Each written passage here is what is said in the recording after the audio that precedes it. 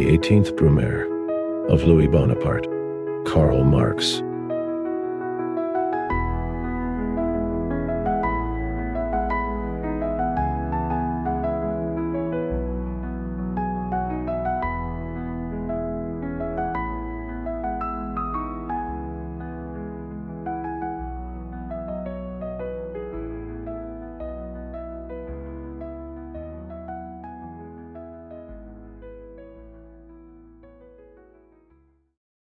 My friend Joseph Louis-Napoleon, one whose death was so untimely, intended to publish a political weekly in New York, starting from January 1st, 1852.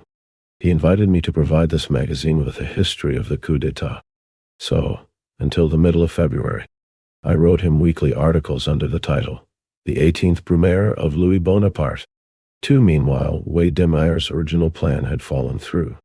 Instead, in the spring of 1852, he began to publish a monthly, Die Revolution, the first number of which consists of my 18th Brumaire. A few hundred copies of this found their way into Germany at that time without, however, getting into the actual book trade. A German bookseller of extremely radical pretensions whom I approached for sales was filled with righteous horror at such an ill-timed proposition. From the above facts, it will be seen that the present work took shape under the immediate pressure of events, and its historical material does not extend beyond the month of February, 1852. Its republication now is due partly to the demand of the book trade, and partly to the urgent requests of my friends in Germany. Among the writings dealing with the same subject at approximately the same time as mine, there are only two which deserve notice: Victor Hugo's Napoleon le Petit, Napoleon the Little and Proudhon's coup d'etat. Victor Hugo confines himself to bitter and witty invective against the man who was responsible for the coup d'etat. The event itself appears in his work like a bolt from the blue. He sees in it only the violent act of a single individual. He does not notice that he makes this individual great, one military commandant of the St. Louis district during the American Civil War. Note by Marx. 2. The 18th Brumaire of Louis Bonaparte is one of the masterpieces of Marxism. In this important work, Marx analyzed the events of the Revolution of 1848-51 in France, and on that basis, elaborated further the fundamental tenets of historical materialism, the theory of the class struggle and the proletarian revolution, and the theory of the state and the dictatorship of the proletariat. Here, for the first time, Marx advanced the proposition that the victorious proletariat must necessarily smash the bourgeois state machine. Marx wrote this book between December 1851 and March 1852, hot on the heels of the events described. While working on the 18th Brumaire, Marx maintained a constant exchange of opinion with Engels on the French events. In addition to the press and official documents, he used private reports from Paris as his sources. At first, it was intended to print the work as a series of articles in the journal Die Revolution, a weekly which J. Louis-Napoleon, a friend of Marx and Engels, and a member of the U.1. The 18th Brumaire of Louis Bonaparte, instead of little by ascribing to him a personal power of initiative, which would be unparalleled in world history.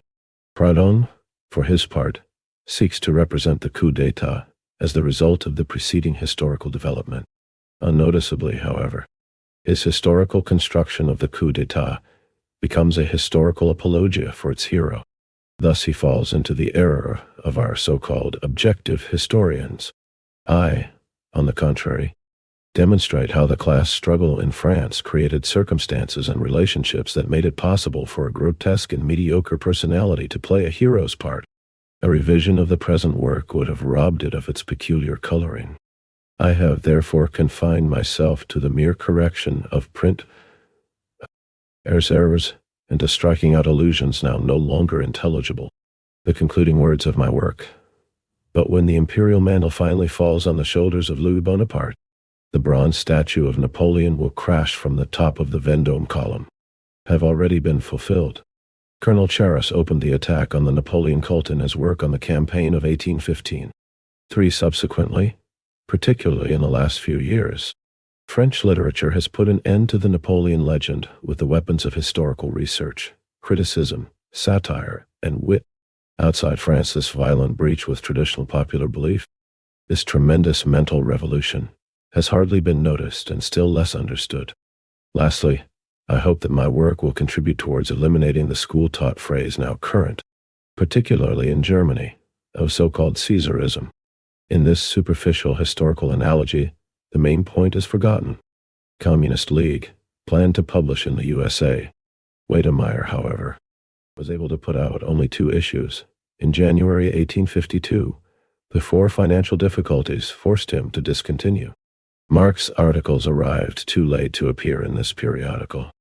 In May 1852, at Marx's suggestion, Wiedemeyer had them printed as a separate book forming the first and only issue of the non-periodical journal Dire Revolution. He changed the title of the book to the 18th Brumaire of Louis-Napoleon instead of Louis Bonaparte. Wiedemeyer, then in straitened circumstances, was unable to buy from the printing house the greater part of this first edition, and only very few copies reached Europe. Efforts to reprint the book in Germany or England, in an English translation, did not succeed. The second edition came out only in 1869, and Marx again went over the text to prepare for it. In his preface to this edition, Marx wrote, "A revision of the present work would have robbed it of its peculiar coloring. I have therefore confined myself to the mere correction of printer's errors, and to striking out allusions now no longer intelligible." The third edition of the book, edited by Engels, was published in 1885 in accordance with the text of the 1869 edition. 3J. B. A. Charras, Histoire de la campagne de 1815. Waterloo, Brussels, 1857.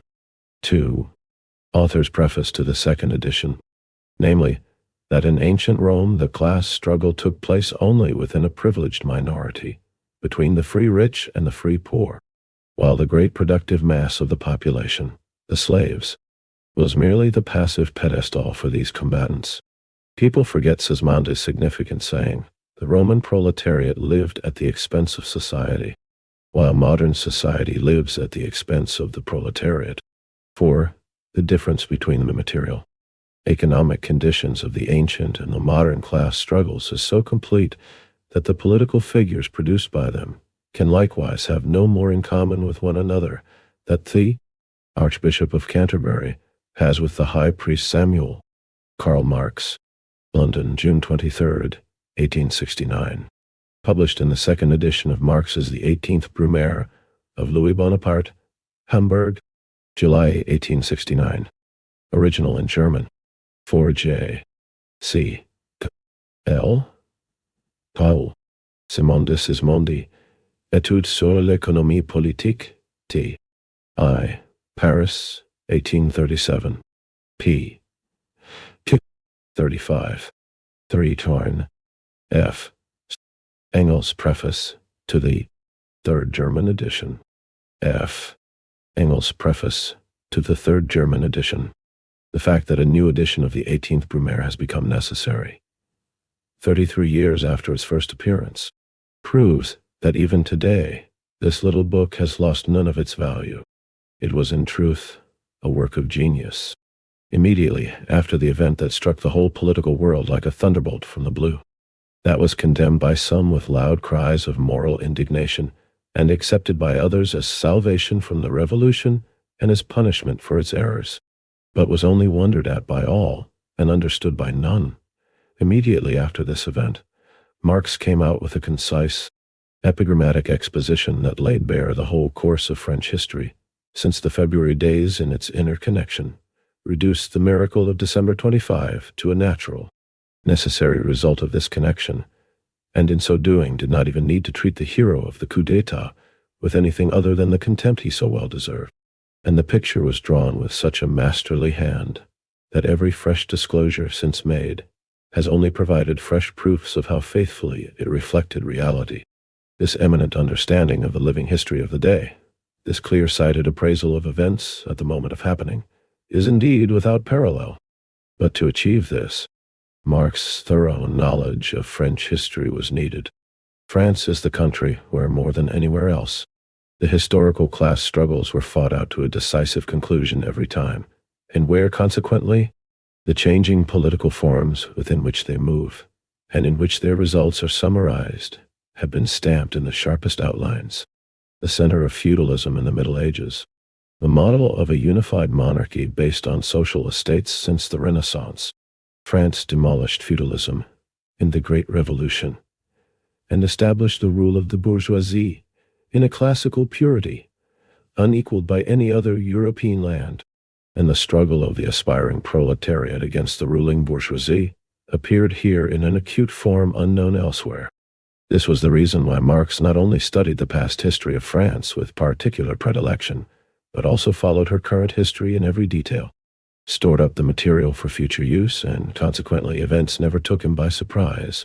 5-7-2, 1851.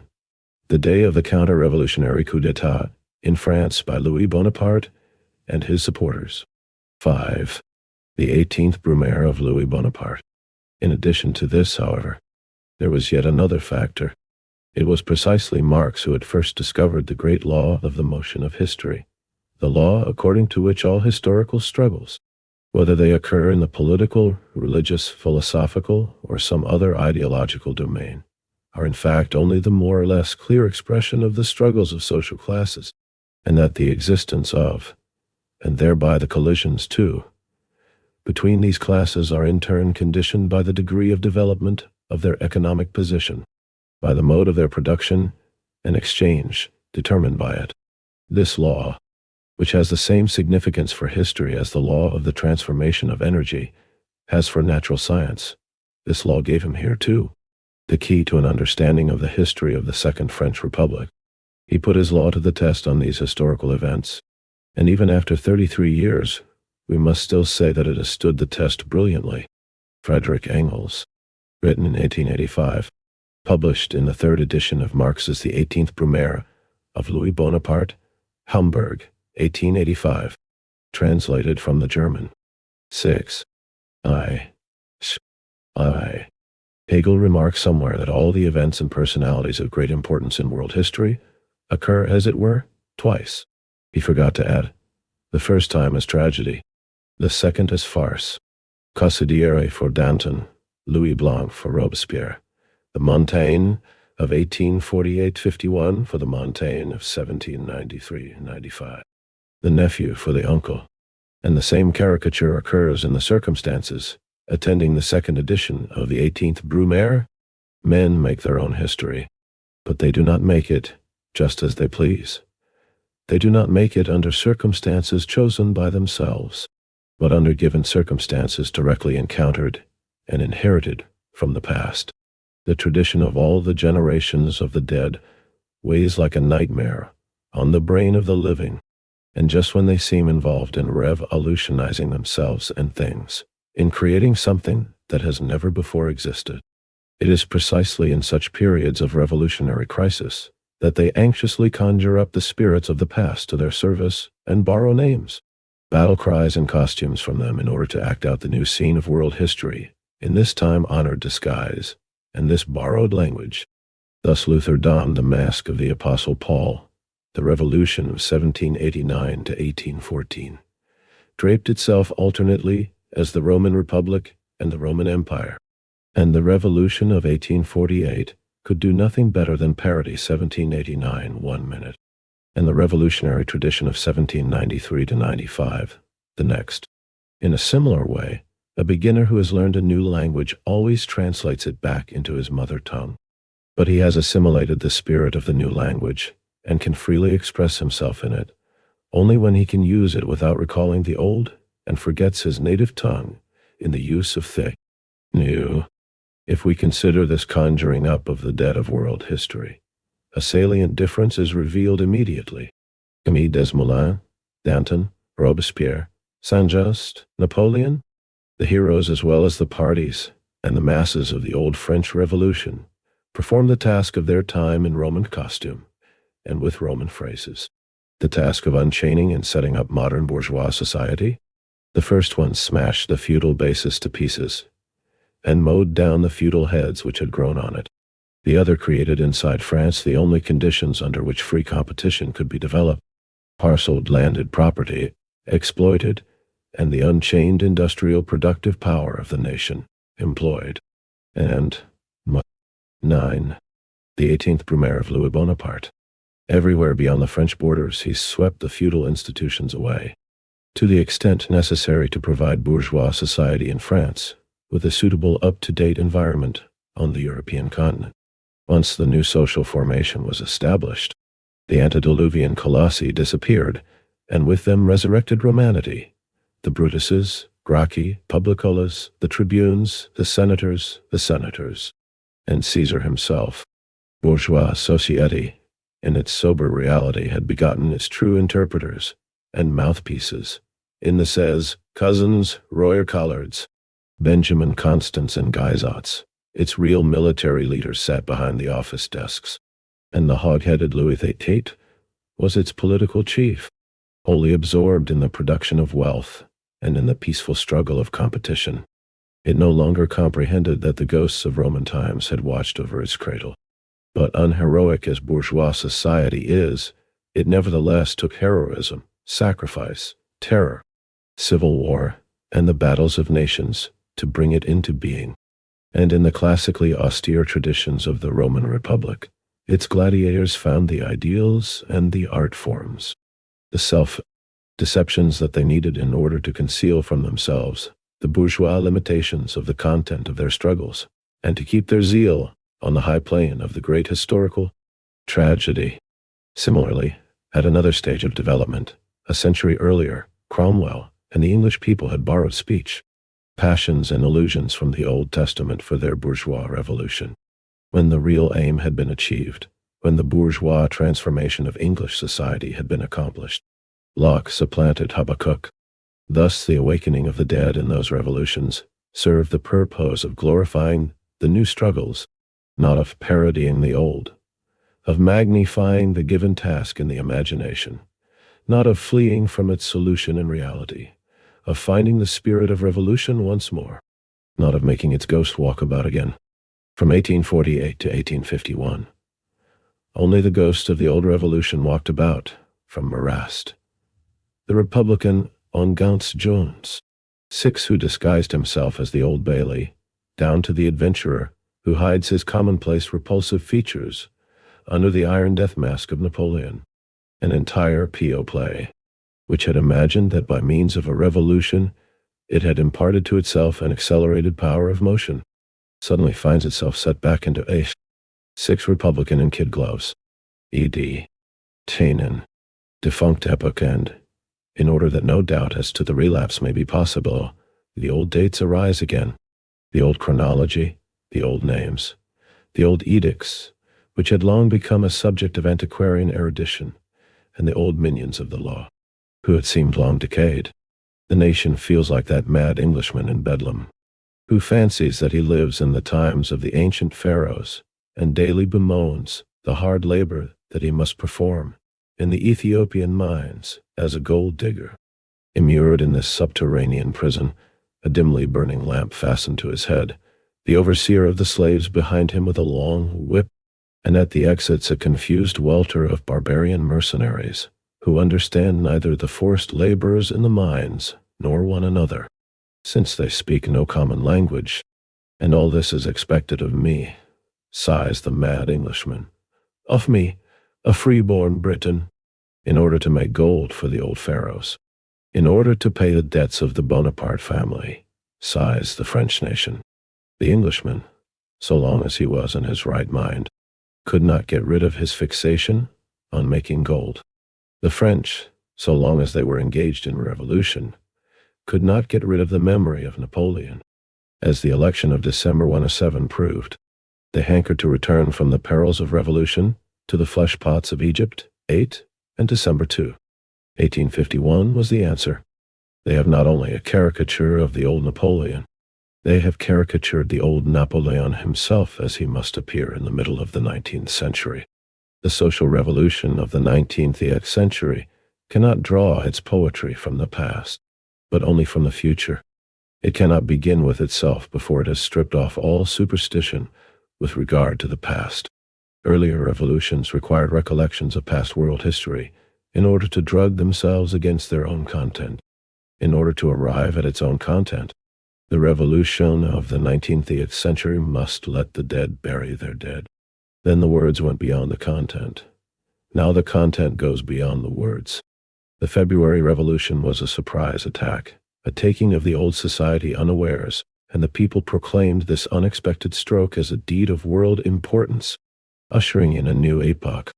On December 2 to 7 on December 10, 1848, Louis Bonaparte was elected president of the French Republic by universal ballot.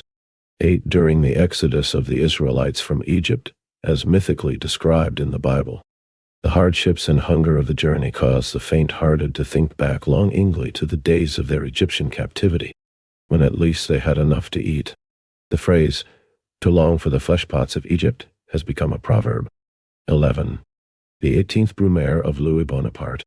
February Revolution is conjured away by a card-sharper's trick, and what seems overthrown is no longer the monarchy but the liberal concessions that were wrung from it by a century of struggle.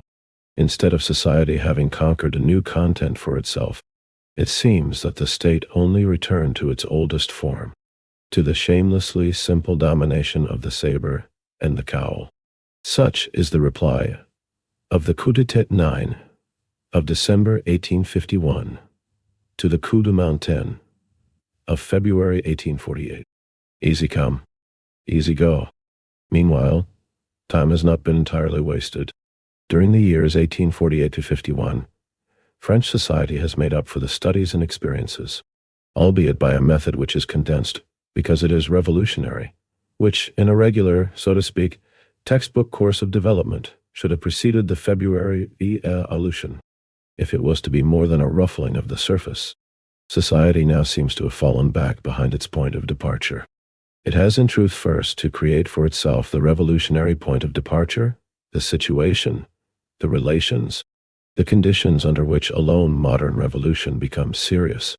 Bourgeois revolutions, like those of the 18th century, storm swiftly from success to success. Their dramatic effects outdo each other. Men and things seem set in sparkling brilliance. Ecstasy is the everyday spirit. But they are short-lived. Soon they have attained their zenith, and a long, crapulent depression lays hold of society before it learns soberly to assimilate the results of its storm and stress period.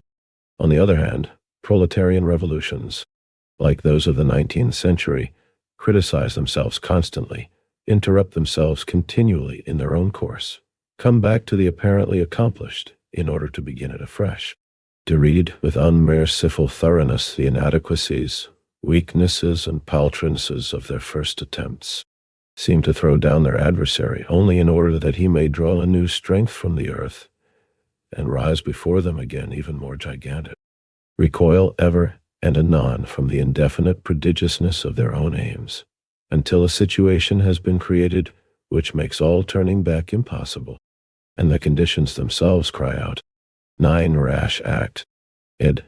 He, 10 unexpected stroke, id. Da. 12 hic rodus, hic salta, here is the rose, here dance. 11. For the rest, every fairly competent observer, even if he had not followed the course of French developments step by step, must have had a presentiment that an unheard-of fiasco was in store for the revolution. It was enough to hear the self-complacent howl of victory with which Messieurs, the Democrats congratulated each other on the expected favorable consequences of the second Sunday in May 1852. 12 in their minds, the second Sunday in May 1852 had become a fixed idea, a dogma, like the day on which Christ should reappear and the millennium begin in the minds of the chilliest.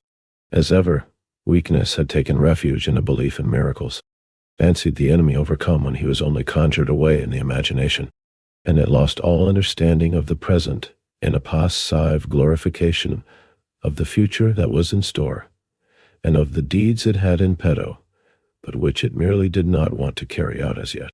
Those heroes who seek to disprove their demonstrated incompetence by offering each other their sympathy, and by ganging together had tied up their bundles, collected their laurel wreaths in advance, and were just then engaged on the exchange market in discounting the Republic's Impartibus 13, for which they had already providently organized through government personnel, with all the calm of their unassuming disposition. December 2 struck them like a thunderbolt from the blue, and the peoples, who in periods of pusillanimous depression gladly let their inward apprehension be drowned by the 11 hic Rhodus, hic Salta, here's Rhodes, leap here, in Aesop's fable, the swag-getter. These words were addressed to a boaster who claimed that he had made a remarkable leap in Rhodes. The meaning is, show right here what you can do. Here's the rose. Here dance. This paraphrase of the preceding quotation is used by Hegel in the preface to his work Grundlagen der Philosophie des Rechts, Principles of the Philosophy of Right. Rhodes. The name of the island is also the Greek word for rose. Dionysos. 12 in May 1852. Louis Bonaparte's presidential term was to end. According to the French Constitution of 1848, presidential elections were to be held every 4 years on the second Sunday in May. 13. In partibus infidelium. Literally in parts inhabited by unbelievers. Oh. The phrase is added to the title of Roman Catholic bishops appointed to purely nominal dioceses in non-Christian countries. Marx and Engels frequently used it to describe émigré governments formed abroad, in disregard of the actual situation in their own countries. 13. The 18th Brumaire of Louis Bonaparte, loudest bawlers, will perchance have convinced themselves that the times are past when the cackle of geese could save the capital. 14. The Constitution, the National Assembly, the dynastic parties, the Blue and the Red Republicans, the heroes of Africa. 15. The thunder from the platform, the sheet lightning of the daily press, the entire literature, the political names and the intellectual reputations, the civil law and the penal code, the liberté, égalité, fraternité, and a second Sunday in May 1852. All has vanished like a phantasmagoria before the spell of a man whom even his enemies do not make out to be a sorcerer.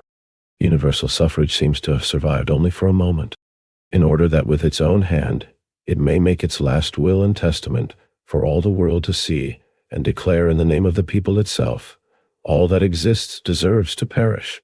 16. It is not enough to say, as the French do, that their nation was taken unawares. A nation and a woman are not forgiven the unguarded hour in which the first adventurer that came along could violate them. The riddle is not solved by such turns of speech, but merely formulated differently. It remains to be explained how a nation of 36 millions can be surprised and delivered unresisting into captivity by 3 swindlers. Let us briefly retrace the phases that the French Revolution went through from February 24, 1848 to December 1851. 3 main periods are unmistakable. The February period, May 4th, 1848 to May 28, 1849. The period of the Constitution of the Republic, or of the Constituent National Assembly, May 28, 1849 to December 2, 1851. The period of the Constitutional Republic, or of the Legislative National Assembly. The first period, from February 24th, or the overthrow of Louis Philippe, to May 4th, 1848. The meeting of the Constituent Assembly, the February period proper, may be described as the prologue to the Revolution.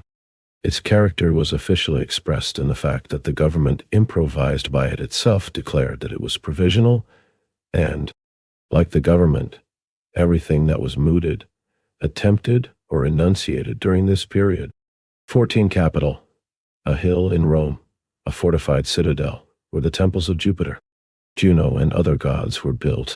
According to a legend, Rome was saved from an invasion of the Gauls in 390 B.C. 1. Thanks to the cackling of geese from the temple of Juno, which awakened the sleeping guards of the capital. 15. The Republican generals, Cavaignac, Lamoricière, and Bidault, who had commanded the French troops in colonial wars in Algeria in the 1830s and 40s. 16 Goethe, Faust, Part 1, lines 1339 to 40. Fini proclaimed itself to be only provisional. Nothing and nobody ventured to lay claim to the right of existence and of concrete action. All the elements that had prepared or determined the revolution, the dynastic opposition. 17. The Republican bourgeoisie, the democratic Republican petite bourgeoisie, and the social democratic workers, provisionally found their place in the February government. It could not be otherwise. The February days originally intended an electoral reform, by which the circle of the politically privileged among the propertied class itself was to be widened, and the exclusive domination of the financial aristocracy overthrown. When it came to the actual conflict, however, when the people mounted the barricades, the National Guard remained passive. The army offered no serious resistance, and the monarchy ran away. The Republic appeared to be a matter of course.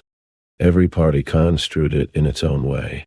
Having secured it arms in hand, the proletariat impressed its stamp upon it, and proclaimed it to be a social republic. In this way, the general content of the modern revolution was indicated, a content which was in the strangest contradiction to everything that, with the material available, with the degree of education attained by the masses, under the given circumstances and relations, could be immediately realized in practice. On the other hand, the claims of all the remaining elements that had collaborated in the February Revolution were recognized by the lion's share that they obtained in the government. In no period do we, therefore, find a more confused mixture of high-flown phrases and actual uncertainty and clumsiness, of more enthusiastic striving for innovation and more deeply rooted domination of the old routine, of more apparent harmony of the whole of society and more profound alienation of its elements, while the Paris proletariat still reveled in the vision of the wide vis-a-vis toss that had opened before it and indulged in earnest discussions on social problems.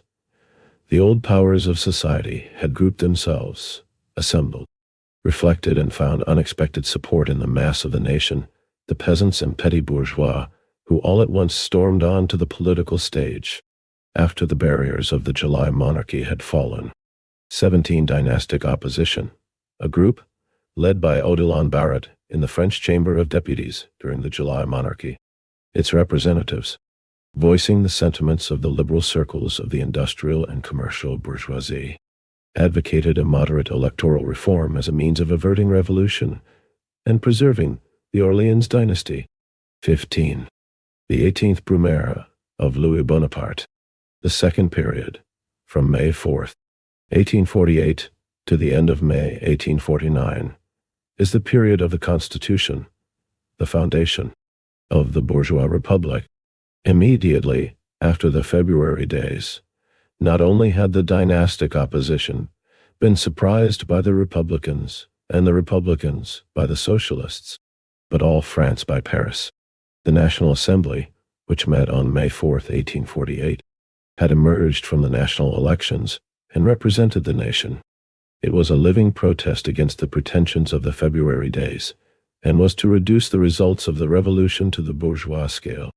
In vain the Paris proletariat, which immediately grasped the character of this National Assembly, attempted on May 15th, a few days after it met, to forcibly negate its existence, to dissolve it, to disintegrate again into its constituent parts the organic form in which the proletariat was threatened by the reacting spirit of the nation.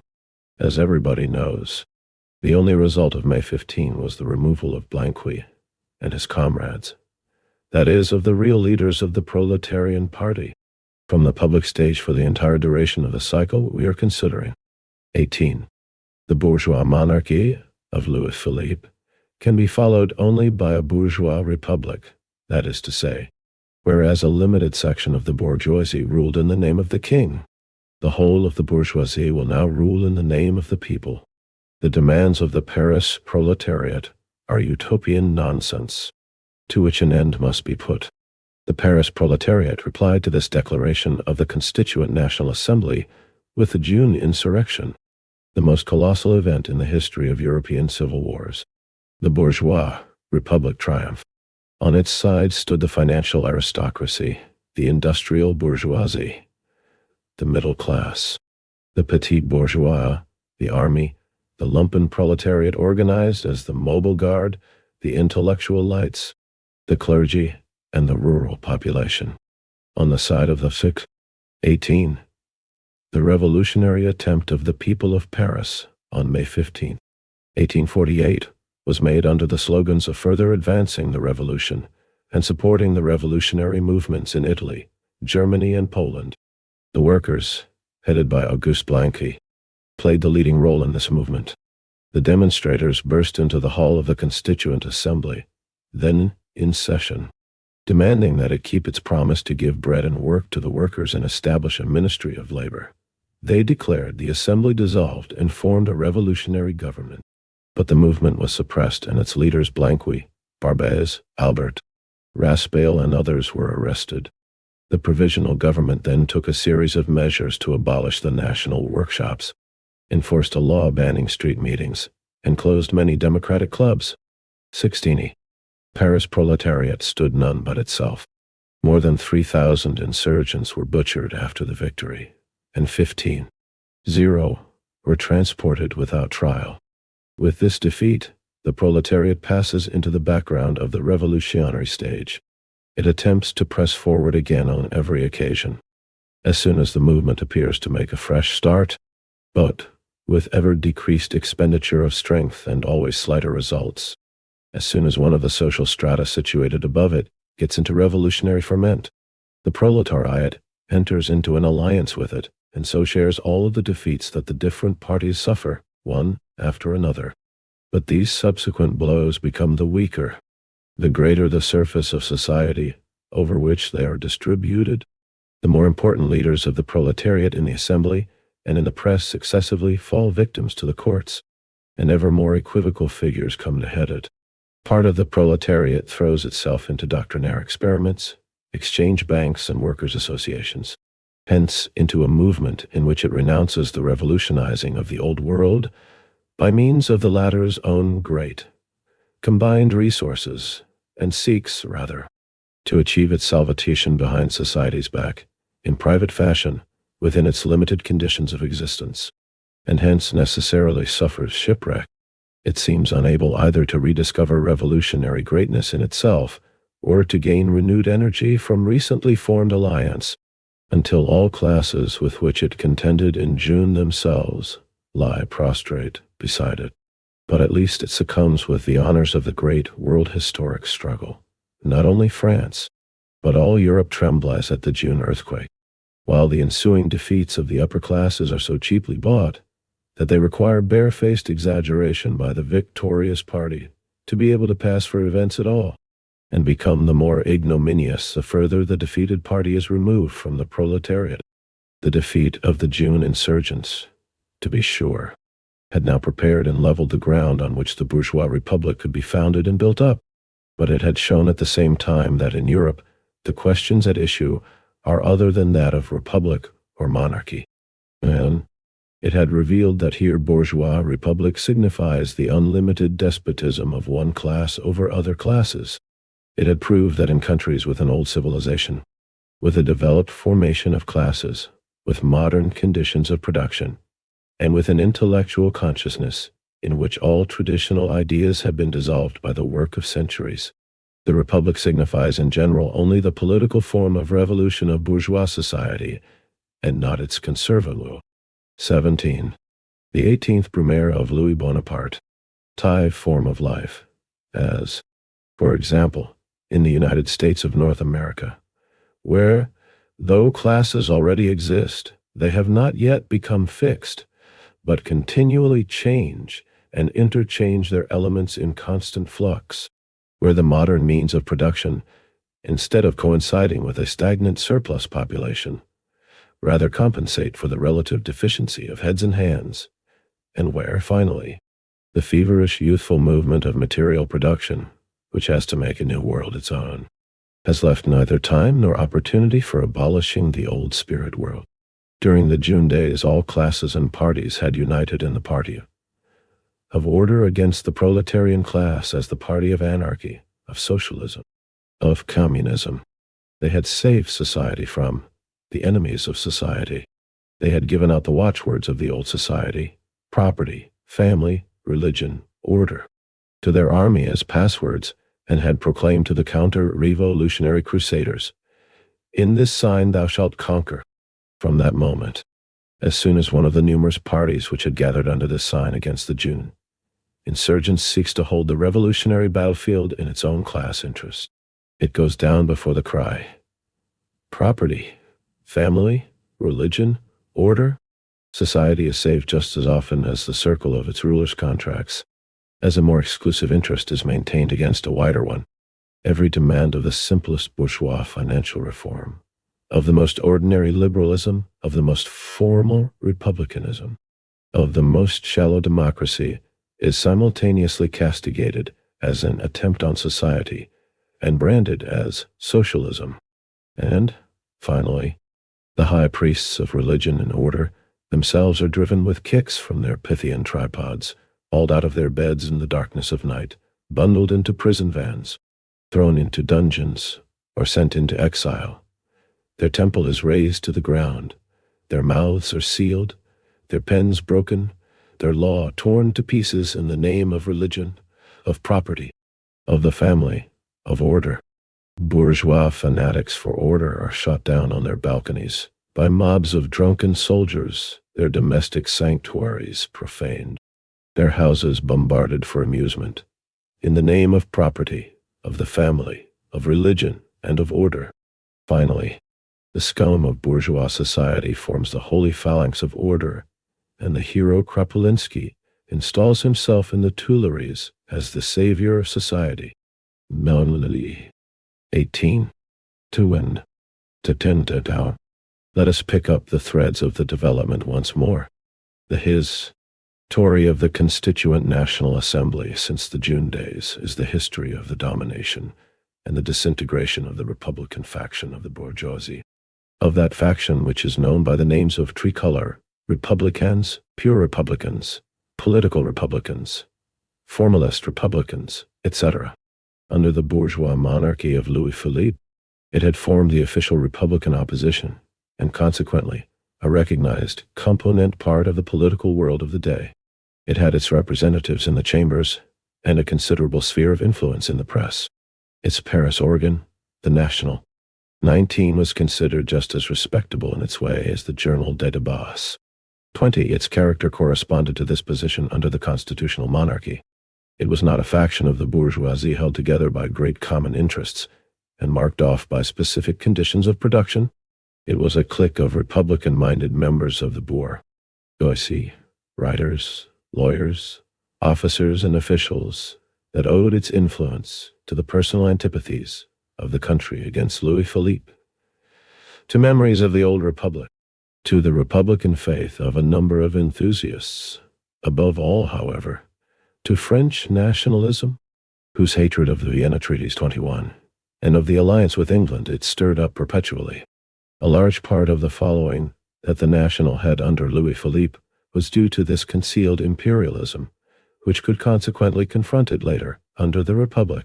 As a deadly rival in the person of Louis Bonaparte, it fought the financial aristocracy, as did all the rest of the bourgeois opposition. Polemics against the budget, which were closely connected in France with fighting the financial aristocracy, procured popularity too cheaply, and material for puritanical leading articles too plentifully not to be exploited. The industrial bourgeoisie was grateful to it for its slavish defense of Thea. 19. The National, a French daily, organ of the moderate bourgeois Republicans, published in Paris from 1830 to 1851. 20. Journal de Débat, abbreviated form of the French bourgeois daily journal de Débat politique et littéraires, founded in Paris in 1789.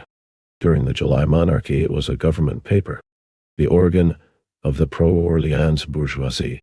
During the Revolution of 1848, the newspaper expressed the views of the counter-revolutionary bourgeoisie, the so-called Party of Order. 21. At the Congress of Vienna held in 1814-15, Austria, England, and Tsarist Russia, the powers which headed the reaction in Europe, recarved the map of that continent with the aim of restoring legitimist monarchies in disregard of the interests of the national unification and independence of the peoples. 21. The 18th Brumaire of Louis Bonaparte.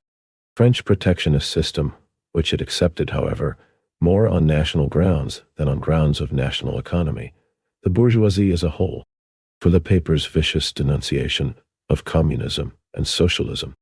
For the rest, the party of the National was purely Republican, that is, it demanded a Republican instead of a monarchist form of bourgeois rule, and above all, the lion's share of this rule. It was by no means clear in its own mind about the conditions of this transformation. On the other hand, what was clear as daylight to it, and was publicly acknowledged at the reform banquets in the last days of Louis Philippe, was its unpopularity with the democratic petit bourgeois and, in particular, with the revolutionary proletariat.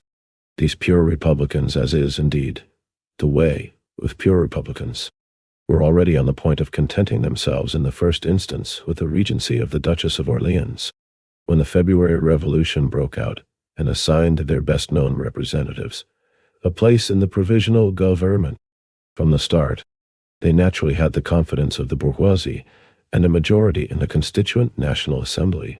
The socialist elements of the provisional government were excluded forthwith from the Executive Commission 22, which the National Assembly formed when it met, and the party of the National took advantage of the outbreak of the June insurrection to discharge the Executive Commission also, and thereby to get rid of its closest rivals, the petit bourgeois, or democratic republicans, Ledru Rollin, etc. Cavaignac, the general of the bourgeois Republican Party, who commanded the June massacre, took the place of the Executive Commission with a sort of dictatorial power. Marist, former editor-in-chief of the National, became president in perpetuity of the Constituent National Assembly, and the ministries, as well as all other important posts, went to the pure Republicans, the Republican bourgeois faction, which had long regarded itself as the legitimate heir of the July monarchy. Thus found its fondest hopes exceeded. It attained power, however, not as it had dreamed under Louis Philippe, through a liberal revolt of the bourgeoisie against the throne, but through a rising of the proletariat against capital, a rising laid low with the 22. The Executive Committee. The Commission of the Executive Government. The government of the French Republic set up by the Constituent Assembly on May 10, 1848 to replace the provisional government which had resigned. It survived until June 24, 1848, when Cavaignac's dictatorship was established. 22. Gripshot. What it had conceived as the most revolutionary event turned out in reality to be the most counter-revolutionary. The fruit fell into its lap, but it fell from the tree of knowledge, not from the tree of life. The exclusive rule of the bourgeois republicans lasted only from June 24 to December 10, 1848. It is summed up in the drafting of a republican constitution and in the state of siege of Paris. The new constitution was basically only the republicanized edition of the Constitutional Charter of 1830. 23. The narrow electoral qualification of the July monarchy, which excluded even a large part of the bourgeoisie from political rule, was incompatible with the existence of the bourgeois republic. The February Revolution had at once proclaimed direct universal suffrage in place of this qualification. The bourgeois republicans could not undo this event. They had to content themselves with adding the limiting proviso of a 6 months' residence in the constituency, the old organization of the administration, of the municipal system, of the judicial system, of the army, etc., remained intact, or where the Constitution changed them. The change concerned the table of contents, not the contents, the name, not the subject matter. The inevitable general staff of the liberties of 1848, personal liberty, liberty of the press, of speech, of association, of assembly, of education and religion, etc., received a constitutional uniform, which made them invulnerable. For each of these liberties is proclaimed as the absolute right of the French citoyen, but always with the marginal note that it is unlimited, so far as it is not limited by the equal rights of others and the public safety, or by laws, which are intended to mediate just this harmony of the individual liberties with one another and with the public safety. For example, the citizens have the right of association, of peaceful and unarmed assembly, of petition and of expressing their opinions, whether in the press or in any other way. The enjoyment of these rights has no limit save the equal rights of others and the 23. The Constitutional Charter of 1830, adopted after the bourgeois revolution of 1830 in France, was the basic law of the July monarchy. Nominally, the charter proclaimed the sovereign rights of the nation and somewhat restricted the king's power. At the same time, however, it left untouched the police and bureaucratic machinery and the severe laws against the labor and democratic movements. 23. The 18th Brumaire of Louis Bonaparte, Public Safety. Chapter 2 of the French Constitution. Section 8. Education is free. Freedom of education shall be enjoyed under conditions fixed by law and under the supreme control of the state. Ibid.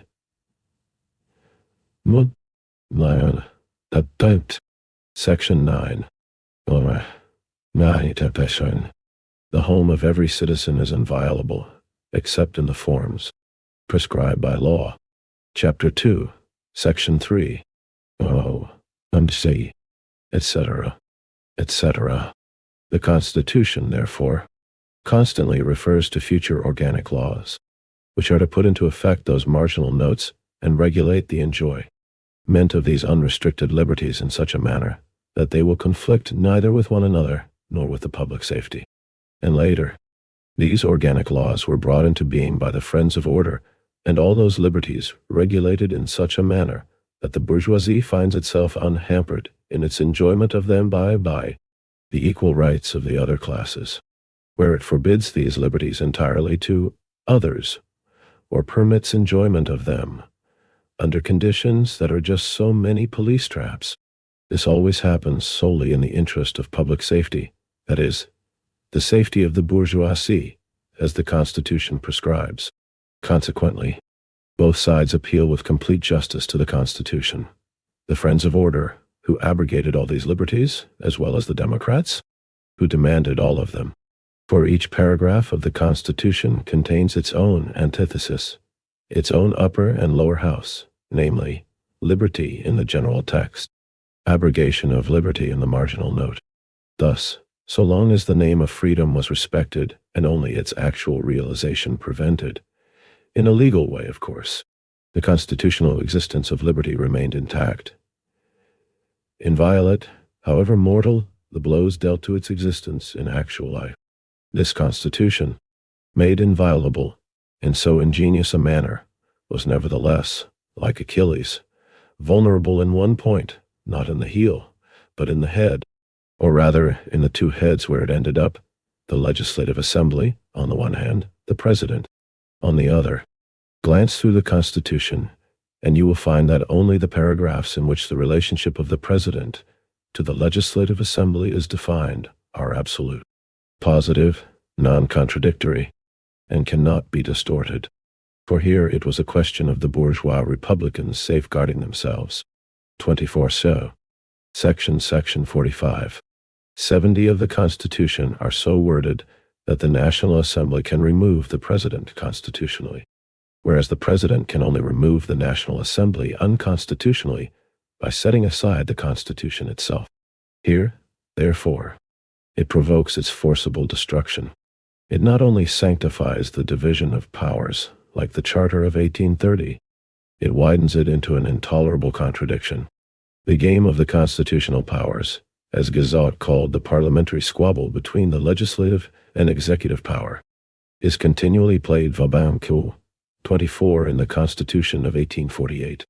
On one side are 750 representatives of the people, elected by universal suffrage and eligible for re-election.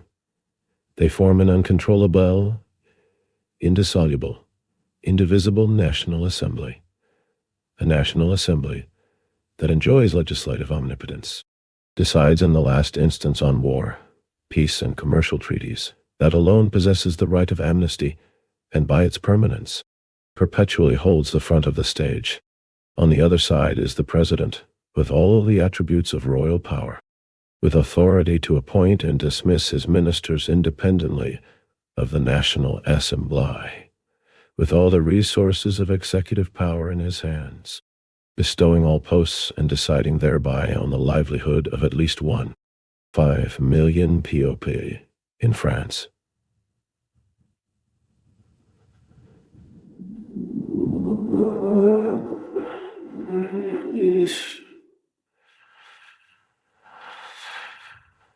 And that is how many depend on the 500 officials and officers of every rank. He has the whole of the armed forces behind him. He enjoys the privilege of pardoning individual criminals, of suspending national guards, of discharging, with the concurrence of the Council of State, General, Cantonal, and Municipal Councils, elected by the citizens themselves. Initiative and direction are reserved to him in all treaties with foreign countries, while the Assembly constantly performs on the boards and is exposed to daily public criticism. He leads a secluded life in the Elysian fields, and that with Article 45 of the Constitution before his eyes and in his heart, crying to him daily, Frère, il faut mourir. 25. Your power ceases on the second Sunday of the lovely month of May in the 4th year after your election. Then your glory's at an end. There won't be a repeat performance, and if you have debts, look to it in the meantime that you pay. 24. Staking one's all. AD. 25. Frère, il faut mourir. Brother, death is near. The words with which members of the Roman Catholic monastic order of Trappists greet each other.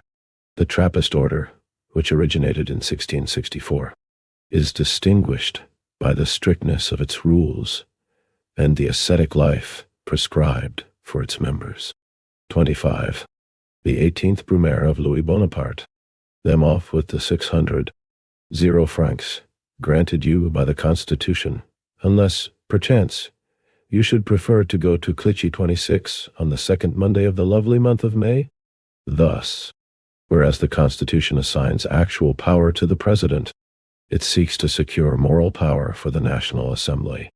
Apart from the fact that it is impossible to create a moral power by paragraphs of law, the Constitution here abrogates itself once more by having the President elected by all Frenchmen through direct suffrage.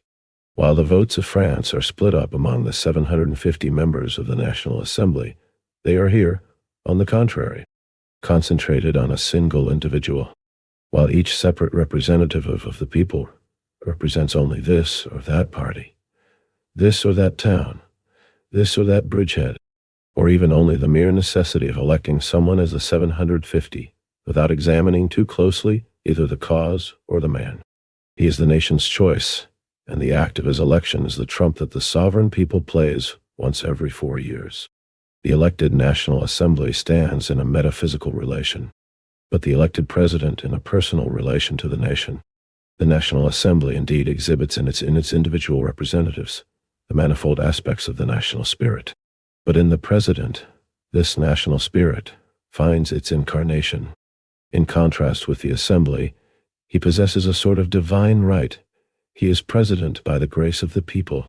Thetis, the sea goddess, had prophesied to Achilles that he would die in the bloom of youth. The Constitution, which like Achilles had its weak spot, had also, like Achilles, its presentiment that it must go to an early death. It was sufficient for the Constitution, making pure republicans to cast a glance from the lofty heaven of their ideal republic at the profane world to perceive how the arrogance of the royalists, the Bonapartists, the Democrats, the Communists, as well as their own discredit, grew daily in proportion as they approached the completion of their great legislative work of art. Without Thetis having to leave the sea, and communicate the secret to them. They sought to cheat destiny by a catch in the Constitution, through Section 111 of it, according to which every motion for a revision of the Constitution must be supported by at least 3/4 of the votes, cast in 3 successive debates at intervals of an entire month, with the added proviso that not less than 500 members of the National. 26 Clichy, a debtor's prison in Paris from 1826 to 1867. 27. Assembly must vote.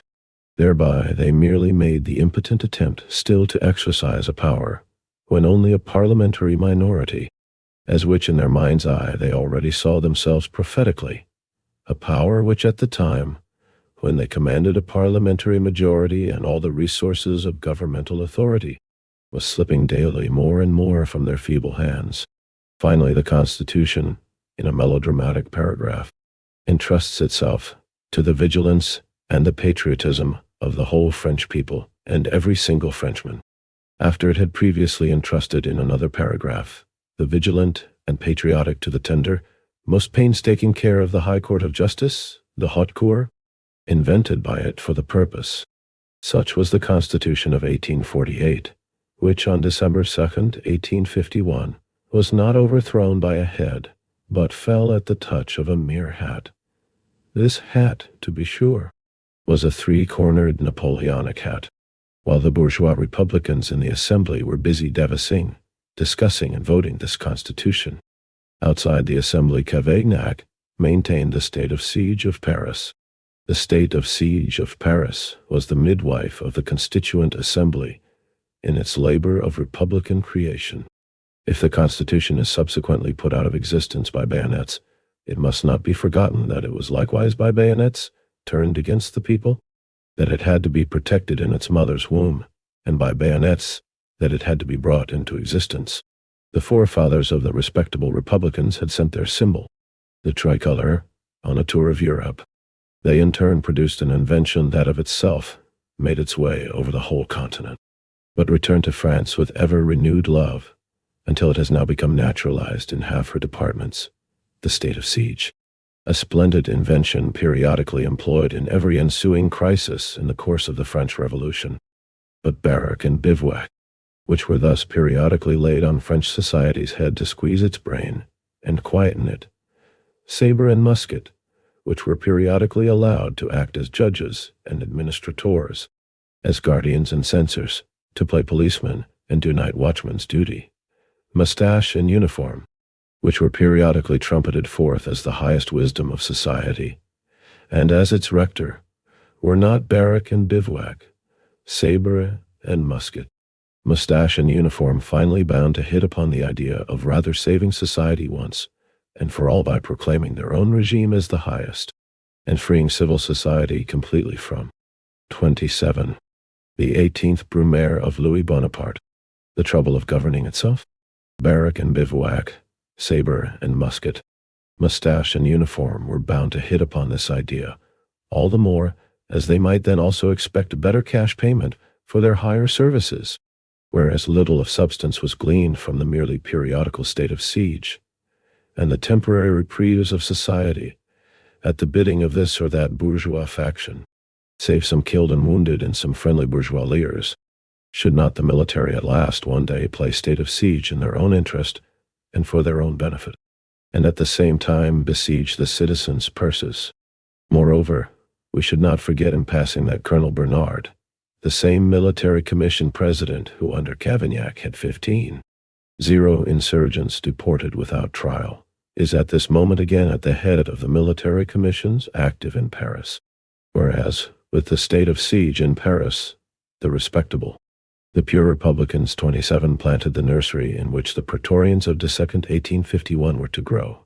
They, on the other hand, deserve praise because, instead of exaggerating the national sentiment as under Louis Philippe, with the national power at their command, they now crawled before foreign countries, and, instead of setting Italy free, let her be reconquered by Austrians and Neapolitans.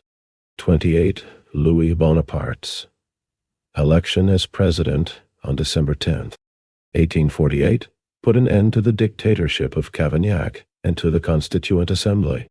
In Section 44 of the Constitution, it is stated, "The President of the French Republic must never have lost his status of a French citizen." The first President of the French Republic, L.N. Bonaparte, had not merely lost. 27. The pure Republicans, the tricolor Republicans or the National, a bourgeois party whose organ was the National. During the Revolution of 1848, its leaders joined the Provisional Government, and later, with Cavaignac's help, hatched the June Massacre to put down the Paris proletariat. 28. From May to July 1849, the Kingdom of Naples took part in the intervention against the Republic of Rome. The Constituent Assembly of Rome, elected on the basis of universal suffrage, abolished the secular power of the Pope and proclaimed the Republic on February 9, 1849. The executive power was concentrated in the hands of a triumvirate headed by Mazzini. During the Republic, a number of bourgeois democratic reforms were carried out. However, the limited class character of the Republic affected its agrarian policy. The refusal to hand over the landlords' estates to the peasants as their property deprived the Republic of valuable allies in its fight against the counter-revolution. Intervention by France, Austria, and Naples led to the fall of the Republic on July 3, 1849. 28. His status of a French citizen had not only been an English special constable, he was even a naturalized Swiss. 29. I have worked out elsewhere the significance of the election of December 10. 30. I will not revert to it here. Suffice it to remark here that it was a reaction of the peasants, who had had to pay the costs of the February Revolution, against the remaining classes of the nation. A reaction of the country against the town. It met with great approval in the army, for which the Republicans of the National had provided neither glory nor additional pay. Among the big bourgeoisie, which hailed Bonaparte as a bridge to monarchy, among the proletarians and petit bourgeois, who hailed him as a scourge for Cavaignac, I shall have an opportunity later of going more closely into the relationship of the peasants to the French Revolution. The period from December 20th, 1848, until the dissolution of the Constituent Assembly in May 1849, comprises the history of the downfall of the bourgeois republicans. After having founded a republic for the bourgeoisie, driven the revolutionary proletariat out of the field, and reduced the democratic petite bourgeoisie to silence for the time being, they are themselves thrust aside by the mass of the bourgeoisie, which justly impounds this republic as its property. This bourgeois mass was, however, royalist. One section of it, the large landowners, had ruled during the Restoration and was therefore legitimist. 31. The other, the aristocrats of finance and big industrialists, had ruled during the July monarchy and was consequently Orleanist.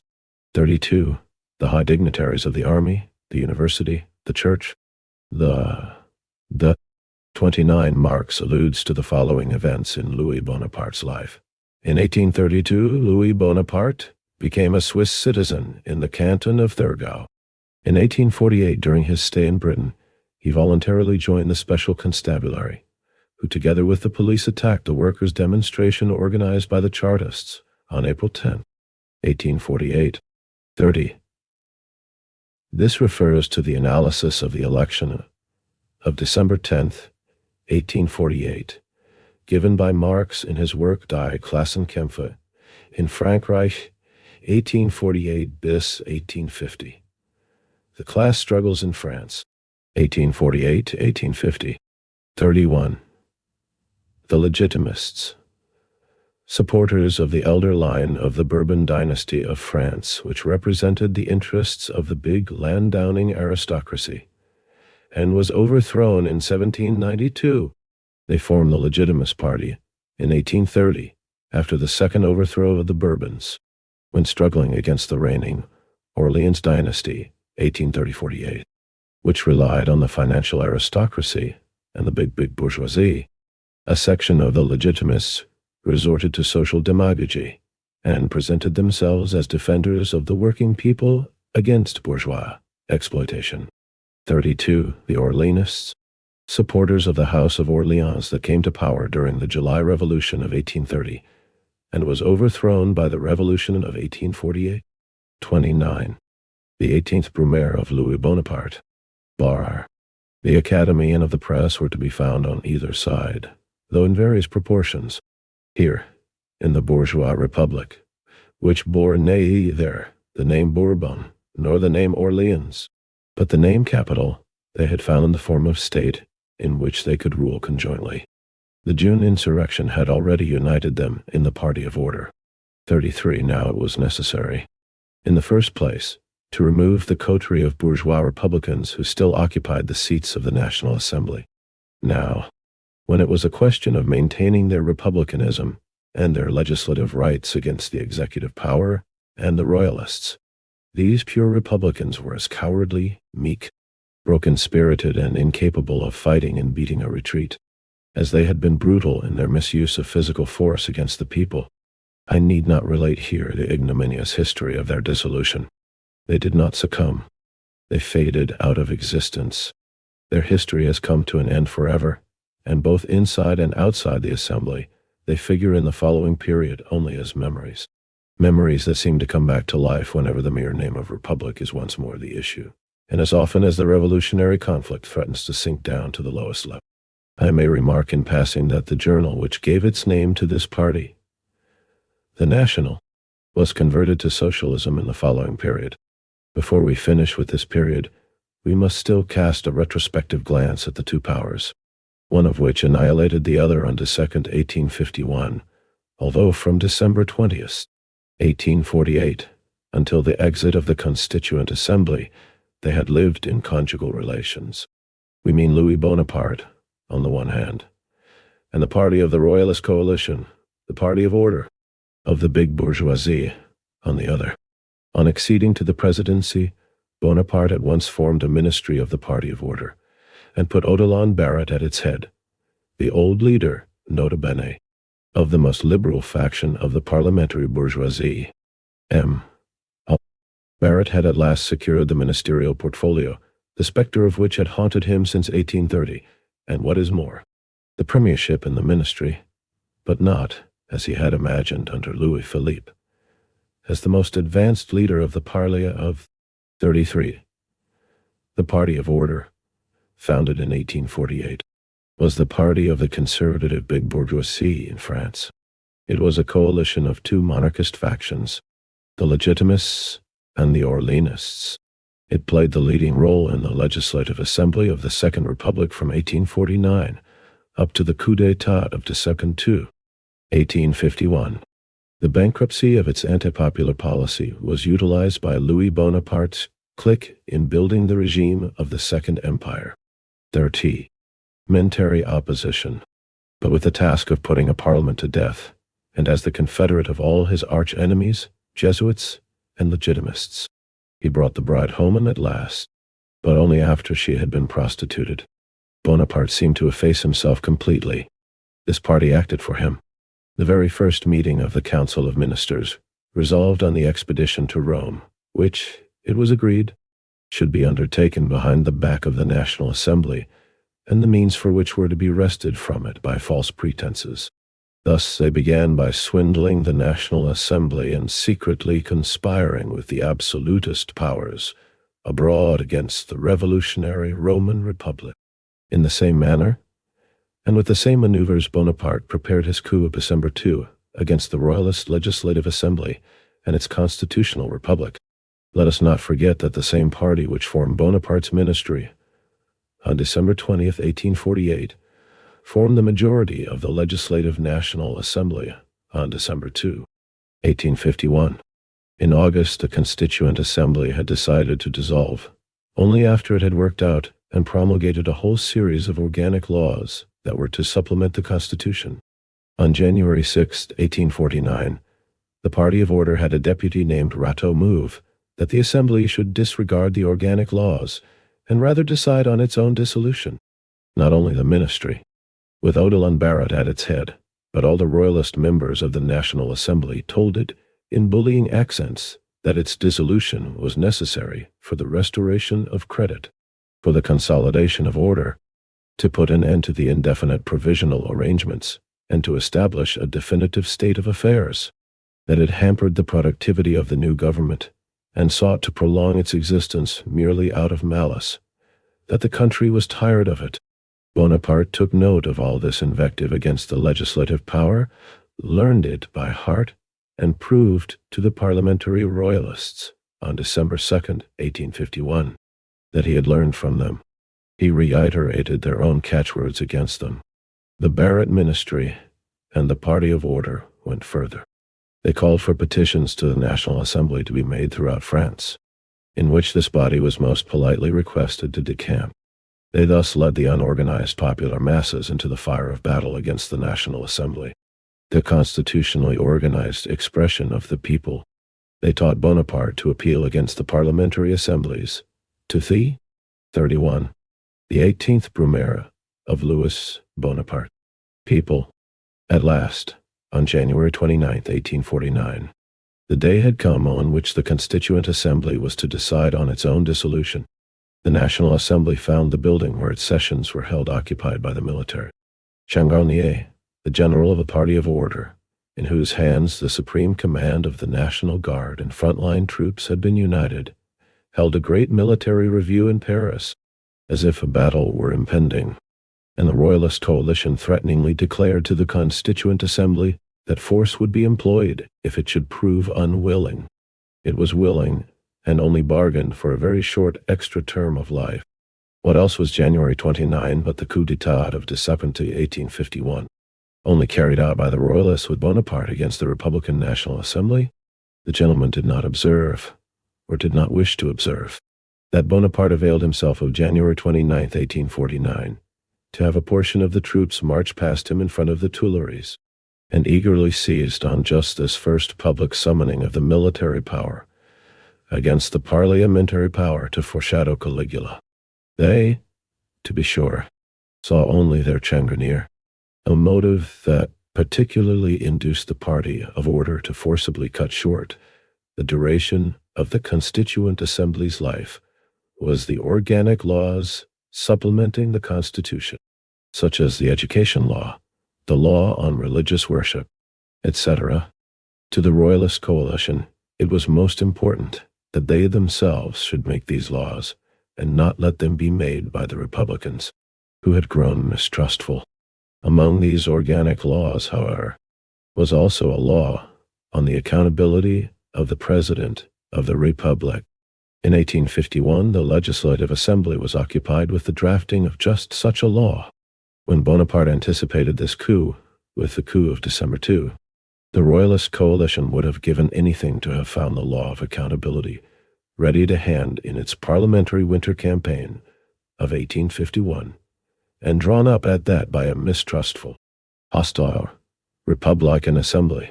After the Constituent Assembly had itself shattered its last weapon on January 29.849, the Barrett ministry and Friends of Order hounded it to death, left nothing undone that could humiliate it, and wrested from the impotent, self-despairing Assembly laws that cost it the last remnant of respect in the eyes of the public. Bonaparte, occupied with his fixed Napoleonic idea, was brazen enough to exploit publicly this degradation of the 32 terre parliamentary power.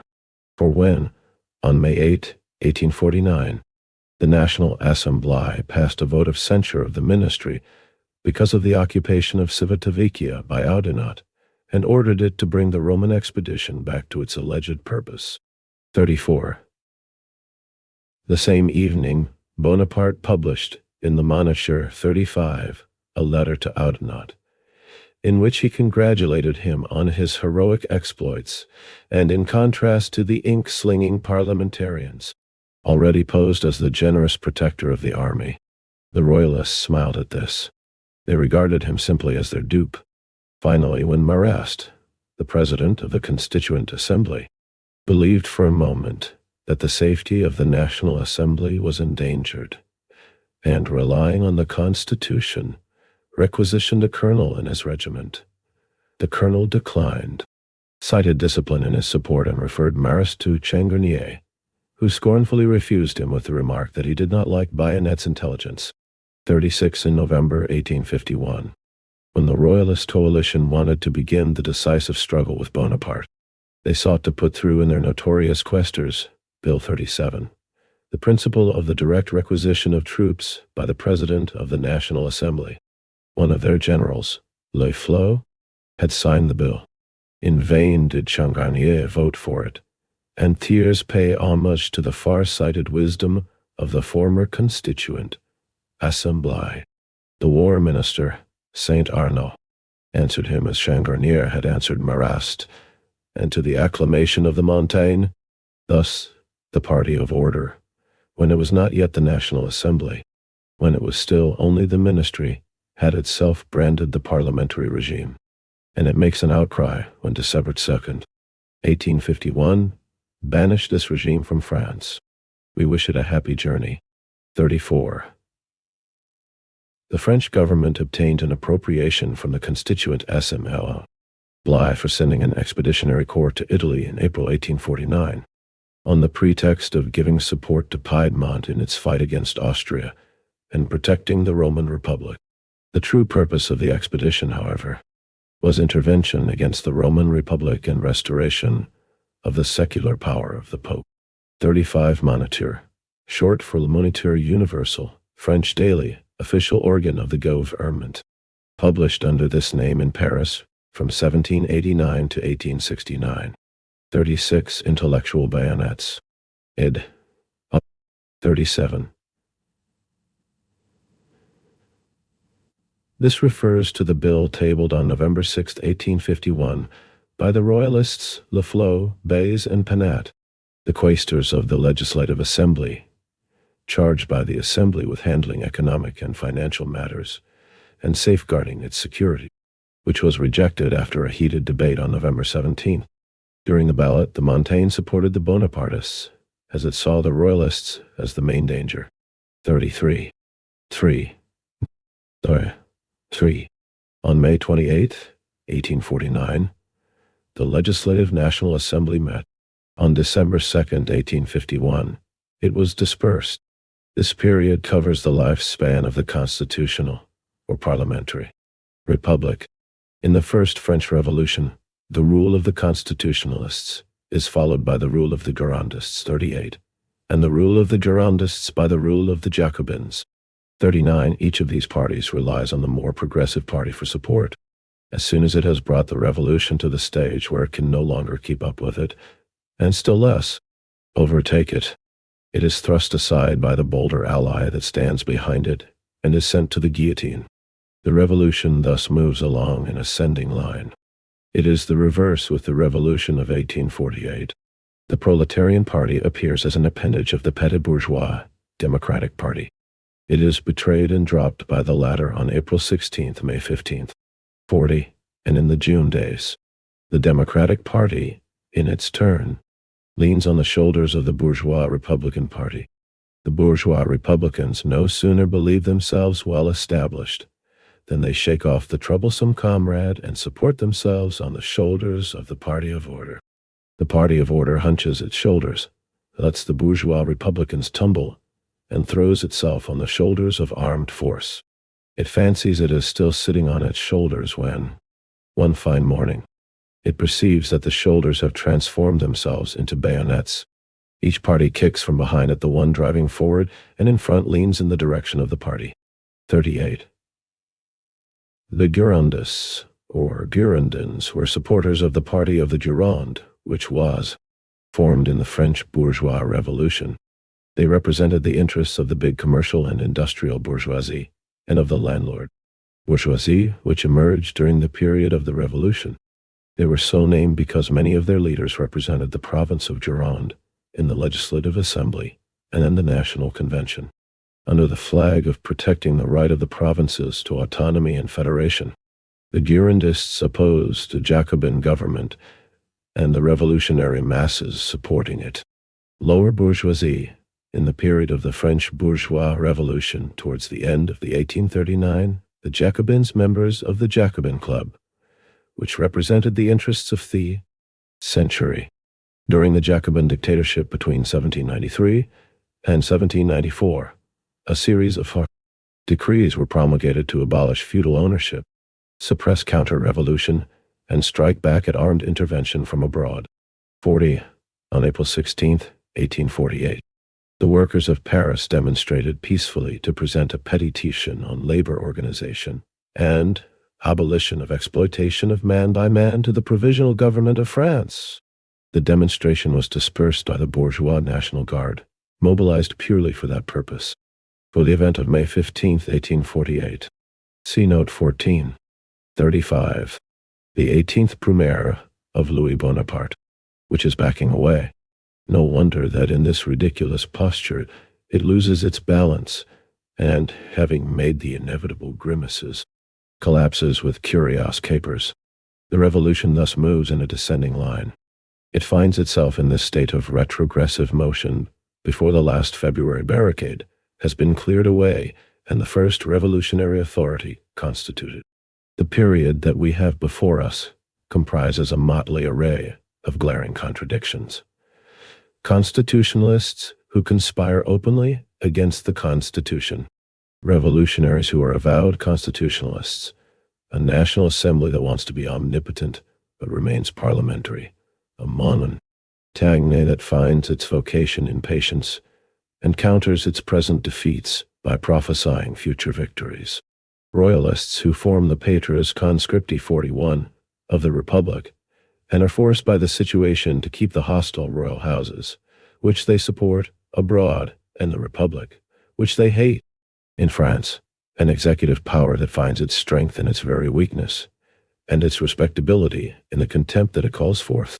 A republic that is nothing but the combined infamy of two monarchies, the Restoration and the July monarchy, with an imperial label, alliances whose first proviso is separation, struggles whose first law is indecision, wild, inane agitation in the name of tranquility, most solemn preaching of tranquility in the name of revolution, passions without truth, truths without passion, heroes without heroic deeds, history without events, development, whose sole driving force seems to be the calendar, wearying with the constant repetition of the same tensions and relaxations, antagonisms that periodically seem to work themselves up to a climax, only to lose their edge and fall away with it, out being able to resolve themselves.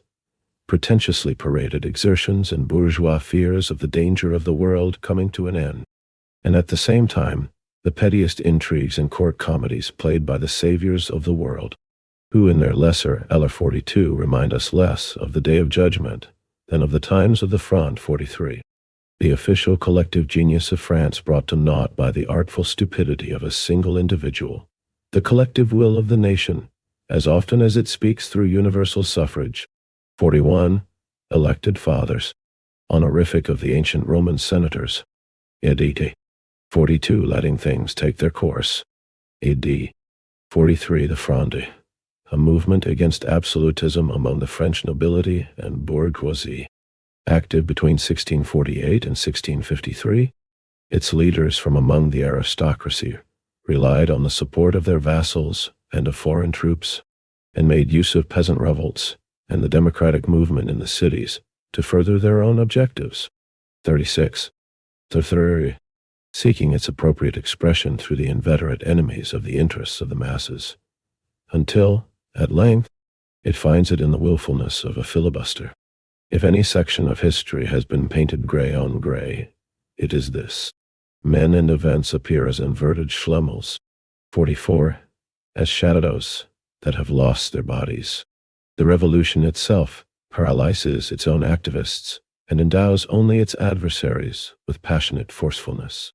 When the red specter, which is continually conjured up and exercised by the counter-revolutionaries, finally appears, it appears not with the Phrygian cap of anarchy on its head, but in the uniform of order.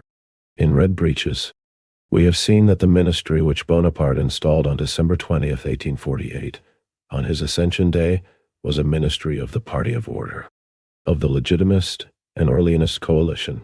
This Barrett-Falloux ministry had outlived the Republican Constituent Assembly, whose term of life it had more or less violently cut short, and found itself still at the helm.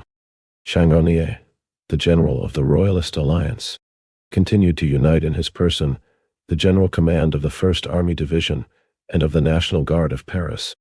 Finally, the general elections had secured the party of order a large majority in the National Assembly.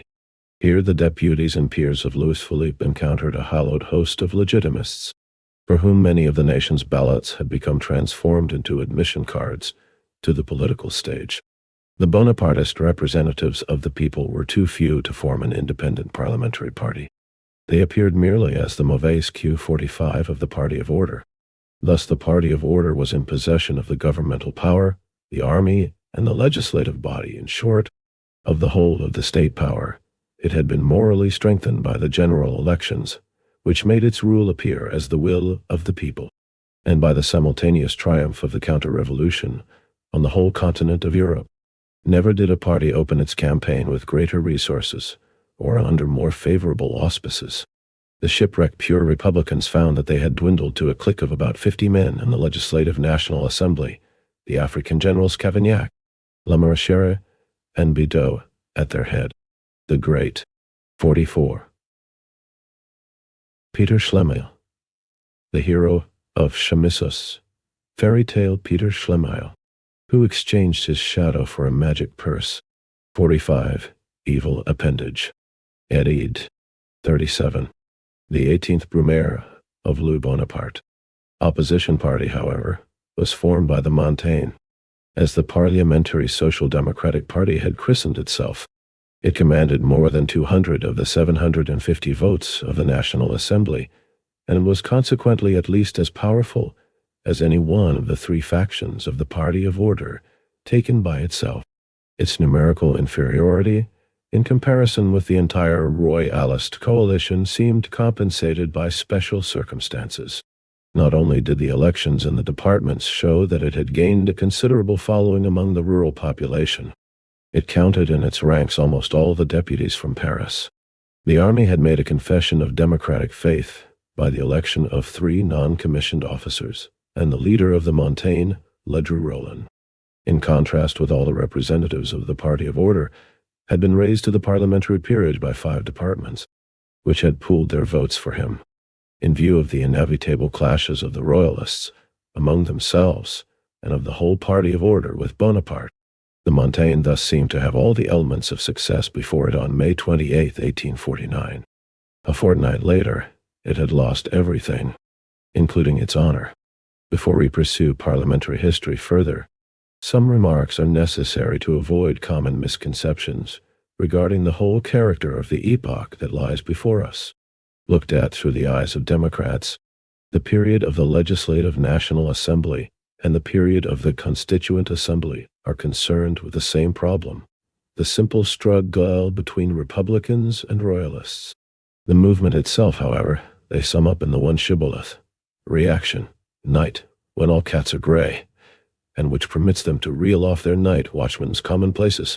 And, to be sure, at first sight, the party of order reveals a maze of different Royalist factions, which not only intrigue against each other, each seeking to elevate its own pretender to the throne and exclude the pretender of the opposing faction, but also all unite in common hatred of, and common onslaughts on, the Republic.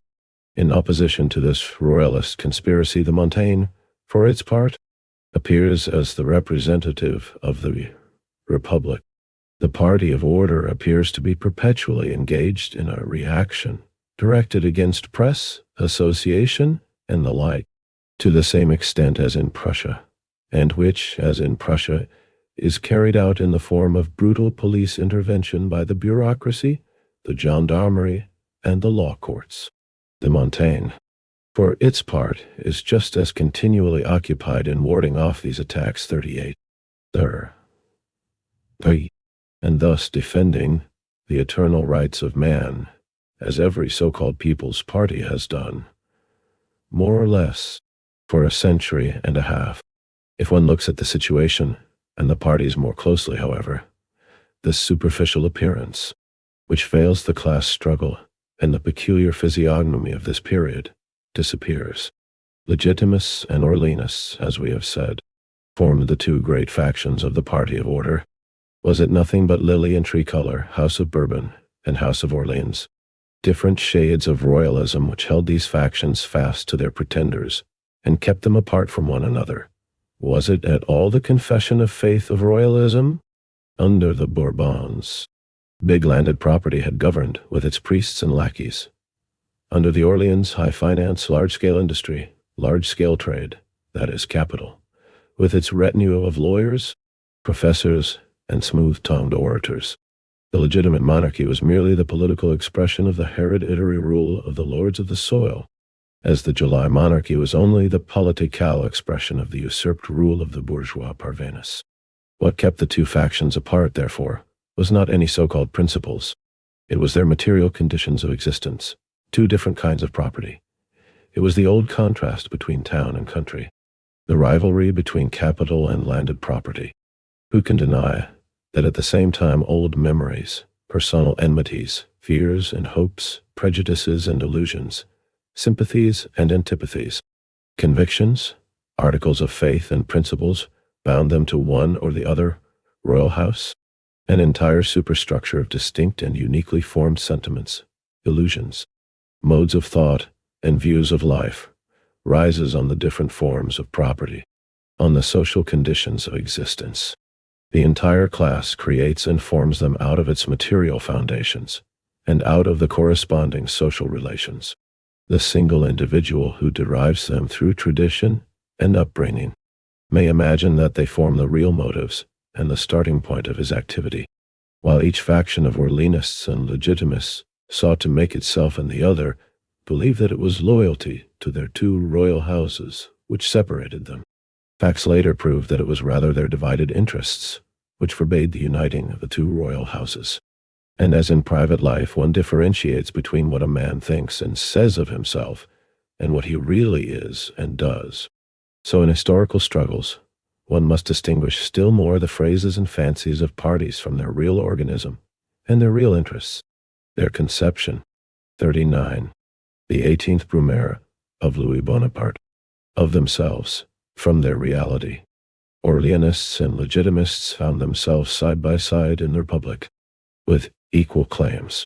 If each side wished to effect the restoration of its own royal house against the other, that merely signified that each of the two great interests into which the bourgeoisie is split, landed property and capital, sought to restore its own supremacy and the subordination of the other. We speak of two interests of the bourgeoisie for large landed property, despite its feudal coquetry and pride of race, has been rendered thoroughly bourgeois by the development of modern society.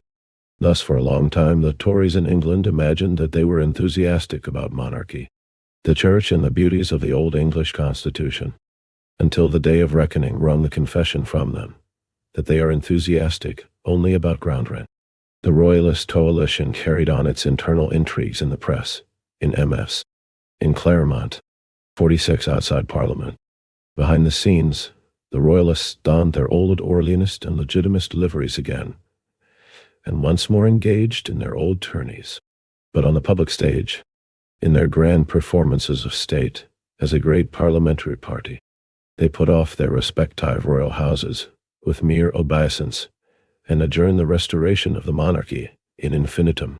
47. They do their real business as the party of order, that is, under a social, not under a political title, as representatives of the bourgeois world order, not as knights of errant princesses, as the bourgeois class against other classes, not as royalists against the republicans, and as the party of order they exercised more unrestricted and sterner domina over the other classes of society than ever before.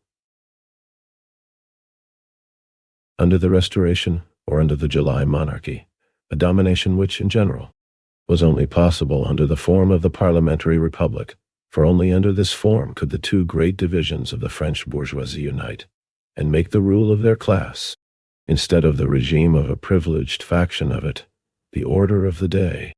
If nevertheless they, as the party of order, also insulted the Republic and expressed their repugnance to it, this was not merely as a result of royalist memories, Instinct taught them that the 46 AMs, a spa in Germany, in August 1849, a legitimist conference held there, was attended by the Count of Chambord, the pretender to the French throne who called himself Henry V.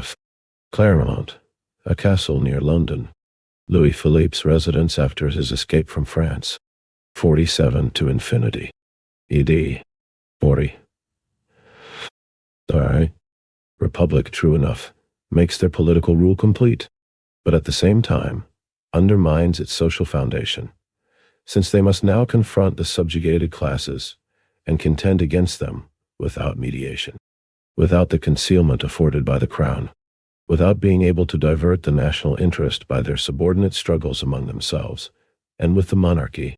It was a feeling of weakness that caused them to recoil from the pure conditions of their own class rule, and to yearn for the former more incomplete, more undeveloped, and, precisely on that account, less dangerous forms of this rule. On the other hand, every time the royalist coalition comes into conflict with the pretender who confronts it, Bonaparte, every time it believes its parliamentary omnipotence to be endangered by the executive power, every time, therefore, it must produce a political title to its rule. It comes forward as Republican and not Royalist, from the Orleanist Thiers, who warns the National Assembly that the Republic divides them least, to the Legitimist Barrier, who, on December 10th, 1851, as a tribune swathed in a tricolored sash, harangues the people assembled before the town hall of the 10th arrondissement in the name of the Republic. To be sure, a mocking echo calls back to him. Henry V. In contrast to the bourgeois coalition, a coalition between petit bourgeois and workers had been formed, the so-called Social Democratic Party. The petit bourgeois saw that they were badly rewarded after the June days of 1848, that their material interests were imperiled, and that the democratic guarantees which were to ensure the realization of these interests were called into question by the counter-revolution, and so they came closer to the workers. On the other hand, their parliamentary representation, the Montaigne, thrust aside during the dictatorship of the bourgeois republicans, had in the last half of the life of the Constituent Assembly reconquered its lost popularity through the struggle with Bonaparte and the royalist ministers. It had concluded an alliance with the socialist leaders. In February 1849, banquets celebrated the reconciliation. A joint program was drafted. Joint election committees were set up and joint candidates put forward. From the social demands of the proletariat, the revolutionary point was broken off, and a democratic turn given to them. From the democratic claims of the petty bourgeoisie, the purely political form was stripped off, and their socialist point thrust forward. From this grew social democracy, the new Montaigne. The result of this combination, 41, the 18th Brumaire of Louis Bonaparte, attained, apart from some supernumeraries from the working class and some socialist sectarians, the same elements as the old Montaigne, only in greater numbers. However, in the course of development, it had changed along with the class that it represented. The fact that democratic republican institutions are required as a means, not of doing away with two extremes, capital and wage labor, but of weakening their antagonism and transforming it into harmony, epitomizes the peculiar character of social democracy. However different the means proposed to achieve this end may be, however much it may be trimmed with more or less revolutionary notions, the content remains the same. This content is the transformation of society in a democratic way, but a transformation within the bounds of the petite bourgeoisie. Only one must not form the narrow-minded notion that the petty bourgeoisie, on principle, wishes to enforce an egoistic class interest. It believes, rather, that the special conditions of its emancipation are the general conditions within the frame of which alone modern society can be saved, and the class struggle avoided. Nor should one imagine that the democratic representatives are all shopkeepers or enthusiastic champions of shopkeepers. According to their education and their individual position, they may be as far apart as heaven and earth. What makes them representatives of the petite bourgeoisie is the fact that in their minds, they do not get beyond the limits which the latter do not get beyond in life, that they are consequently driven, theoretically, to the same problems and solutions to which material interest and social position drive the latter in practice. This is, in general, the relationship between the political and literary representatives of a class and the class they represent. It is obvious from the above analysis that if the Montaigne continuo will contends with the party of order for the Republic and the so-called rights of man, neither the Republic nor the rights of man are its final end, any more than an army, which one wants to deprive of its weapons, and which resists, has taken to the field in order to remain in possession of its own weapons. As soon as the National Assembly met, the party of order provoked the Montaigne. The bourgeoisie now felt it was necessary to make an end of the democratic petit bourgeois, just as a year before it had realized the necessity of settling with the revolutionary proletariat. Only the adversary's situation was different. The strength of the proletarian party lay in the 42 streets, that of the petit bourgeois in the National Assembly itself. It was therefore a question of decoying them out of the National Assembly into the streets, and causing them to smash their parliamentary power themselves, before time and circumstances could consolidate it. The Montaigne rushed headlong into the trap. The bombardment of Rome by the French troops was the bait that was thrown to it. It violated Article 5 of the Constitution, which forbids the French Republic to employ its military forces against the freedom of another people. In addition to this, Article 54 prohibited any declaration of war on the part of the executive power without the assent of the National Assembly, and in its resolution of May 8, the Constituent Assembly had disapproved of the Roman expedition. On these grounds, Ledru Rollin brought in a bill of impeachment against Bonaparte and his ministers on June 11, 1849. Exasperated by the stinging jibes of Thiers, he actually let himself be carried away to the point of threatening that he would use every means, even armed force, to defend the Constitution. The Montaigne rose to a man and repeated this call to arms. On June 12th, the National Assembly rejected the bill of impeachment, and the Montaigne left the Parliament. The events of June 13 are well known. The proclamation issued by a section of the Montaigne, declaring Bonaparte and his ministers outside the Constitution, the street procession of the Democratic National Guards, who, unarmed as they were, dispersed on encountering the troops of Changarnier, etc., etc. One section of the Montaigne fled abroad. Another was arraigned before the High Court at Bourges, and a parliamentary regulation subjected the remainder to the schoolmasterly surveillance of the President of the National Assembly. Paris was again declared in a state of siege, and the democratic section of its National Guard dissolved. Thus, the influence of the Montaigne in Parliament and the power of the petit bourgeois in Paris were broken. Lyons, where June 13 had been the signal for a bloody insurrection of the workers, was, along with the 5 surrounding departments, also declared in a state of siege, a condition that has continued up to the present moment. The bulk of the Montaigne had left its vanguard in the lurch, having refused to subscribe to its proclamation. The press had deserted, only 2 journals having dared to publish the pronunciamento. The Petit Bourgeois, 43, the 18th Brumaire of Louis Bonaparte, betrayed their representatives, in that the National Guards either stayed away or, where they appeared, hindered the erection of barricades. The representatives had duped the Petit Bourgeois, in that the alleged allies from the army were nowhere to be seen. Finally, instead of gaining an accession of strength from it, the Democratic Party had infected the proletariat with its own weakness, and, as is usual with the great deeds of Democrats, the leaders had the satisfaction of being able to charge their people with desertion, and the people the satisfaction of being able to charge its leaders with deceiving it. Seldom had an action been announced with more noise than the impending campaign of the Montaigne. Seldom had an event been trumpeted with greater certainty or longer in advance than the inevitable victory of democracy. The Democrats certainly believe in the trumpets whose blasts blew the walls of Jericho down, and as often as they stand before the ramparts of despotism, they seek to imitate the miracle. If the Montaigne wished to triumph in Parliament, it should not have called to arms. If it called to arms in Parliament, It should not have acted in parliamentary fashion in the streets.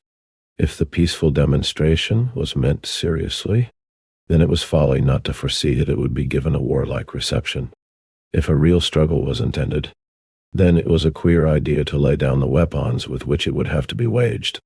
But the revolutionary threats of the petty bourgeois and their democratic representatives are mere attempts to intimidate the antagonist, and when they have run into a blind alley, when they have compromised themselves to such an extent that they are forced to carry out their threats, then this is done in an ambiguous fashion that avoids nothing so much as the means to the end, and tries to find excuses for giving in. The blaring overture that had announced the contest dies away in a pusillanimous snarl as soon as the struggle has to begin. The actors cease to take themselves au sérieux, and the action collapses completely, like a pricked bubble. No party exaggerates its resources or deludes itself more lightheadedly over the situation than the Democratic Party. Since a section of the army had voted for it, the Montaigne was now convinced that the army would revolt for it. And on what occasion?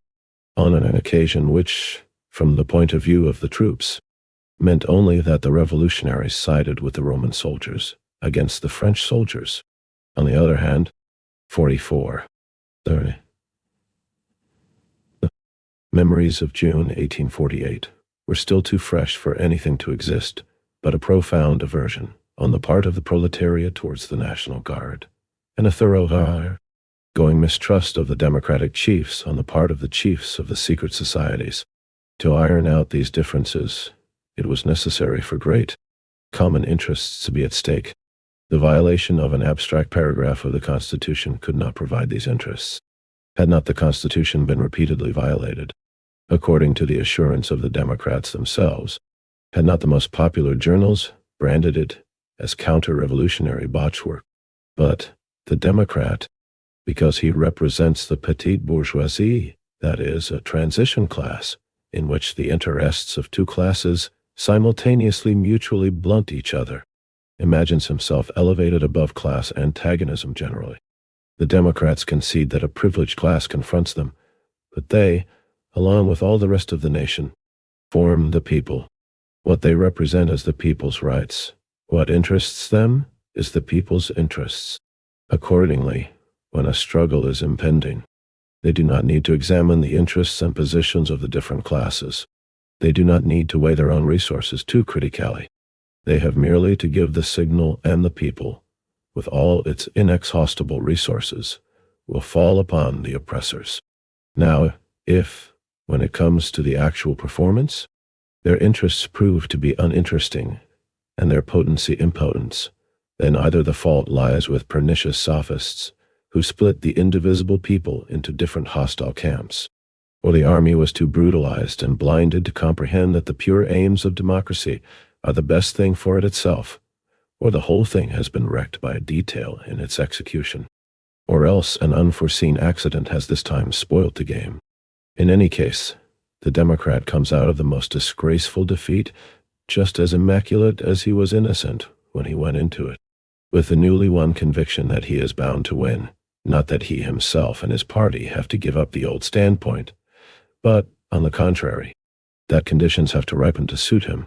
One must not, therefore, imagine the Montaigne, decimated and broken though it was, and humiliated by the new parliamentary regulation, as being particularly miserable. If June 13 had removed its chiefs, it made room, on the other hand, for men of lesser caliber, whom this new position flattered. If their impotence in Parliament could no longer be doubted, they were entitled now to confine their actions to outbursts. 45. The 18th Brumaire of Louis Bonaparte, of moral indignation and blustering declamation. If the party of order affected to see embodied in them, as the last official representatives of the revolution, all the terrors of anarchy, they could in reality be all the more insipid and modest. They consoled themselves, however, for June 13 with the profound utterance, "But if they dare to attack universal suffrage, well then we'll show them what we are made of." Nous verrons. 48. So far as the Montagnards who fled abroad are concerned, it is sufficient to remark here that Ledru Rollin, because, In barely a fortnight, he had succeeded in ruining irretrievably the powerful party which he led, now found himself called upon to form a French government in partibus, that the lower the level of the revolution sank, and the more dwarf-like the official bigwigs of official France became, the bigger his figure seemed to grow in the distance, removed from the scene of action, that he could figure as the Republican pretender for 1852, and that he issued periodical circulars to the Wallachians and other peoples, in which the despots of the continent are threatened with his own and his confederates' actions, was proud on altogether wrong when he cried to these gentlemen, "Un et que des blagueurs?" 49. On June 13th, the party of order had not only broken the Montaigne, it had effected the subordination of the Constitution to the majority décisive of the National Assembly, and it understood the Republic like this, that the bourgeoisie rules here in parliamentary forms, without, as in a monarchy, any restrictions such as the veto power of the executive, or the right to dissolve parliament. This was a parliamentary republic, as Thiers termed it. But whereas on June 13 the bourgeoisie secured its omnipotence within the House of Parliament, did it not afflict Parliament itself, as against the executive authority, and the people, with incurable weakness by expelling its most popular part, by surrendering numerous deputies without further ado on the demand of the courts? It abolished its own parliamentary immunity. The humiliating regulations to which it subjected the Montaigne exalted the President of the Republic in the same measure as it degraded the individual representatives of the people. By branding an insurrection for the protection of the constitutional charter, an anarchic act aimed at the subversion of society, it precluded the possibility of in 48 we shall see. Ed. 49. You are nothing but windbags. Ed. 46. 3. Appeal to insurrection. Should the executive authority violate the Constitution in relation to it? It is one of the ironies of history that the general who bombarded Rome on Bonaparte's instructions, and thus provided the immediate occasion for the constitutional revolt of June 13, that Audi not had to be the man offered by the party of order imploringly and in vain to the people as the general of the Constitution against Bonaparte on December 2nd, 1851. Another hero of June 13th, Vieira, who was lauded from the tribune of the National Assembly for the brutalities that he had committed in the democratic newspaper offices, at the head of a gang of National Guards belonging to high finance circles. This same Vieira had been initiated into Bonaparte's conspiracy, and he essentially contributed to depriving the National Assembly, in the hour of its death, of any protection by the National Guard. June 13 had still another meaning. The Montaigne had wanted to force the impeachment of Bonaparte. Its defeat was, therefore, a direct victory for Bonaparte, his personal triumph over his democratic enemies. The party of order gained the victory. Bonaparte had only to cash in on it. He did so.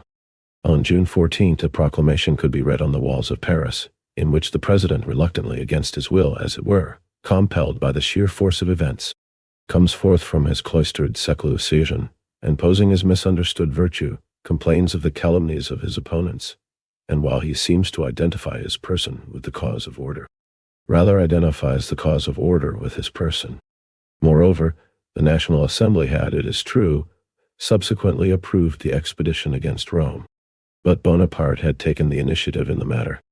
After having reinstalled the high priest Samuel in the Vatican, he could hope to enter the Tuileries as King David.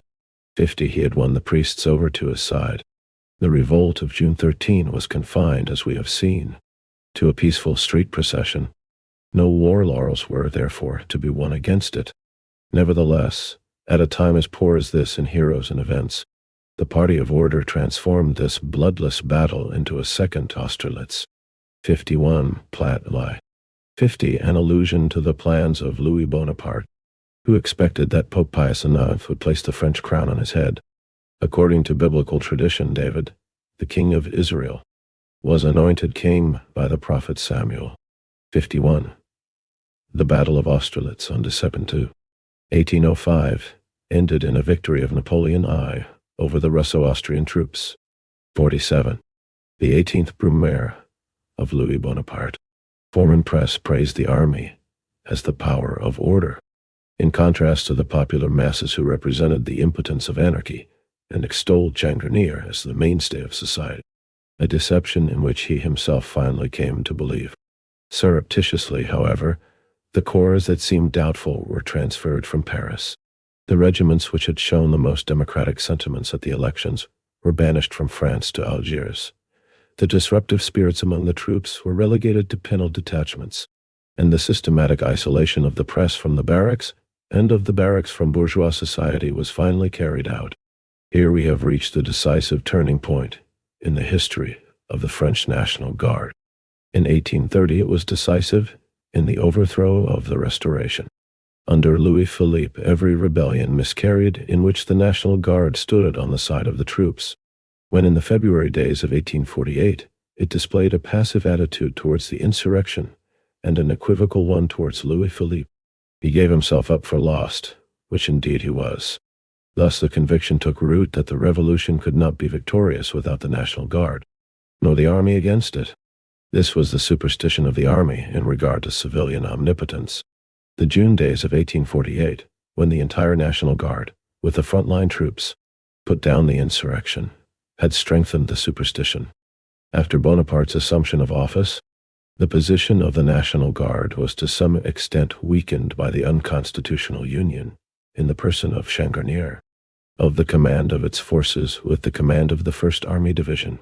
Just as the command of the National Guard appeared here as an attribute of the military commander-in-chief, so the National Guard itself appeared as only an appendage of the frontline troops. Finally, on June 13, its power was broken, and not only by its partial disbandment, which from this time on was periodically repeated all over France, until mere fragments of it were left behind. The demonstration of June was, above all, a demonstration of the democratic National Guards. They had not, to be sure, carried arms, but worn their uniforms against the army. Precisely in this uniform, however, lay the talisman. The army convinced itself that this uniform was a piece of woolen cloth like any other.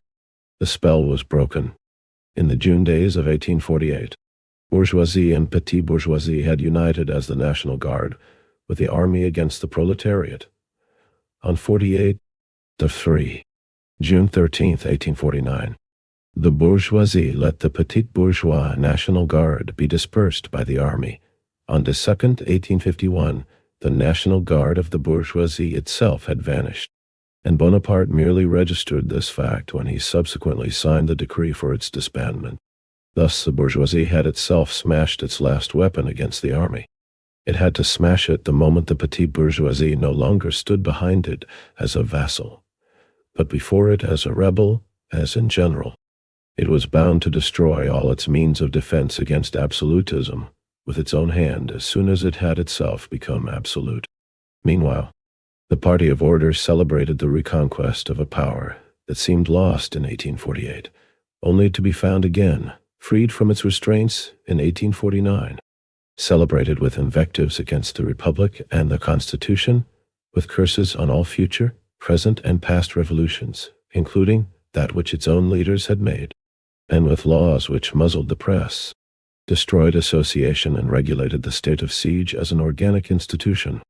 The National Assembly then adjourned from the middle of August to the middle of October, after having appointed a permanent commission for the period of its absence.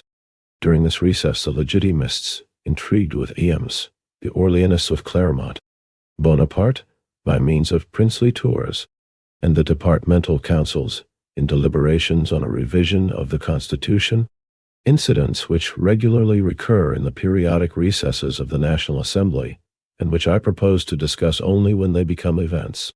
Here we shall just add that it was impolitic for the National Assembly to disappear for considerable intervals from the stage and leave only a single, albeit a sorry figure to be seen at the head of the Republic, that of Louis Bonaparte, while to the scandal of the public, the party of order fell asunder into its royalist component parts and followed its conflicting desires for restoration. As often as the confused noise of Parliament grew silent during these recesses, and its body dissolved into the nation, it became unmistakably clear that only one thing was still wanting to complete the true form of this republic: to make the former's recess permanent and replace the latter's inscription, liberté, égalité, fraternité, by the unambiguous words, infantry, cavalry, artillery, 49. In the middle of October 1849, the National Assembly met again. On November 1st, Bonaparte surprised it with a message in which he announced the dismissal of the Barrett-Fellow ministry and the formation of a new ministry. No one has ever sacked lackeys with less ceremony than Bonaparte did his ministers. The kicks that were intended for the National Assembly were given in the meantime to Barrett and Co.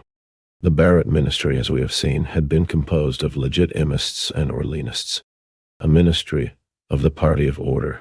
Bonaparte had needed it to dissolve the Republican Constituent Assembly, to bring about the expedition against Rome, and to break the Democratic Party. He had seemingly effaced himself behind this ministry, surrendered governmental power into the hands of the party of order, and donned the modest char-actor mask that the responsible editor of a newspaper wore under Louis-Philippe, the mask of the homme de paix. 52, he now threw off the mask, which was no longer a light veil behind which he could hide his physiognomy, but an iron mask which prevented him from displaying a physiognomy of his own. He had appointed the Barrett ministry in order to blast the Republican National Assembly in the name of the party of order. He dismissed it in order to declare his own name independent of the National Assembly of the party of order. There was no lack of plausible pretexts for this dismissal. The Barrett ministry ignored even the conventions that would have let the President of the Republic appear as a power side by side with the National Assembly. During the recess of the National Assembly, Bonaparte published a letter to Edgar Nee, in which he seemed to disapprove of the Pope's 53 illiberal attitude. Just as in opposition to the Constituent Assembly, he had published a letter in which he commended Oudinot for the attack on the Roman Republic. So when the National Assembly voted the budget for the Roman expedition, Victor Hugo, out of alleged liberalism, brought up this letter for discussion. The party of order poured scorn on the suggestion, with exclamations of disbelief, that Bonaparte's ideas could have any political importance. Not one of the ministers took up the gauntlet for him. On another occasion, Barrett, with his well-known hollow rhetoric, let fall from the platform words of indignation concerning the abominable 52 man of straw. Ed. 53 pious snipe. Ed. 51. The 18th Brumaire of Louis Bonaparte. Intrigues that, he asserted, went on in the immediate entourage of the president. Finally, while the ministry obtained from the National Assembly a widow's pension for the Duchess of Orleans, it rejected any proposal to increase the civil list of the president. And in Bonaparte, the imperial pretender was so intimately bound up with the adventurer down on his luck that the one great idea, that he was called to restore the empire, was always supplemented by the other, that it was the mission of the French people to pay his debts. The Barrett-Fellow ministry was the first and last parliamentary ministry that Bonaparte brought into being. Its dismissal, therefore, forms a decisive turning point.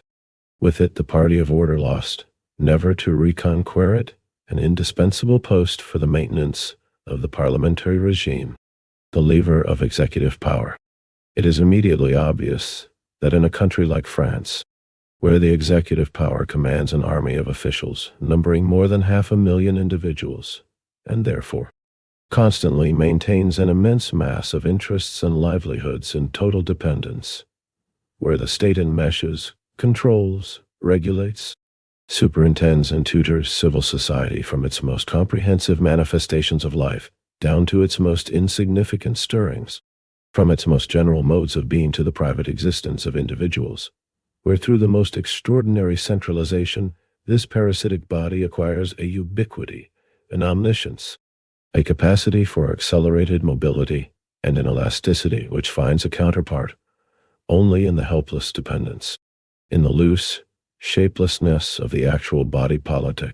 It is obvious that in a country like this, the National Assembly forfeits all real influence when it loses command of the ministerial posts, if it does not at the same time simplify the administration of the state, reduce the army of officials as far as possible, and finally, Let civil society and public opinion create organs of their own, independent of the governmental power. But it is precisely with the maintenance of that extensive state machine and its numerous ramifications that the material interests of the French bourgeoisie are interwoven in the closest fashion. Here it finds posts for its surplus population and makes up in the form of state salaries for what it cannot pocket in the form of profit, interest, rents, and honorariums. On the other hand, its political interests compelled it to increase daily the repressive measures, and therefore the resources and the personnel of the state power, while at the same time it had to wage in 52 AV uninterrupted war against public opinion and mistrustfully mutilate and cripple the independent organs of the social movement, where it did not succeed in amputating them entirely. Thus the French bourgeoisie was compelled by its class position to annihilate, on the one hand, the vital conditions of all parliamentary power, including its own, and to render irresistible, on the other hand, the executive power hostile to it. The new ministry was called the Dot-Pool Ministry, not in the sense that General Dot-Pool had received the rank of Prime Minister. Rather, Bonaparte abolished this office along with Barrett's dismissal, for true enough, it condemned the President of the Republic to the status of the legal nonentity of a constitutional monarch, but of a constitutional monarch without throne or crown, without scepter or sword, without unaccountability, without the inalienable possession of the highest office of state, and, worst of all, without a civil list. The Dot-Pool Ministry contained only one man of parliamentary standing, the Jewish money-lender Fold, one of the most notorious of the high financiers. The Ministry of Finance fell to his lot. Look up the quotations on the Paris Bourse, and you will find that from November 1, 1849, onwards the French Fonds 54 rise and fall with the rise and fall of Bonaparte's stocks, while Bonaparte had thus found his ally in the Bourse. He at the same time took possession of the police by appointing Karl police prefect of Paris.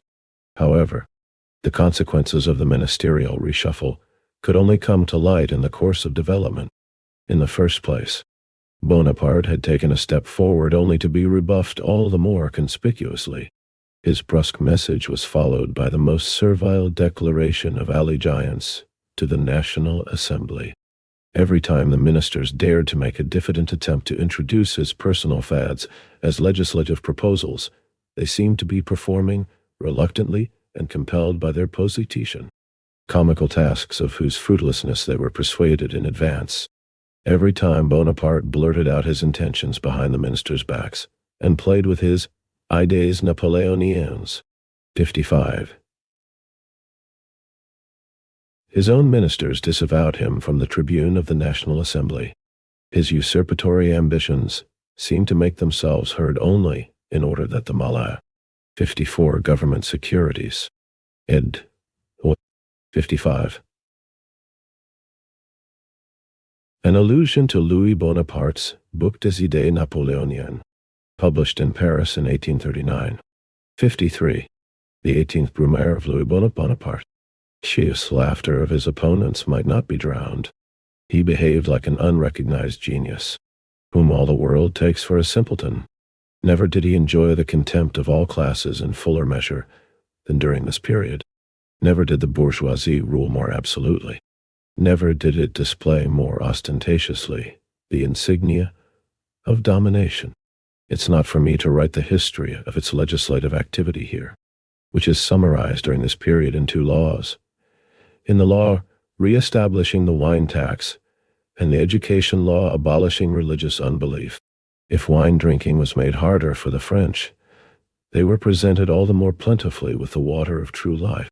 If with the law on the wine tax, the bourgeoisie declared the old, hateful French tax system to be inviolable, it sought through the education law to ensure among the masses the old state of mind that put up with the tax system.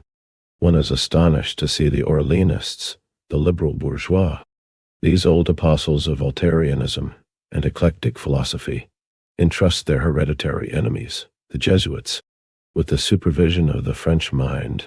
However, the Orleanists and Legitimists could part company over the pretender to the throne.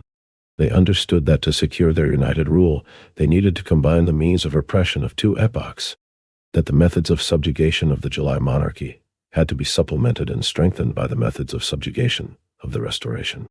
The peasants, all their hopes disappointed, crushed more than ever by the low level of grain prices on the one hand, and by the growing burden of taxes and mortgage debts on the other, began to rouse themselves in the departments. The response to this was a drive against the schoolmasters, who were made subject to the clergy, a drive against the mayors, 56, who were made subject to the prefects, and a system of espionage, to which all were subjected. In Paris and the large towns, reaction itself has the physiognomy of its epoch and challenges more than it smashes. In the countryside it becomes dull, coarse, petty, tiresome, and vexatious. In a word, the gendarme. One can understand how 3 years of the regime of the gendarme, consecrated by the regime of the priest, were bound to demoralize the immature masses. 56 mayors, ed. 54 adif. However much the party of order might declaim passionately against the minority from the tribune of the National Assembly, its speech remained as monosyllabic as that of the Christians, whose words were to be yea or nay, as monosyllabic on the platform as in the press, flat as a riddle whose answer is known in advance, whether it was a question of the right of petition or the tax on wine, freedom of the press or free trade, the clubs or the municipal charter, protection of personal liberty or regulation of the state budget. The watchword constantly recurs. The theme remains always the same. The verdict is ever ready and invariably reads, socialism? Even bourgeois liberalism is declared socialistic. Bourgeois enlightenment socialistic. Bourgeois financial reform socialistic. It was socialistic to build a railway where a canal already existed. And it was socialistic to defend oneself with a cane when one was attacked with a rapier. This was not merely a figure of speech, fashion, or party tactics. The bourgeoisie had a true insight into the fact that all the weapons which it had forged against feudalism were turned against itself, that all the means of education which it had produced rebelled against its own civilization, that all the gods which it had created had deserted it. It understood that all the so-called bourgeois liberties and organs of progress were attacking and menacing its class rule at its social foundation and its political summit simultaneously, and had, therefore, become socialistic. In this menace and this attack, it rightly discerned the secret of socialism, whose import and tendency it judges more correctly than so-called socialism knows how to judge itself. The latter cannot, therefore, comprehend why the bourgeoisie callously hardens its heart against it, whether it sentimentally bewails the sufferings of mankind, or in Christian spirit prophesies the millennium and universal brotherly love, or in humanistic style prattles about mind, education, and freedom, or in doctrinaire fashion hatches a system for the conciliation and welfare of all classes.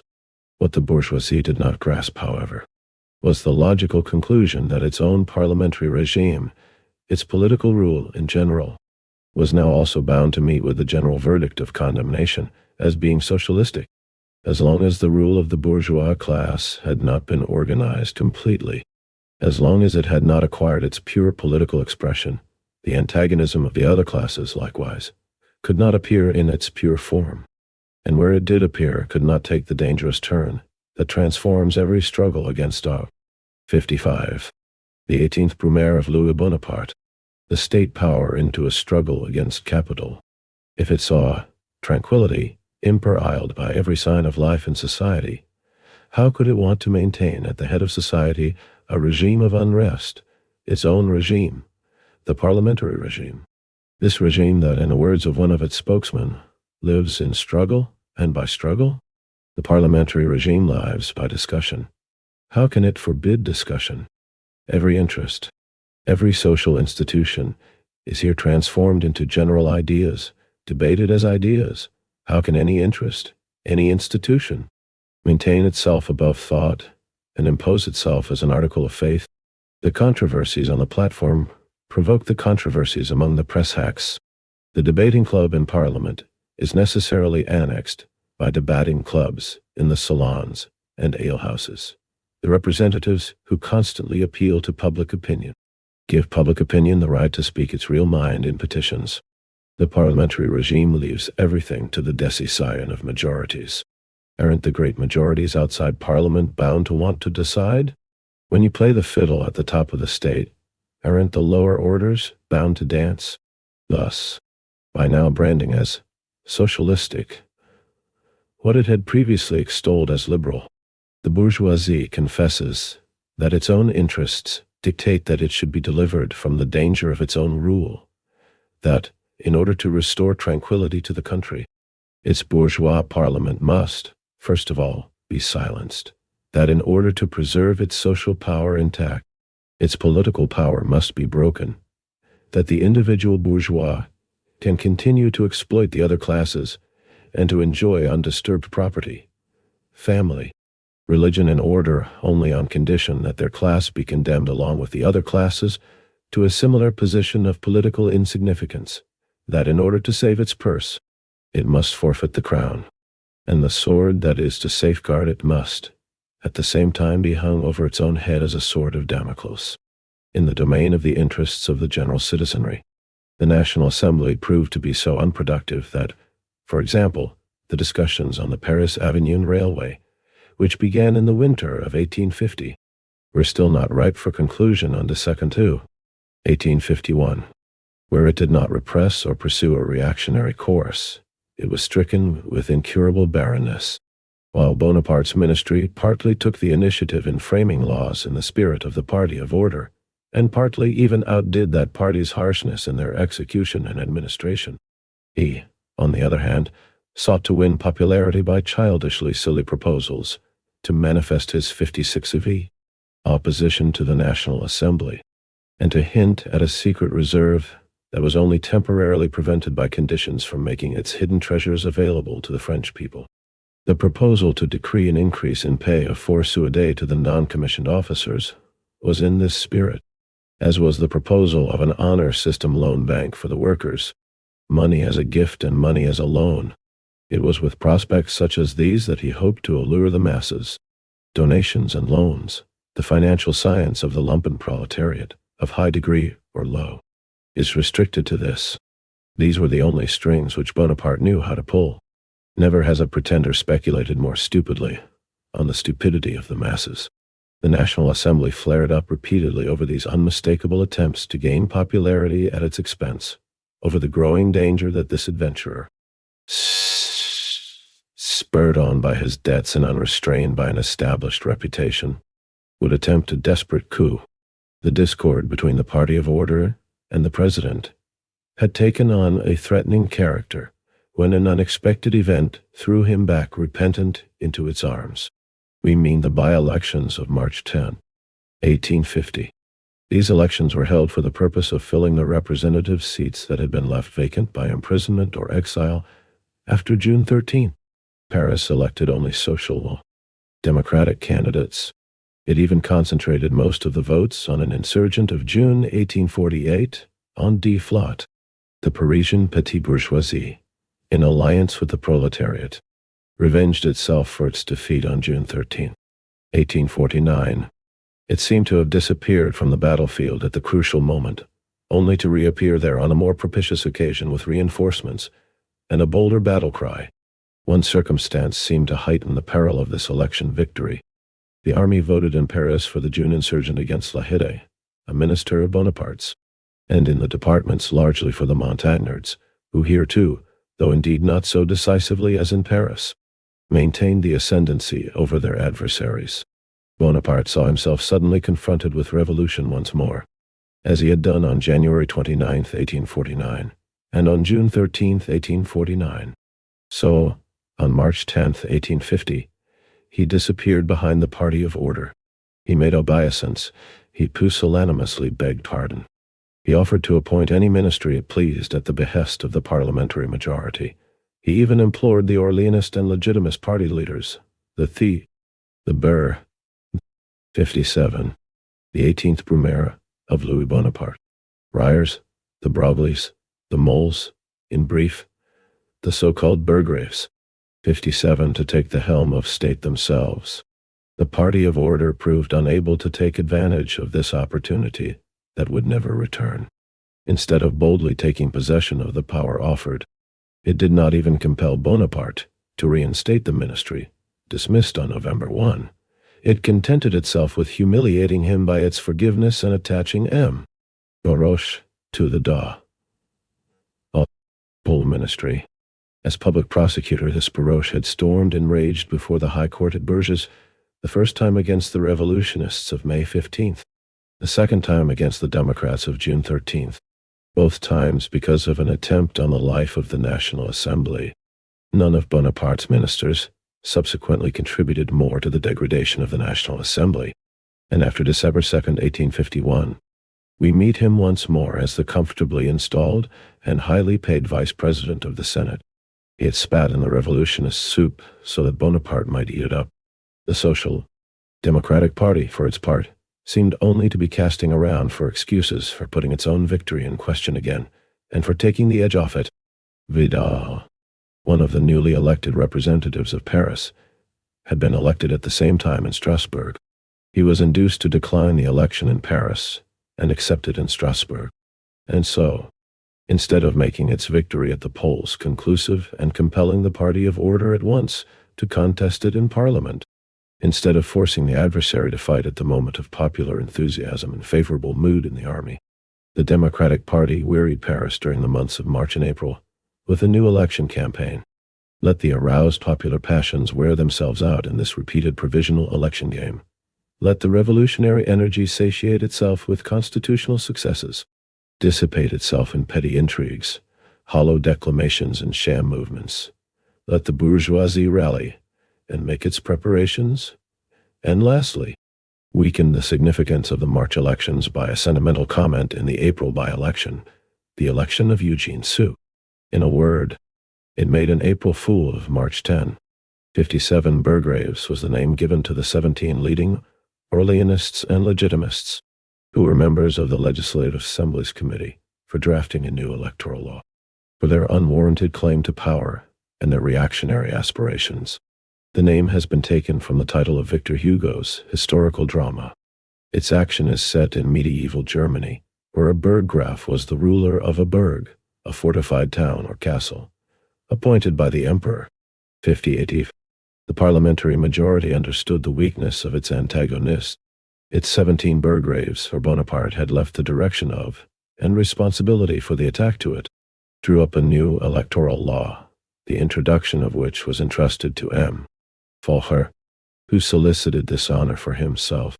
On May 8 he introduced the law by which universal suffrage was to be abolished, a residence qualification of 3 years in the locality of the election to be imposed on the electors, and, finally, the proof of this residence was to depend in the case of workers on a certificate from their employers, just as the Democrats had in revolutionary fashion agitated and raged during the constitutional election contest.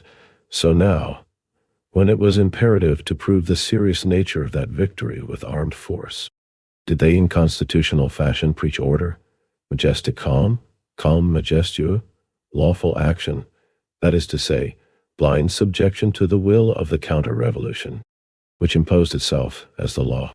During the debate, the Montaigne 58 put the party of order to shame by asserting, against the Latour's revolutionary passion, the dispassionate attitude of the Philistine who keeps within the law, and by crushing that party with the fearful reproach that it acted in a revolutionary manner.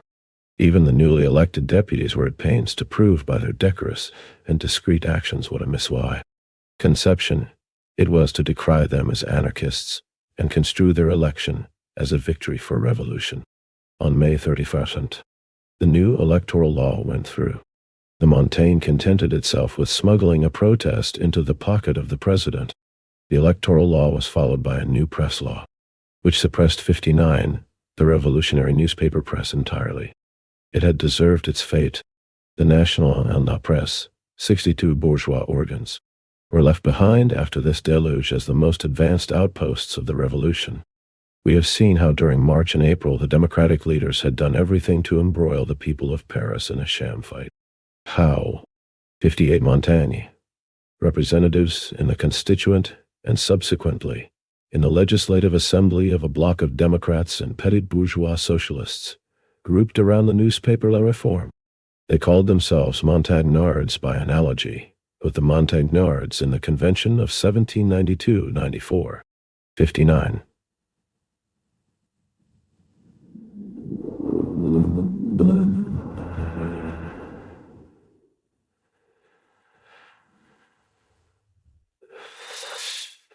Pamphlets as well. The new law continued the reactionary measures which meant, in practice, the abolition of freedom of the press in France.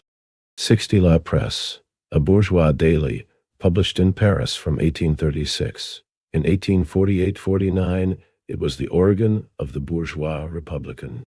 Afterwards, a Bonapartist paper. 59. The 18th Brumaire of Louis Bonaparte. After May 8, they did everything to restrain them from a real fight. In addition to this, we must not forget that the year 1850 was one of the most splendid years of industrial and commercial prosperity, and the Paris proletariat was therefore fully employed. But the election law of May 31, 1850 excluded it from any participation in political power. It cut it off from the very arena of the struggle. It threw the workers back into the position of pariahs which they had occupied before the February Revolution. By letting themselves be led by the Democrats in the face of such an event and forgetting the revolutionary interests of their class for momentary ease and comfort, they renounced the honor of being a conquering power, surrendered to their fate, proved that the defeat of June 1848 had put them out of the fight for years, and that the historical process would for the present again have to go on over their heads, so far as the petite bourgeois democracy is concerned, which on June 13 had cried, "But if universal suffrage is attacked, we'll show them." It now consoled itself with the contention that the counter-revolutionary blow which had struck it was no blow, and the law of May 31, no law. On the second Sunday in May 1852, every Frenchman would appear at the polling place with ballot in one hand and sword in the other. It was content with this prophecy. Lastly, the army was disciplined by its superior officers for the elections of March and April 1850, just as it had been disciplined for those of May 28, 1849. This time, however, it resolved, "The revolution shall not dupe us a third time." Nos, the law of May 31st. 1850 was the coup d'état of the bourgeoisie. All its conquests over the revolution until now had had only a provisional character. They were endangered as soon as the existing National Assembly retired from the stage. They depended on the hazards of a new general election, and the history of elections since 1848 irrefutably proved that the bourgeoisie lost moral sway over the mass of the people, in the same measure as its actual domination developed. On March 10th, universal suffrage declared itself directly against the domination of the bourgeoisie. The bourgeoisie answered by outlawing universal suffrage. The law of May 31 was, therefore, one of the necessities of the class struggle. On the other hand, the Constitution required a minimum of 2 million votes to make an election of the President of the Republic valid. If none of the candidates for the presidency received this minimum, the National Assembly was to choose the president from among the 3 candidates with the largest 65 number of votes. At the time when the Constituent Assembly made this law, 10 million electors were registered on the rolls of voters. In its view, therefore, a fifth of the people entitled to vote was sufficient to make the presidential election valid. The law of May 31 struck at least 3 million votes off the electoral rolls, reduced the number of people entitled to vote to 7 million, and, nevertheless, retained the legal minimum of 2 million for the presidential election. It, therefore, raised the legal minimum from a fifth to nearly a third of the effective votes. That is, it did everything to smuggle the election of the president out of the hands of the people and into the hands of the National Assembly. Thus, through the electoral law of May 31st, The party of order seemed to have made its rule doubly secure by surrendering the election of the National Assembly and that of the President of the Republic to the stationary section of society. 61. V. As soon as the revolutionary crisis had been weathered and universal suffrage abolished, the struggle between the National Assembly and Bonaparte broke out again. The Constitution had fixed Bonaparte's salary at 600 francs. Barely 6 months after his installation, he succeeded in increasing this sum to twice as much. For Odilon Barrett wrung from the Constituent National Assembly an extra allowance of 600,000 francs a year for so-called representation monies. After June 13th, Bonaparte had had similar requests voiced, this time without eliciting any response from Barrett. Now, after May 31st, he immediately availed himself of the favorable moment and had his ministers propose a civil list of 3 millions in the National Assembly. A long life of adventurous vagabondage had endowed him with highly developed antennae for sensing the weak moments when he might squeeze money from his bourgeois. He practiced regular chantage. 61. The National Assembly had violated the sovereignty of the people with his assistance and his cognizance. He threatened to denounce its crime to the tribunal of the people unless it loosened its purse strings and purchased his silence with 3 million a year. It had robbed 3 million Frenchmen of their franchise.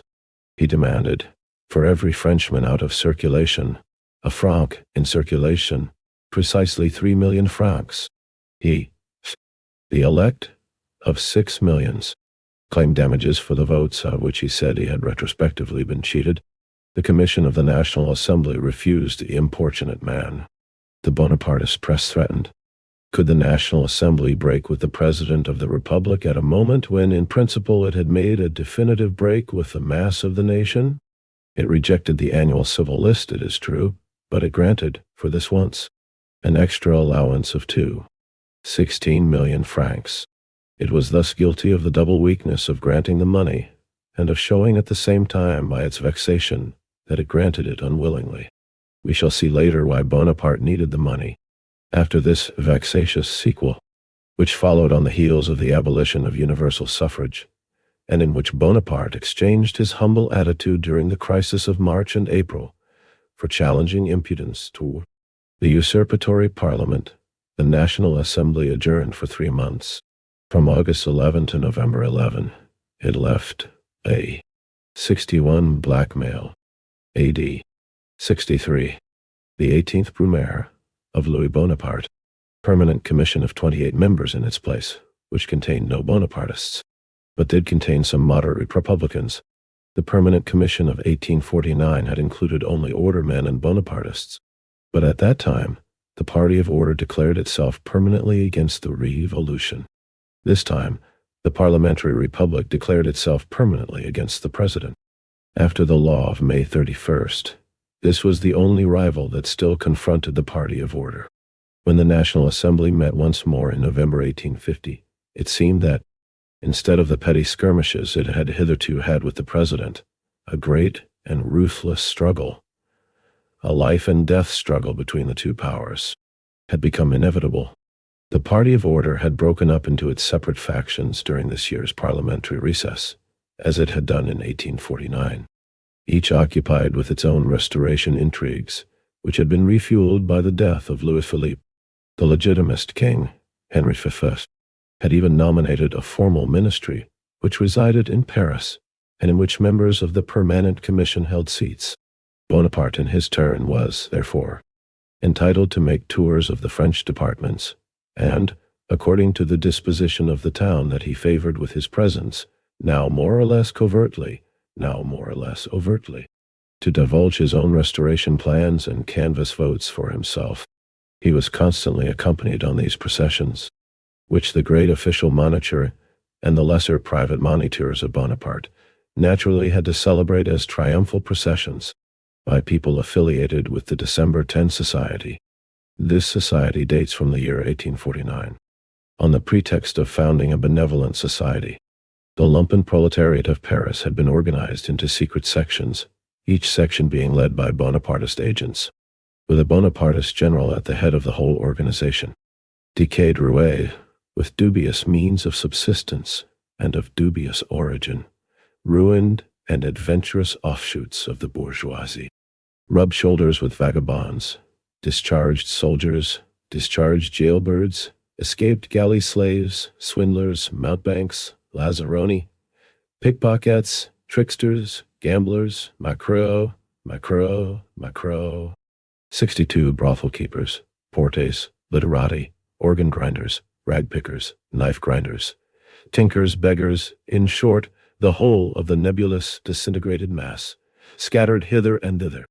62 procurers, id, eat, 64 fauvins, which the French call la bohème. From this kindred element, Bonaparte formed the core of the December 10 Society, a benevolent society, insofar as, like Bonaparte, all its members felt the need to benefit themselves at the expense of the laboring nation.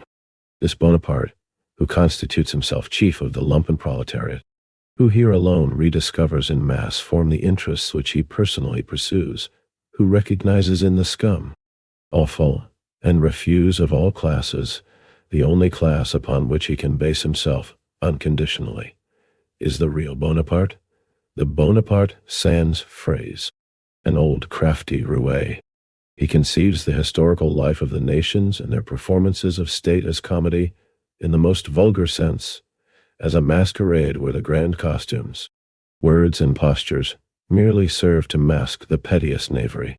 This was the case on his expedition to Strasbourg, where a trained Swiss vulture had played the part of the Napoleonic eagle. For his eruption into Boulogne, he put some London lackeys into French uniforms. They represent the army. 63 in his December 10 Society, he assembles 10,000 rascally fellows, who are to play the part of the people, as Nick Bottom played the lion, at a moment when the bourgeoisie itself was acting out a perfect comedy, but in the most serious manner in the world, without infringing any of the pedantic conditions of French dramatic etiquette, and was itself half deceived, half convinced of the solemnity of its own performance of state. The adventurer, who took the comedy as plain comedy, was bound to win, only when he has eliminated his solemn opponent. When he himself takes his imperial role seriously, and under the Napoleonic mask, imagines he is the real Napoleon, does he become the victim of his own conception of the world, the serious buffoon who no longer takes world history for a comedy, but his comedy for world history. What the national allies were for the socialist workers, what the Guards Mobiliers were for the bourgeois republicans, the December 10 Society was for Bonaparte, is very. 63. This passage refers to the efforts of Louis Bonaparte during the July monarchy to stage a coup d'etat by means of a military insurrection. On September 30th, 1836, he succeeded in rousing 2 artillery regiments of the Strasbourg garrison with the aid of a few pro-Bonapartist officers. Within a few hours, however, the insurgents were disarmed. Louis Bonaparte was arrested and deported to America, taking advantage of a certain revival of Bonapartist feelings in France. He landed in Boulogne with a handful of conspirators on August 6, 1840, and attempted to instigate a rebellion among the local garrison. But this attempt, too, proved to be an utter failure. Bonaparte was sentenced to life imprisonment, but in 1846 he escaped to England. 65. The 18th Brumaire of Louis Bonaparte, own party fighting force. On his journeys, the detachments of the society packing the railways had to improvise a public for him, put on a show of public enthusiasm, roar vive l'empereur, insult and thrash republicans, of course, under the protection of the police. On his return journeys to Paris, they had to form the advance guard, forestall counter-demonstrations or disperse them. The December 10 Society belonged to him. It was his work, his very own idea. Whatever else he appropriates is put into his hands by the force of circumstances. Whatever else he does, the circumstances do for him, or he is content to copy from the deeds of others. But Bonaparte, with his official maxims about order, religion, family, and property in public, before the citizens, and with the secret society of the Schafturls and Spiegelbergs. 64. The Society of Disorder, Prostitution, and Theft. Behind him, that is Bonaparte himself as original author, and the history of the December 10 Society is his own history. Now, it had happened by way of exception that people's representatives belonging to the party of order came under the cudgels of the Decembrists, and there was more. Jan, the police commissioner assigned to the National Assembly, and with the task of watching over its safety, acting on the allegations of a certain Allais, advised the Permanent Commission that a section of the Decembrists had decided to assassinate General Changarnier and Dupin, the president of the National Assembly, and had already designated the individuals who were to perpetrate the deed. One understands M. Dupin's terror. A parliamentary inquiry into the December 10 Society, that is, the profanation of the Bonapartist secret world, seemed inevitable. Just before the meeting of the National Assembly, Bonaparte providently disbanded his society, naturally only on paper. For in a detailed memoir at the end of 1851, the police prefect Karl still sought in vain to persuade him to really disband the Decembrists.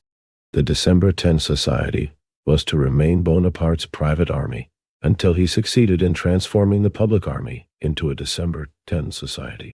Bonaparte made the first attempt at this shortly after the adjournment of the National Assembly, and with the money just wrested from it.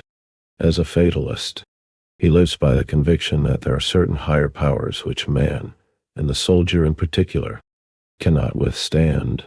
Among these are 64 Schafterle and Spiegelberg, two characters from Schiller's Drama die Räuber, The Robbers, who were portrayed as complete rogues, lacking all moral principles. 66 Vivre, powers he counts, first and foremost, cigars and champagne, cold poultry and garlic sausage. With this in mind, to begin with, he treats officers and non-commissioned officers in his Élysée apartments to cigars and champagne, to cold poultry and garlic sausage. On October 3, he repeats this maneuver with the assembled troops at the St. Maur Review, and on October 10, the same maneuver on a still larger scale at the Satary Army Parade. The uncle remembered the campaigns of Alexander in Asia. The nephew, the triumphal marches of Bacchus in the same land. Alexander was a demigod, to be sure, but Bacchus was a god, and moreover, the tutelary deity of the December 10 Society. After the review of October 3rd, the Permanent Commission summoned the Minister of War Dotpool. He promised that these breaches of discipline would not recur. We know how Bonaparte kept Dotpool's word on October 10. As commander-in-chief of the Paris army, Changarnier had been in command at both reviews. He, at the same time, a member of the Permanent Commission, chief of the National Guard, the savior of January 29th and June 13th, the mainstay of society, the party of order's candidate for the presidential honors, the expected monk 65 of two monarchies, had hitherto never thought of himself as the war minister's subordinate, had always openly derided the Republican Constitution, and had pursued Bonaparte with an ambiguous lordly protection. Now he was consumed with zeal for discipline against the Minister of War and for the Constitution against Bonaparte, while on October 10 a section of the cavalry raised the cry, Vive Napoleon, vivent les saucissons. 66 Changarnier arranged that at least the infantry marching past under the command of his friend Neumayer should preserve an icy silence. As a punishment, the Minister of War relieved General Neumayer of his post in Paris, at Bonaparte instigation, on the pretext of appointing him commanding general of the 14th and 15th military divisions. Neumayer refused this exchange of posts and so had to resign. Changarnier, for his part, published an order of the day on November 2nd, in which he forbade the troops to indulge in political declarations or demonstrations of any kind while under arms. 65 Changarnier had been expected both by the Legitimists and the Orleanists to invite their king back to the throne, as General Monk had invited Charles II back to England in 1660. 66. Hurrah for Napoleon! Hurrah for the sausages! Ed. 67. The 18th Brumaire of Louis Bonaparte. The Élysée newspaper 67 attacked Changarnier.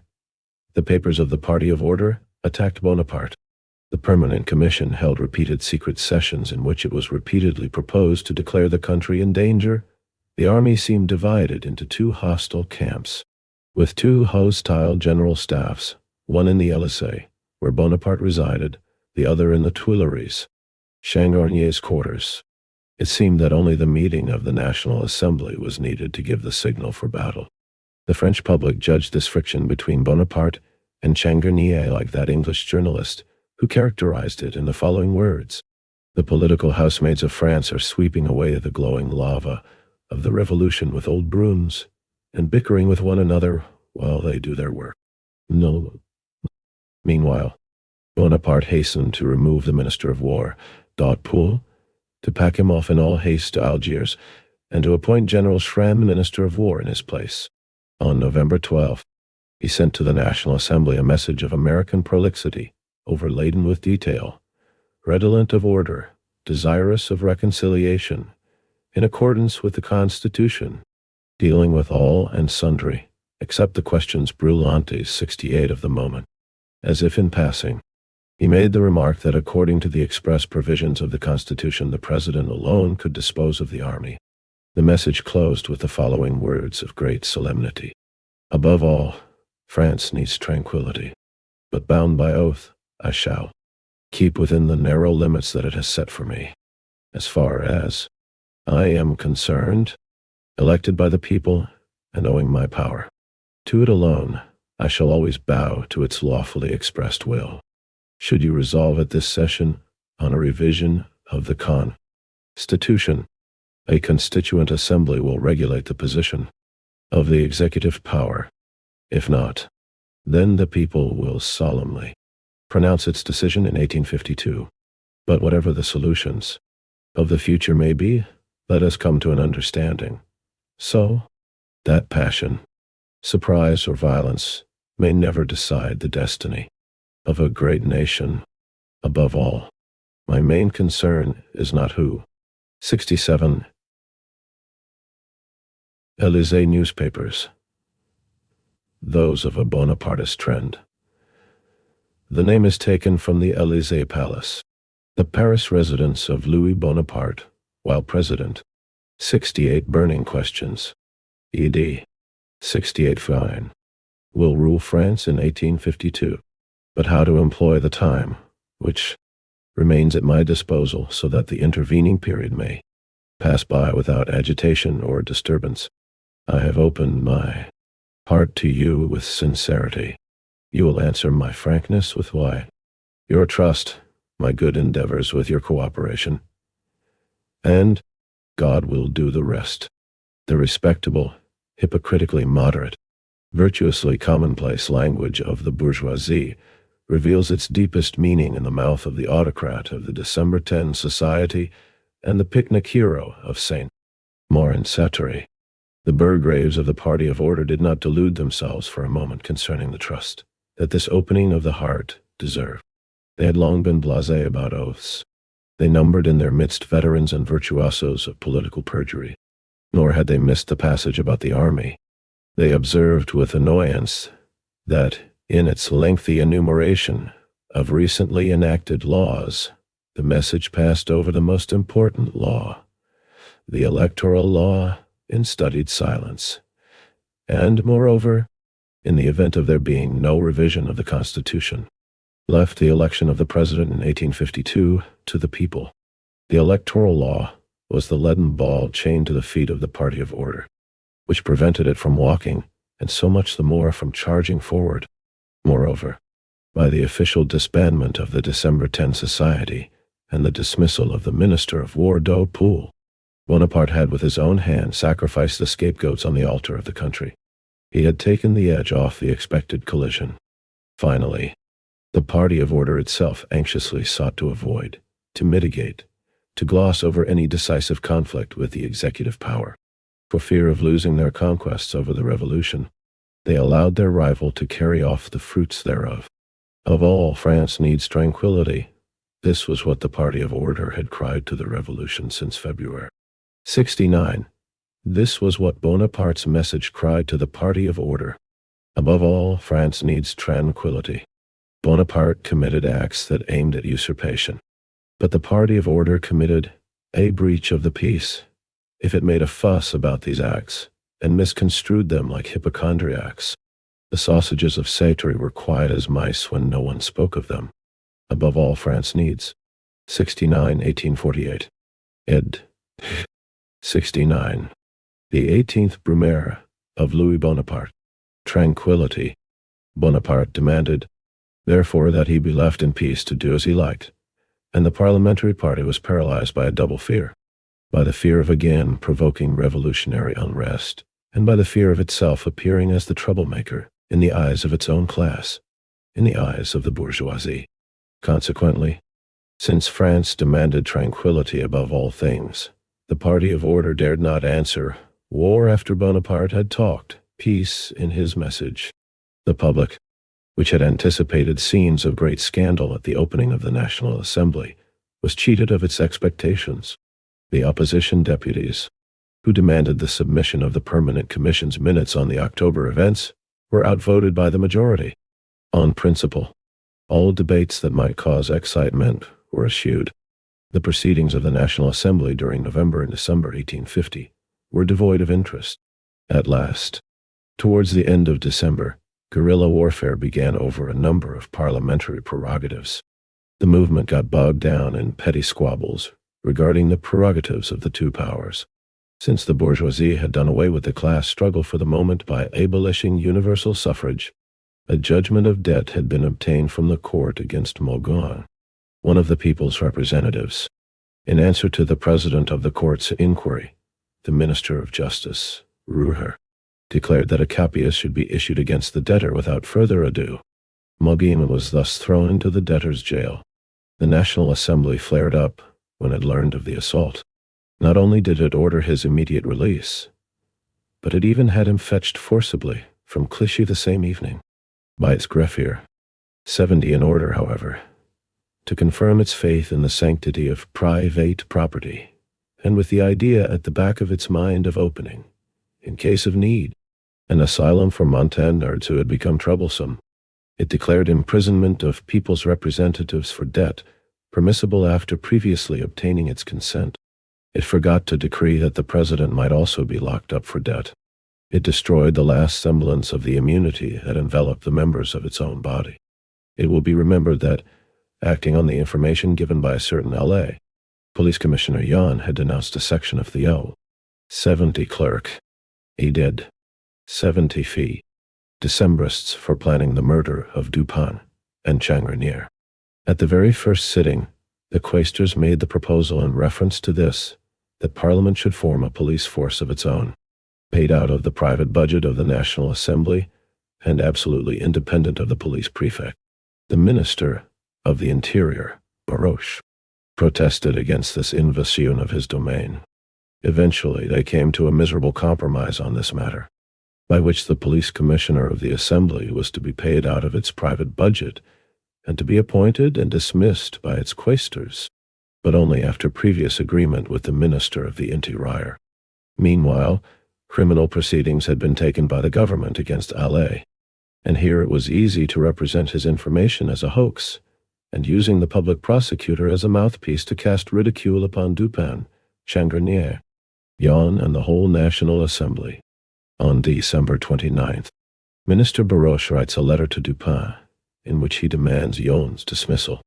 The Bureau of the National Assembly decides to retain Jan in his position, but the National Assembly, alarmed by its violence in the Mauguin affair, and accustomed when it has ventured a blow at the executive power to receive 2 blows from it in return, does not sanction this decision. It dismisses Jan as a reward for his official zeal, and robs itself of a parliamentary prerogative indispensable against a man who does not decide by night in order to act by day, but who decides by day and acts by night. We have seen how on certain notable occasions during the months of November and December, the National Assembly avoided or quashed the struggle with the executive power. Now we see it compelled to take it up on the pettiest occasions. In the Mauguin affair, it confirms the principle of imprisoning people's representatives for debt, but reserves the right to have it applied only to representatives out of favor with it, and wrangles over this infamous privilege with the Minister of Justice, instead of availing itself of the alleged murder plot to decree an inquiry into the décimale. Bertin society, and irredeemably unmasking Bonaparte before France and Europe in his true character of chief of the Paris lumpen proletariat.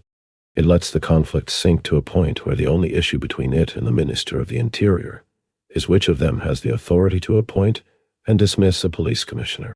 Thus, during the whole of this period, we see the party of order compelled by its equivocal position to dissipate. And Hull, 71, the 18th Brumaire of Louis Bonaparte, disintegrate its struggle with the executive power in petty, jurisdictional squabbles, pettifoggery, legalistic hair-splitting, and delimitation disputes, and to make the most ridiculous matters of form the substance of its activity. It does not dare to take up the conflict at the moment when it becomes a question of principle, when the executive power has really exposed itself, and the cause of the National Assembly would be the cause of the nation. By so doing, it would give the nation its marching orders, and it fears nothing more than that the nation should be roused. On such occasions, it accordingly rejects the motions of the Montaigne, and proceeds to the order of the day, the wider implications of the question at issue having thus been dropped. The executive power calmly bides its time until it can again take up the same question on petty and insignificant occasions, when it is, so to speak, of only local parliamentary interest. Then the repressed rage of the party of order breaks out. Then it tears away the curtain from the wings. Then it denounces the president. Then it declares the republic in danger. But then, also, its fervor appears absurd, and the occasion for the struggle seems a hypocritical pretext, or altogether not worth fighting about. The parliamentary storm becomes a storm in a teacup. The fight becomes an intrigue, the conflict a scandal, while the revolutionary classes gloat with malicious joy over the humiliation of the National Assembly. For they are just as enthusiastic about the parliamentary prerogatives of this assembly as the latter is about public liberties. The bourgeoisie outside Parliament does not understand how the bourgeoisie inside Parliament can waste time over such petty squabbles and imperil tranquility by such pitiful rivalries with the president. It becomes confused by a strategy that makes peace at the moment when all the world is expecting battles, and attacks at the moment when all the world believes peace has been made. On December 20th, Pascal Duprat interpellated the Minister of the Interior concerning the gold bars lottery. This lottery was a daughter of Elysium. Why, 71 Bonaparte and his faithful followers had brought her into the world, and Police Prefect Karl had placed her under his official protectorate. 71 for his play on words. Marx utilizes here a line from Schiller's Laut und die Freude, Ode to Joy, in which the poet sings of joy as the daughter of Elysium. In classical mythology, Elysium or Elysian fields was equivalent to paradise. Champs-Élysées, Elysian fields, was the name of an avenue in Paris where Louis Bonaparte had his residence. 72 Alvida. Tion. Although French law forbids all lotteries, with the exception of raffles for charitable purposes, 7 million lottery tickets at a franc apiece. The profits ostensibly to go to shipping Parisian vagabonds to California. On the one hand, golden dreams were to supplant the socialist dreams of the Paris proletariat, the seductive prospect of the first prize, the doctrinaire right to work. Naturally, the Paris workers did not notice in the glitter of the California gold bars the francs that were enticed inconspicuously out of their pockets. However, the matter was essentially nothing short of a downright swindle. The vagabonds who wanted to open California gold mines without bothering to leave Paris were Bonaparte himself and his debt-ridden Round Table. The 3 millions voted by the National Assembly had been squandered in riotous living. In one way or another, the coffers had to be replenished. Bonaparte had opened a national subscription for the building of so-called cités ouvrières, 72, and figured at the head of the list himself with a considerable sum. In vain. The hard-hearted bourgeois waited mistrustfully for him to pay up his share, and since this, naturally, did not ensue, the speculation in socialist castles in the air fell straightway to the ground. The gold bars proved a better draw. Bonaparte and Co. were not content to pocket part of the excess of the 7 millions over the bars to be allotted in prizes. They manufactured false lottery tickets. They issued 10, 15, and even 20 tickets with the same number, a financial operation in the spirit of the December 10 Society. Here the National Assembly was confronted, not with the fictitious President of the Republic, but with Bonaparte in the flesh. Here it could catch him in the act, in conflict not with the Constitution but with the Code Penal. If on Duprat's interpellation it proceeded to the order of the day, this did not happen merely because Girardin's motion that it should declare itself satisfait reminded the party of order of its own systematic corruption. The bourgeois, and above all, the bourgeois inflated into a statesman, supplements his practical meanness by theoretical extravagance. As a statesman he becomes, like the state power that confronts him, a higher being that can only be fought in a higher consecrated fashion. Bonaparte, who precisely because he was a bohemian, a princely lumpen proletarian, had the advantage over a rascally bourgeois in that he, 72 workers' settlements, ed. 73, the 18th Brumaire of Louis Bonaparte, could conduct a struggle meanly, now saw, after the Assembly had itself guided him with its own hand across the slippery ground of the military banquets, the reviews, the December 10 Society, and, finally, the Code Penal, that the moment had come when he could pass from an apparent defensive to the offensive. The minor defeats, meanwhile, sustained by the Minister of Justice, the Minister of War, the Minister of the Navy, and the Minister of Finance, through which the National Assembly signified its snarling displeasure, troubled him little. He not only prevented the ministers from resigning, and thus recognizing the sovereignty of Parliament over the executive power, but could now consummate what he had begun during the recess of the National Assembly, the severance of the military power from Parliament, the removal of Changarnier. An Élysée paper published an order of the day alleged to have been addressed during the month of May to the 1st Military Division, and therefore proceeding from Changarnier, in which the officers were recommended, in the event of an insurrection, to give no quarter to the traitors in their own ranks, but to shoot them immediately, and refuse the National Assembly the troops, should it requisition them. On January 3rd, 1851, the Cabinet was interpellated concerning this order of the day. For the investigation of this matter, it requests a breathing space, first of 3 months, then of a week, finally of only 24 hours. The Assembly insists on an immediate explanation. Changarnier rises and declares that there never was such an order of the day. He adds that he will always hasten to comply with the demands of the National Assembly, and that in case of a clash it can count on him. It receives his declaration with tumultuous applause, and passes a vote of confidence in him. It abdicates.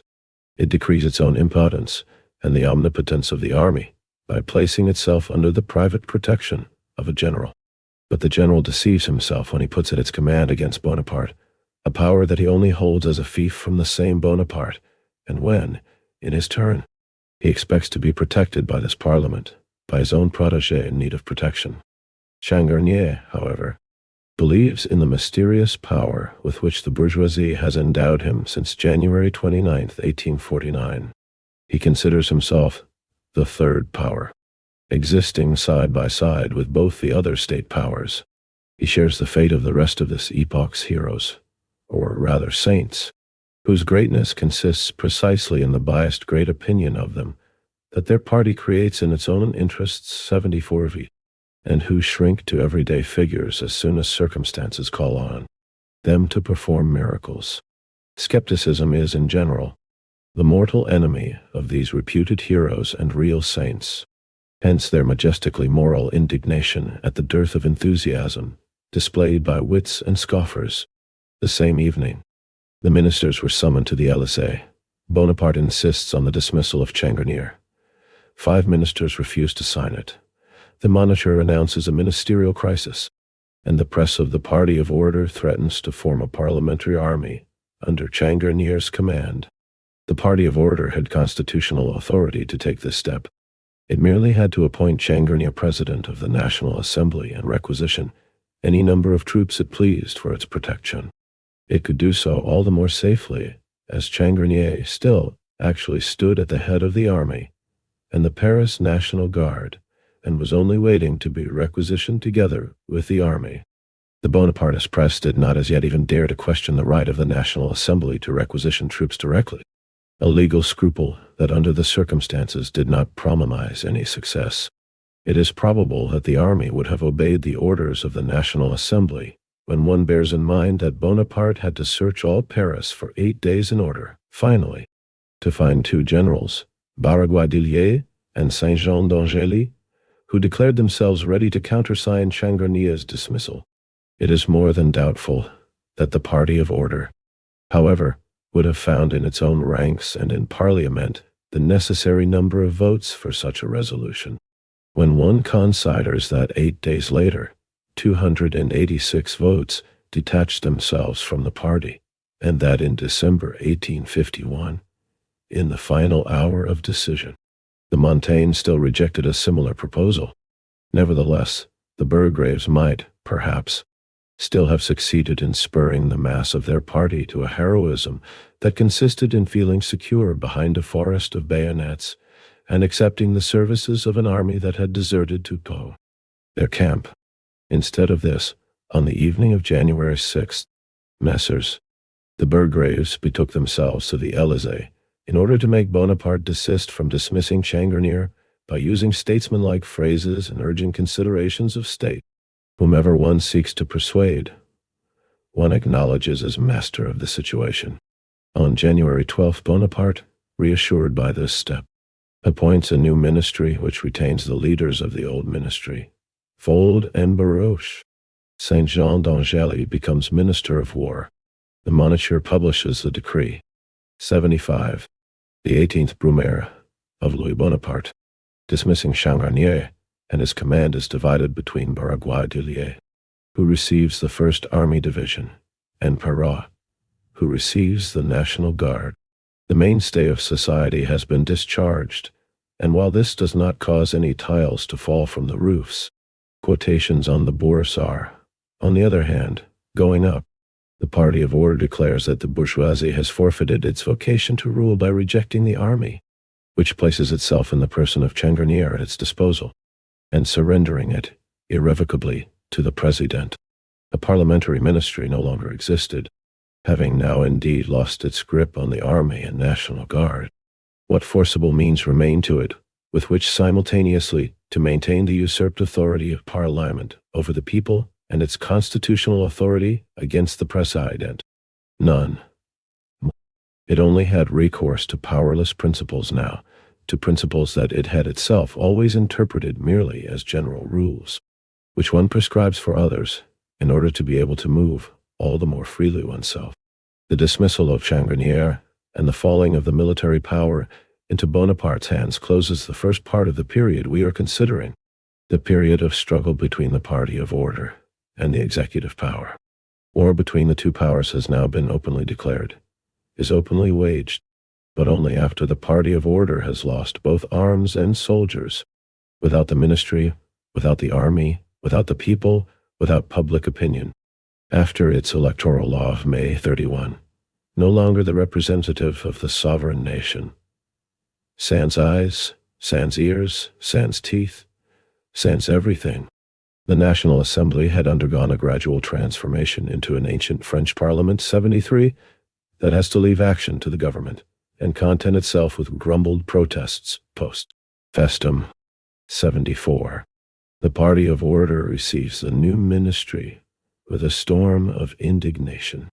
General Badeau recalls to mind the mildness of the Permanent Commission during the recess, and the excessive consideration it had.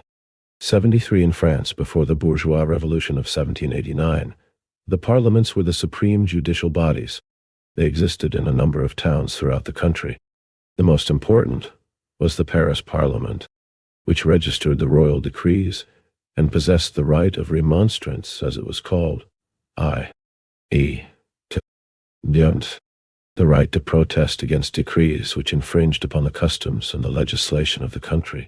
However, the parliamentary opposition was, in fact, powerless, since the personal appearance of the king at the session made registration of the decrees obligatory. 74 after the feast, that is, belatedly, ed. D. 76 of 5, shown by waiving the publication of its minutes. The minister of the interrire himself now insists on the publication of these minutes, which by this time have naturally become as dull as ditch water, disclose no fresh facts, and have not the slightest effect on the blasé public. On Rémusat's proposal, the National Assembly retires into its bureau and appoints a committee for extraordinary measures. Paris departs even less from the rut of its everyday routine. Since at this moment trade is prosperous, manufactories are busy, corn prices low, foodstuffs overflowing, and the savings banks receive fresh deposits daily, the extraordinary measures that Parliament has announced with so much noise fizzle out on January 18 in a no-wary confidence vote against the ministry without General Changarnier even being mentioned. The party of order had been forced to frame its motion in this way in order to secure the votes of the Republicans. As of all the ministry's measures, Changarnier's dismissal is precisely the only one which the Republicans approve of, while the party of order is in fact not in a position to censure the other ministerial acts, which it had itself dictated. The no-confidence vote of January 18 was passed by 415 votes to 286. Thus, it was carried only by a coalition of the extreme Legitimists and Orleanists with the pure Republicans and the Montaigne. Thus it proved that the party of order had lost not only the ministry and the army in its conflicts with Bonaparte, but also its independent parliamentary majority. That a squad of representatives had deserted from its camp, out of fanaticism for conciliation, out of fear of the struggle, out of lassitude, out of a considerations of kin for the state salary so near and dear to them, out of speculation on ministerial posts becoming vacant, au-delà Barrett, out of sheer egoism, which makes the ordinary bourgeois always inclined to sacrifice the general interest of his class for this or that private motive. From the first, the Bonapartist representatives adhered to the party of order only in the struggle against revolution. The leader of the Catholic party, Montalembert, had already at that time thrown his influence into the Bonapartist scale, since he despaired of the parliamentary party's prospects of life. Lastly, the leaders of this party, Thiers and Barrier, the Orleanist and the Legitimist, were compelled to proclaim themselves Republicans openly, to confess that their hearts were Royalist, but their heads Republican, that the parliamentary republic was the sole possible form for the rule of the bourgeoisie as a whole. Thus, they were compelled, before the eyes of the car, 77, the 18th Brumaire of Louis Bonaparte, bourgeois class itself, to stigmatize the restoration plans, which they continued indefatigably to pursue behind Parliament's back, as an intrigue as dangerous as it was brainless. The no-confidence vote of January 18th affected the ministers and not the president, but it was not the ministry.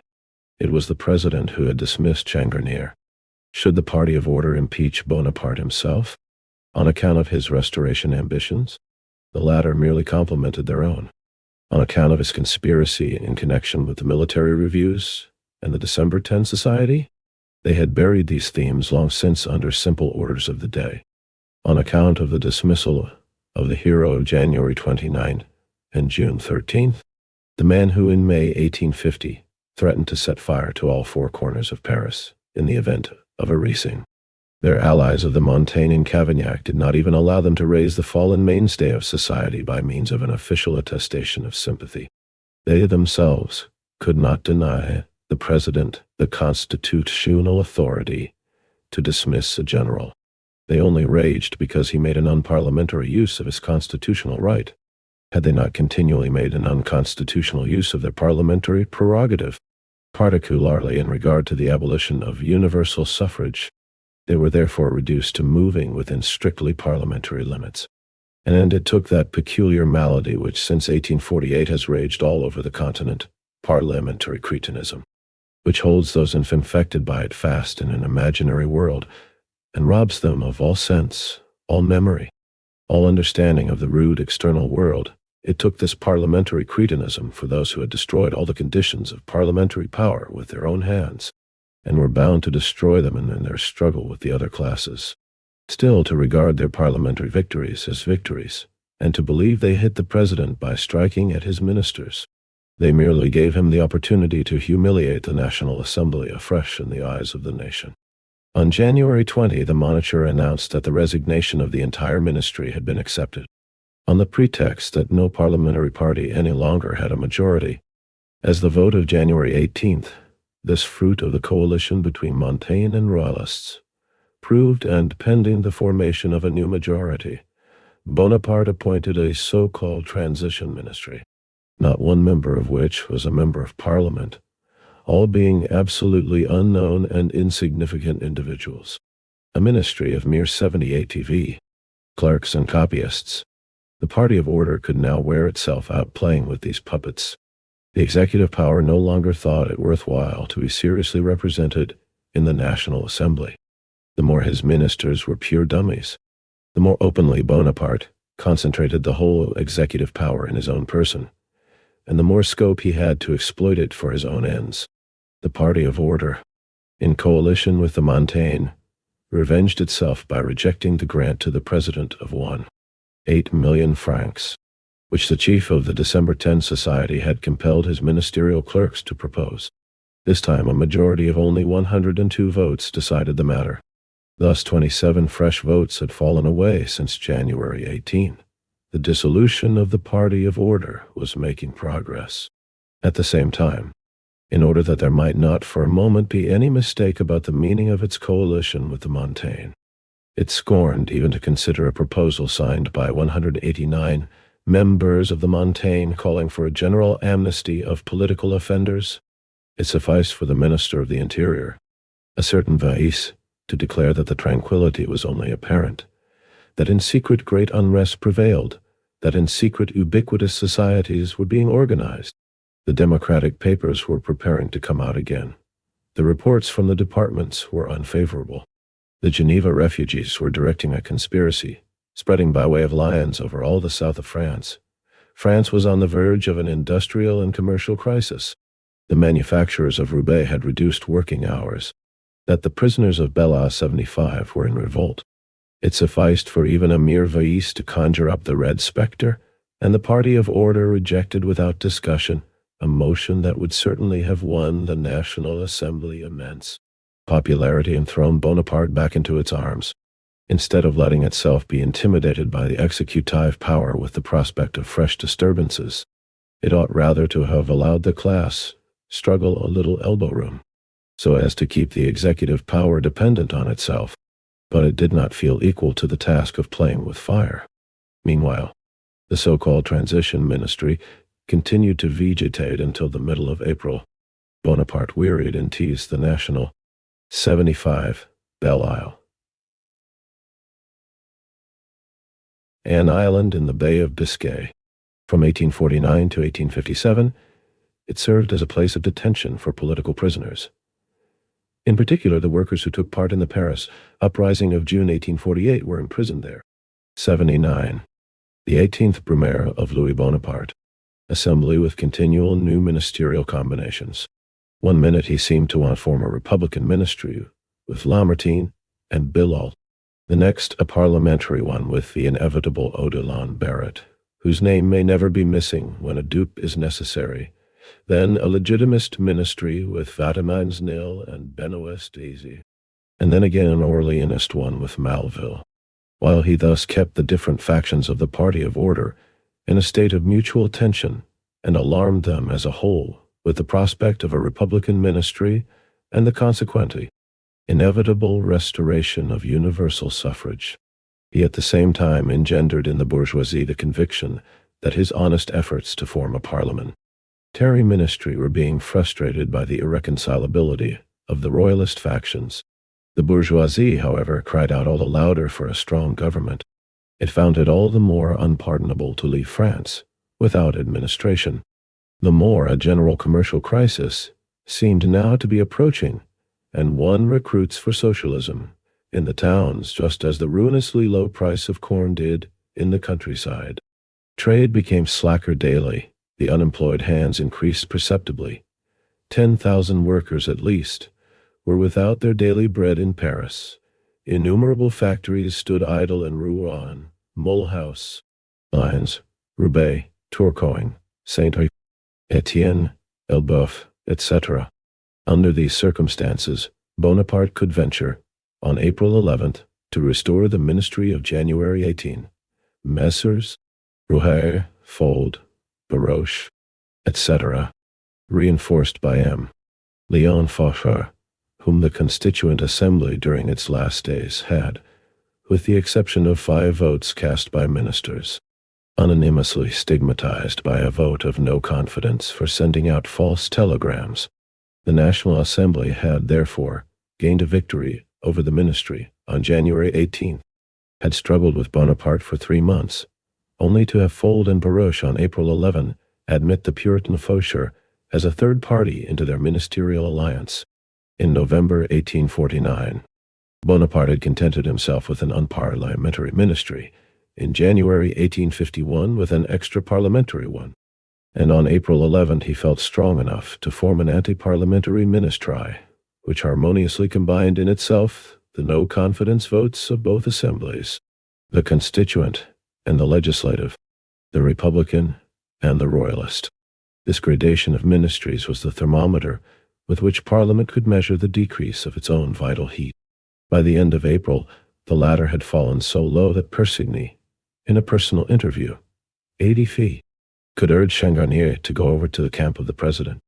Bonaparte, he assured him, regarded the influence of the National Assembly as completely destroyed, and the proclamation was already prepared that was to be published after the coup d'etat, which was kept steadily in view but was by chance again postponed.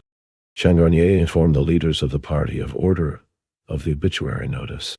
But who believes that bedbug bites are fatal, and Parliament, stricken, disintegrated, and tainted with death as it was, could not prevail upon itself to see in its duel with the grotesque chief of the December 10 Society anything but a duel with a bedbug? But Bonaparte answered the party of order as Agesilaus did King Agis. I seem to thee an ant, but one day I shall be a lion. 76. 76. N.R.D. Marx paraphrases. Here a story told by the Greek writer Athenaeus, 2-3 century A.D. In his book, Dipnosophistae, Dinner Table Philosophers, the Egyptian pharaoh Takos, alluding to the small stature of the Spartan king Agesilaus, who had come with his troops to the pharaoh's assistance, said, "The mountain was in labor. Zeus was scared, but the mountain has brought forth a mouse." Agesilaus replied, "I seem to thee a mouse, but the time will come when I will appear to thee as a lion." No. 81. Vixix. Vixe. The coalition with the Montaigne and the pure Republicans, to which the party of order saw itself condemned in its unavailing efforts to maintain possession of the military power and to reconquer supreme control of the executive power, proved incontrovertibly that it had forfeited its independent parliamentary majority. On May 28, the mere power of the calendar, of the hour hand of the clock, gave the signal for its complete disintegration. With May 28, the last year of the life of the National Assembly began. It now had to decide whether to continue with the Constitution as it was, or to revise it. But revision of the Constitution did not only imply rule of the bourgeoisie, or of the petty bourgeois democracy or proletarian anarchy, parliamentary republic or Bonaparte. It implied at the same time Orleans or Bourbon. So the apple of discord fell in the midst of Parliament, which was bound to inflame openly the conflict of interests which split the party of order into hostile factions. The party of order was a combination of heterogeneous social substances. The question of revision generated a political temperature at which the product again decomposed into its original constituents. The interest of the Bonapartists in a revision was simple. For them it was above all a question of abolishing Article 45, which forbade Bonaparte's re-election and the prolongation of his authority. The position of the Republicans seemed no less simple. They unconditionally rejected any revision. They saw in it a universal conspiracy against the Republic, since they commanded more than a quarter of the votes in the National Assembly and, according to the Constitution. 3/4 of the votes were required for a resolution for revision to be legally valid and for the convocation of a revising assembly. They only needed to count their votes to be sure of victory, and they were sure of victory. As against these clear positions, the party of order found itself caught in inextricable contradictions. If it rejected revision, it would imperil the status quo, since it would leave Bonaparte only one way out, that of force. And since on the second Sunday in May 1852, at the decisive moment, it would be surrendering France to revolutionary anarchy, with a president who had lost his authority, with a parliament which for a long time had not possessed it, and with a people that meant to reconquer it. If it voted for constitutional revision, it knew that it voted in vain, and would be bound to fail constitutionally because of the veto of the Republicans. If it, 83, the 18th Brumaire of Louis Bonaparte, unconstitutionally declared a simple majority vote to be binding, then it could hope to dominate the revolution only if it subordinated itself unconditionally to the sovereignty of the executive power. Then it would make Bonaparte master of the Constitution, of its revision, and of itself. Only a partial revision which prolonged the authority of the president would pave the way for imperial usurpation. A general revision which shortened the existence of the republic would bring the dynastic claims into unavoidable conflict. For the conditions of a Bourbon and the conditions of an Orleanist restoration were not only different, they were mutually exclusive. The parliamentary republic was more than the neutral territory on which the two factions of the French bourgeoisie, Legitimists and Orleanists, large landed property and industry, could dwell side by side with equal rights. It was the unavoidable condition of their common rule, the sole form of state in which their general class interest subjected to itself, at the same time, both the claims of their particular factions and all the remaining classes of society. As royalists, they fell back into their old antagonism, into the struggle for the supremacy of landed property or of money. And the highest expression of this antagonism, its personification, was their kings themselves, their dynasties. Hence the resistance of the party of order to the recall of the Bourbons. The Orleanist and People's Representative Creton had in 1849, 1850, and 1851 periodically introduced a motion to revoke the decree exiling the royal families. Just as regularly Parliament presented the spectacle of an assembly of royalists that obdurately barred the gates through which their exiled kings might return home. Richard III had murdered Henry VI, with the remark that he was too good for this world and belonged in heaven. They declared France too bad to possess her kings again. Constrained by force of circumstances, they had become republicans and repeatedly sanctioned the popular decision that banished their kings from France. A revision of the Constitution and circumstances compelled taking it into consideration, called into question, along with the Republic, the joint rule of the two bourgeois factions, and revived, with the possibility of a monarchy, the rivalry of interests which it had predominantly represented by turns, the struggle for the supremacy of one faction over the other. The diplomats of the party of order believed they could settle the struggle by an amalgamation of the two dynasties, by a so-called 84-cess fusion of the royalist parties and their royal houses. The real fusion of the Restoration and the July monarchy was the parliamentary republic, in which Orleanist and Legitimist colors were obliterated, and the various species of bourgeois disappeared in the bourgeois as such, in the bourgeois genus. Now, however, Orleanist was to become Legitimist, and Legitimist Orleanist. Royalty, in which their antagonism was personified, was to embody their unity. The expression of their exclusive factional interests was to become the expression of their common class interests. Archie was to do that which only the abolition of two monarchies, the Republic, could do and had done. This was the philosopher's stone, which the doctors of the party of order racked their brains to produce, as if the legitimist monarchy could ever become the monarchy of the industrial bourgeois, or the bourgeois monarchy ever become the monarchy of the hereditary landed aristocracy, as if landed property and industry could fraternize under one crown, when the crown could only descend to one head, the head of the elder brother or of the younger, as if industry could in any way come to terms with landed property, so long as landed property itself does not decide to become industrial. If Henry V died tomorrow, the Count of Paris would not become the king of the Legitimists unless he ceased to be the king of the Orleanists.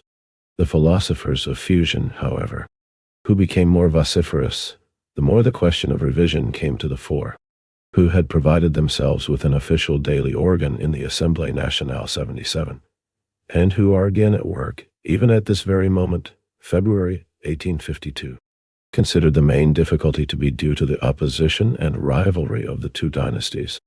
The attempts to reconcile the Orleans family with Henry V, begun since the death of Louis Philippe, but, like the dynastic intrigues generally, played it only while the National Assembly was in recess. During the entr'actes, behind the scenes, sentimental coquetry, with the old superstition rather than seriously meant business, now became grand performances of state, enacted by the party of order on the public stage, instead of in amateur theatricals, as hitherto. The Courriers, 77 L'Assemblée Nationale, a French daily of a monarchist legitimist trend. It appeared in Paris from 1848 to 1857. Between 1848 and 1851, it supported the fusion of the two dynastic parties, the Legitimists and the Orleanists. 85. The 18th Brumaire of Louis Bonaparte, sped from Paris to Venice. 78 from Venice to Clermont, from Clermont to Paris. The Count of Chambord issues a manifesto, in which, with the help of all the members of his family, he announces not his, but the national restoration. The Orleanist Salvandi throws himself at the feet of Henry V. The Legitimist chiefs, Barrier, Benoist, Daisy, Saint Priest, travel to Quai-les-Monts to persuade the Orleans faction, but in vain. The fusionists realize too late that the interests of the two bourgeois factions neither lose exclusiveness nor gain pliancy when they become accentuated in the form of family interests, the interests of two royal houses. If Henry V were to recognize the Count of Paris as his successor, at best the sole success that the fusion could achieve, the House of Orleans would not win any claim that the childlessness of Henry V had not already secured it, but it would lose all claims that it had gained through the July Revolution. It would waive its original claims, all the titles that it had wrested from the older branch of the Bourbons in almost 100 years of struggle. It would barter away its historical prerogative, the prerogative of the modern kingdom, for the prerogative of its genealogical tree.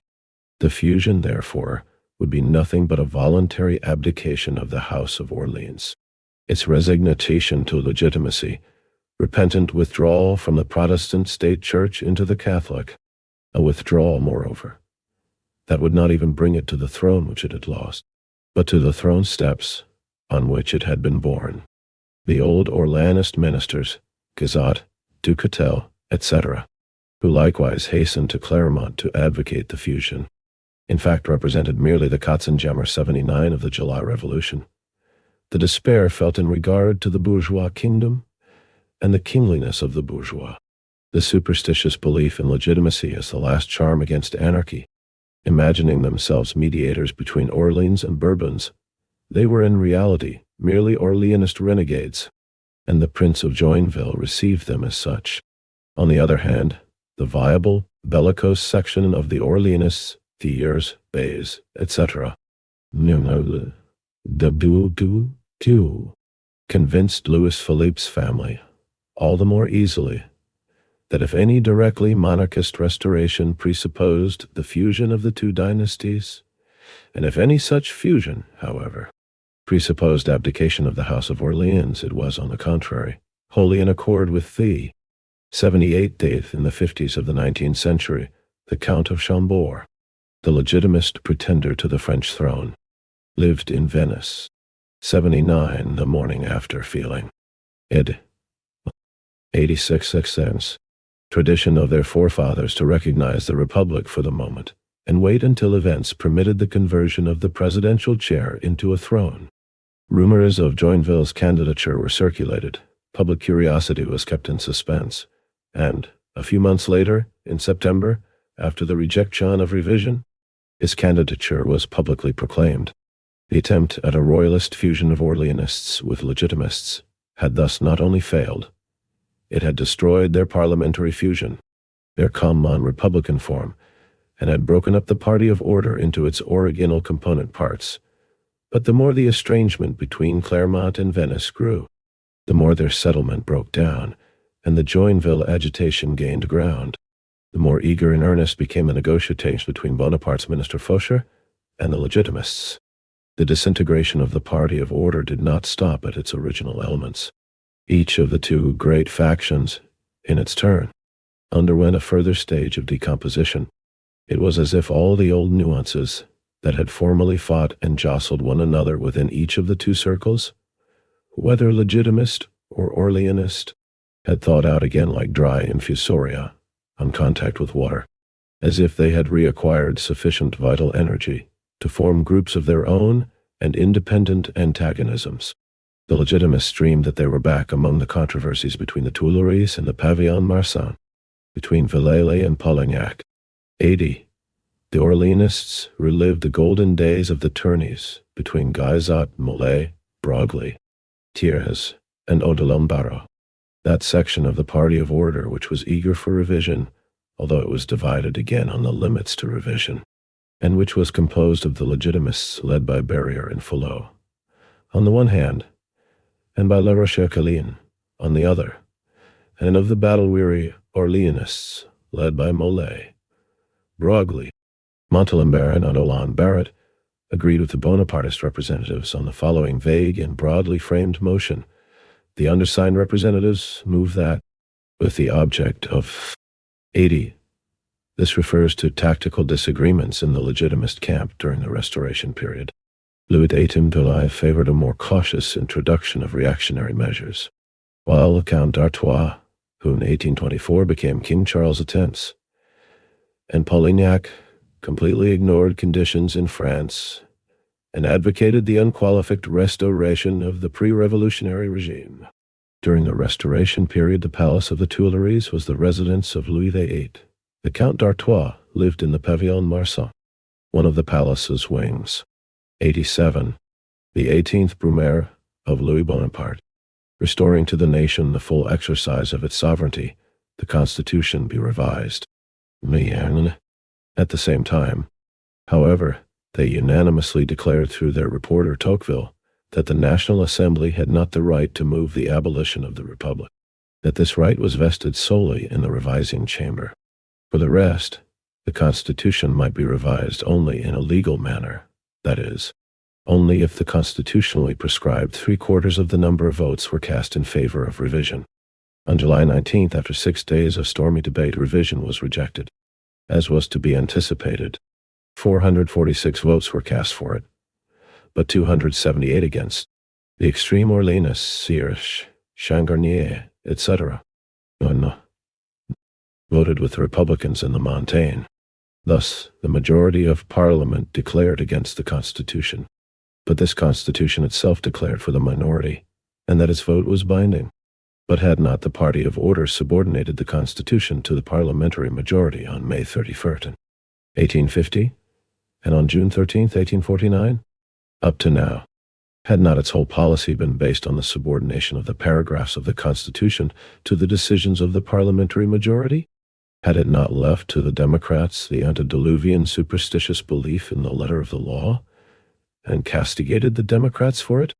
At the present moment, however, revision of the Constitution meant nothing but continuation of the presidential authority, just as continuation of the Constitution meant nothing but Bonaparte's deposition. Parliament had declared for him, but the Constitution declared against Parliament. He, therefore, acted in the sense of Parliament when he tore up the Constitution, and he acted in the sense of the Constitution when he dispersed Parliament. Parliament had declared the Constitution, and, with the latter, its own rule to be beyond the majority. By its vote, it had abolished the Constitution and prolonged a term of presidential power, while declaring at the same time that neither can the one die nor the other live so long as it itself continues to exist. Those who were to bury it were standing at the door.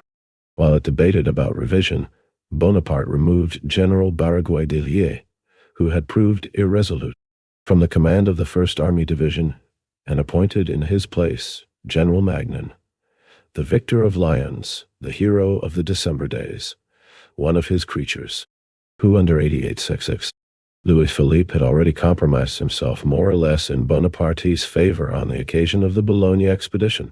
The party of order proved by its decision on revision that it knew neither how to rule nor how to serve, neither how to live nor how to die, neither how to suffer the republic nor how to overthrow it, neither how to uphold the Constitution nor how to throw it overboard, neither how to operate with the president, nor how to break with him. Who, then, did it look to for the solution of all the contradictions? To the calendar, to the course of events. It ceased to presume it had sway over events. It, therefore, challenged the events to assume sway over it, and thereby challenged the power to which in the struggle against the people it had surrendered one attribute after another, until it itself stood impotent before this power, in order that the head of the executive power might be able to draw up his plan of campaign against it in relative peace, strengthen his means of attack, select his tools, and fortify his positions. It resolved precisely at this critical moment to retire from the stage and adjourn for 3 months, from August 10th to November 4th. The parliamentary party was not only dissolved into its 2 great factions, each of these factions was not only split up within itself, but the party of order in Parliament had fallen out with the party of order outside Parliament, the spokesmen and scribes of the bourgeoisie, its platform and its press. In short, the ideologists of the bourgeoisie and the bourgeoisie itself, the representatives and the represented, faced one another estranged and no longer understood one another. The legitimists in the provinces, with their limited horizon and their unlimited enthusiasm, accused their parliamentary leaders, Barrière and Follot, of deserting to the Bonapartist camp and of defection from Henry V.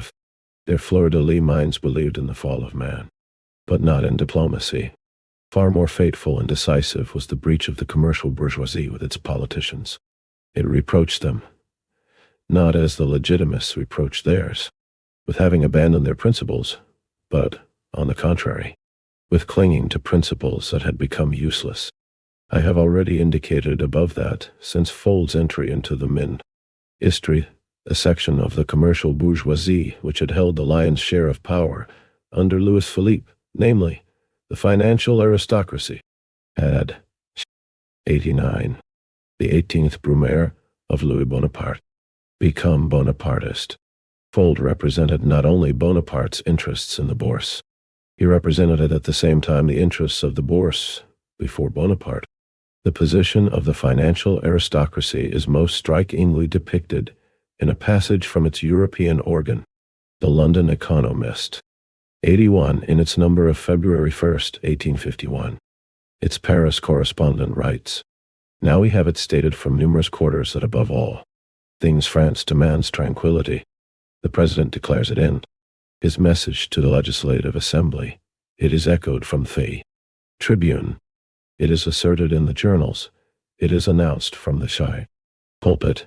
It is demonstrated by the sensitiveness of the public funds, at the least prospect of disturbance, and their firmness, the instant.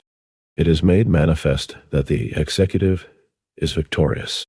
In its issue of November 29th, 1851, The Economist declares in its own name, "The President is the guardian of order, and is now recognized as such on every stock exchange of Europe." The financial aristocracy, therefore, condemned the parliamentary struggle of the party of order with the executive power as a disturbance of order, and celebrated every victory of the President over its ostensible representatives as a victory of order. By the financial aristocracy here, we do not only mean the great loan promoters and speculators in public funds, whose interests, it is immediately obvious, coincide with the interests of the state power.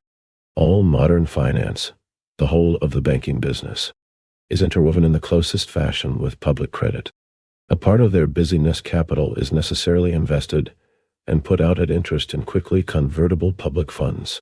Their deposits, the capital placed at their disposal, and distributed by them among merchants and industrialists, are partly derived from the dividends of holders of government securities.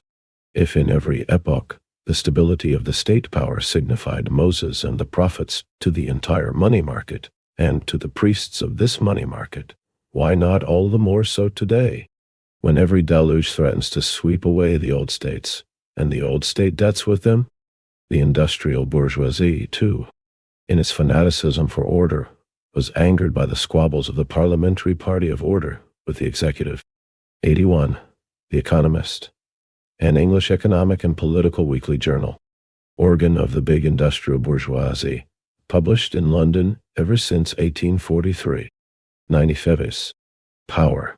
After their vote of January 8, on the occasion of Changarnier's dismissal, Thiers, Engels, Sainte-Beuve, etc., received from their constituents, in the industrial districts themselves, public reproofs, in which particular their coalition with the Montaigne was scourged as high treason against order. If, as we have seen, the boastful taunts, the petty intrigues which marked the struggle of the party of order with the president merited no better reception than, on the other hand, this bourgeois party, which required its representatives to allow the military power to pass from its own parliament to an adventurous pretender without offering resistance, was not even worth the intrigues that were squandered in its interests. It proved that the struggle to maintain its public interests, its own class interests, its political power, only troubled and upset it, as it was a disturbance of private business. Almost without exception, the bourgeois dignitaries of the departmental towns, the municipal authorities, the judges of the commercial courts, etc., everywhere received Bonaparte on his tours in the most servile manner, even when, as in Dijon, he made an unrestrained attack on the National Assembly, and especially on the party of order. When trade was good, as it still was at the beginning of 1851, the commercial bourgeoisie raged against any parliamentary struggle in case it put trade out of humor. When trade was bad, as it continually was from the end of February 1851, the commercial bourgeoisie accused the parliamentary struggles of being the cause of stagnation and cried out for them to stop so that trade could start again. The revision debates came on just in this bad period, since the question here was whether the existing form of state was to be or not to be. The bourgeoisie felt itself all the more justified in demanding from its representatives the ending of this tortured war, as provisional arrangement, and at the same time the maintenance of the status quo. There was no contradiction in this. By the end of the provisional arrangement, it understood precisely what its continuation meant: the postponement to the distant future of the moment when a decision had to be reached. The status quo could be maintained in only two ways: prolongation of Bonaparte's authority or his constitutional retirement, and the election of Cavaignac. A section of the bourgeois desired the latter solution, and could give its representatives no better advice than to keep silent and leave the burning question untouched. They were of the opinion, 91, the 18th Brumaire of Louis Bonaparte, that if their representatives did not speak, Bonaparte would not act. They wanted an ostrich parliament that would hide its head in order to remain unseen. Another section of the bourgeoisie wished to leave Bonaparte in the presidential chair because he was already sitting in it, so that everything might remain in the same old rut. They were indignant because their parliament did not openly infringe the Constitution and abdicate without ceremony. The general councils of the departments, those provincial representative bodies of the big bourgeoisie, which met from August 25 on during the recess of the National Assembly, declared almost unanimously for revision, and thus against Parliament and in favor of Bonaparte. The bourgeoisie displayed its wrath against its literary representatives, its own press even more unequivocally than in its falling out with its parliamentary representatives. The sentences to ruinous fines and shameless terms of imprisonment on the verdicts of bourgeois juries, for every attack of bourgeois journalists on Bonaparte's usurpationist intentions, for every attempt of the press to defend the political rights of the bourgeoisie against the executive power, not only astonished France, but all Europe, while the parliamentary party of order, by its clamor for tranquility, as I have shown, committed itself to quiescence. while it declared the political rule of the bourgeoisie to be incompatible with the safety and existence of the bourgeoisie, by destroying with its own hands in the struggle against the other classes of society all the conditions for its own regime, the parliamentary regime. The extra-parliamentary mass of the bourgeoisie, on the other hand, by its servility towards the president, by its vilification of parliament, by its brutal maltreatment of its own press, invited Bonaparte to suppress and annihilate its speaking and writing section, its politicians and its literati, its platform and its press, in order that it might then be able to pursue its private affairs with full confidence in the protection of a strong and unrestricted government. It declared unequivocally that it longed to get rid of its own political rule in order to get rid of the troubles and dangers of ruling. And this extra-parliamentary bourgeoisie, which had already rebelled against the purely parliamentary and literary struggle for the rule of its own class, and betrayed the leaders of this struggle, now dares after the event to indict the proletariat for not having risen in a bloody struggle 90 Tovahai. Kiel, a life-and-death struggle on its behalf. This bourgeoisie, which every moment sacrificed its general class interests, that is, its political interests, to the narrowest and most sordid private interests, and demanded a similar sacrifice from its representatives, now moans that the proletariat has sacrificed its bourgeois, ideal political interests to its proletarius, material interests. It poses as a lovely being that has been misunderstood and deserted in the decisive hour by the proletariat, which has been led astray by socialists, and it finds an echo in the bourgeois world. Naturally, I do not speak here of German shyster politicians and riffraff of the same persuasion. I refer, for example, to the already quoted Economist, which as late as November 29, 1851, that is, 4 days prior to the coup d'etat, had declared Bonaparte to be the guardian of order, but the tiers and barriers to be anarchists, and on December 27, 1851, after Bonaparte had appeased these anarchists, is already vociferous concerning the treason against the skill, knowledge, discipline, mental influence, intellectual resources, and moral weight of the middle and upper ranks committed by the masses of ignorant, untrained, and stupid proletarians. The stupid, ignorant, and vulgar mass was none other than the bourgeoisie itself. In the year 1851, France, to be sure, had passed through a kind of minor trade crisis. The end of February showed a decline in exports compared with 1850. In March, trade suffered and factories closed down. In April, the position of the industrial departments appeared as desperate as after the February days. In May, business had still not revived.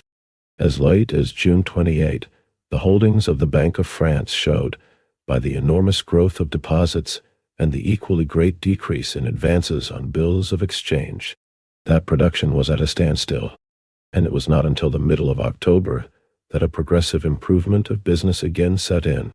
The French bourgeoisie attributed this trade stagnation to purely political causes, to the struggle between Parliament and the executive power, to the precariousness of a merely provisional form of state, to the terrifying prospect of the second Sunday in May 1852. I will not deny that all these circumstances had a depressing effect on some branches of industry in Paris and the departments, but in any case, this influence of the political conditions was only local and inconsiderable. Does this require further proof than the fact that the improvement of trade set in towards the middle of October, at the very moment when the political situation grew worse? The bon adouachement for 93. The 18th Brumaire of Louis Bonaparte. Political horizon darkened, and a thunderbolt from Elysium was expected at any moment. For the rest, the French bourgeois, whose skill, knowledge, spiritual insight, and intellectual resources reach no further than his nose, could throughout the period of the industrial exhibition in London 82 have found the cause of his commercial misery right under his nose. While factories were closed down in France, in England commercial bankruptcies broke out, while in April and May the industrial panic reached a climax in France. In April and May, the commercial panic reached a climax in England. As the French woolen industry suffered, so did the English woolen industry. And as French silk manufacture suffered, so did English silk manufacture. True, the English cotton mills continued working, but no longer at the same profits as in 1849 and 1850. The only difference was that the crisis in France was industrial, in England commercial.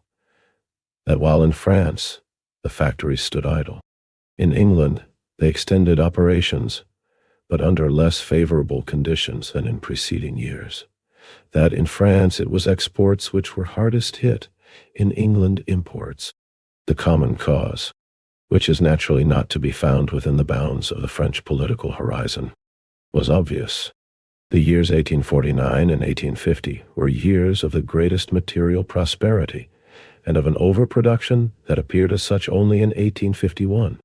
At the beginning of this year, it was given a further special impetus by the prospect of the industrial exhibition. In addition, there were the following special circumstances. First, the partial failure of the cotton crop in 1850 and 1851.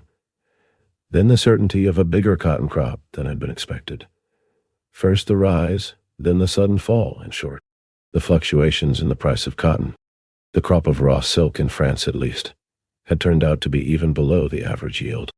Woolen manufacture, finally, had expanded so much since 1848 that the production of wool could not keep pace with it, and the price of raw wool rose, out of all proportion to the price of woolen manufactures.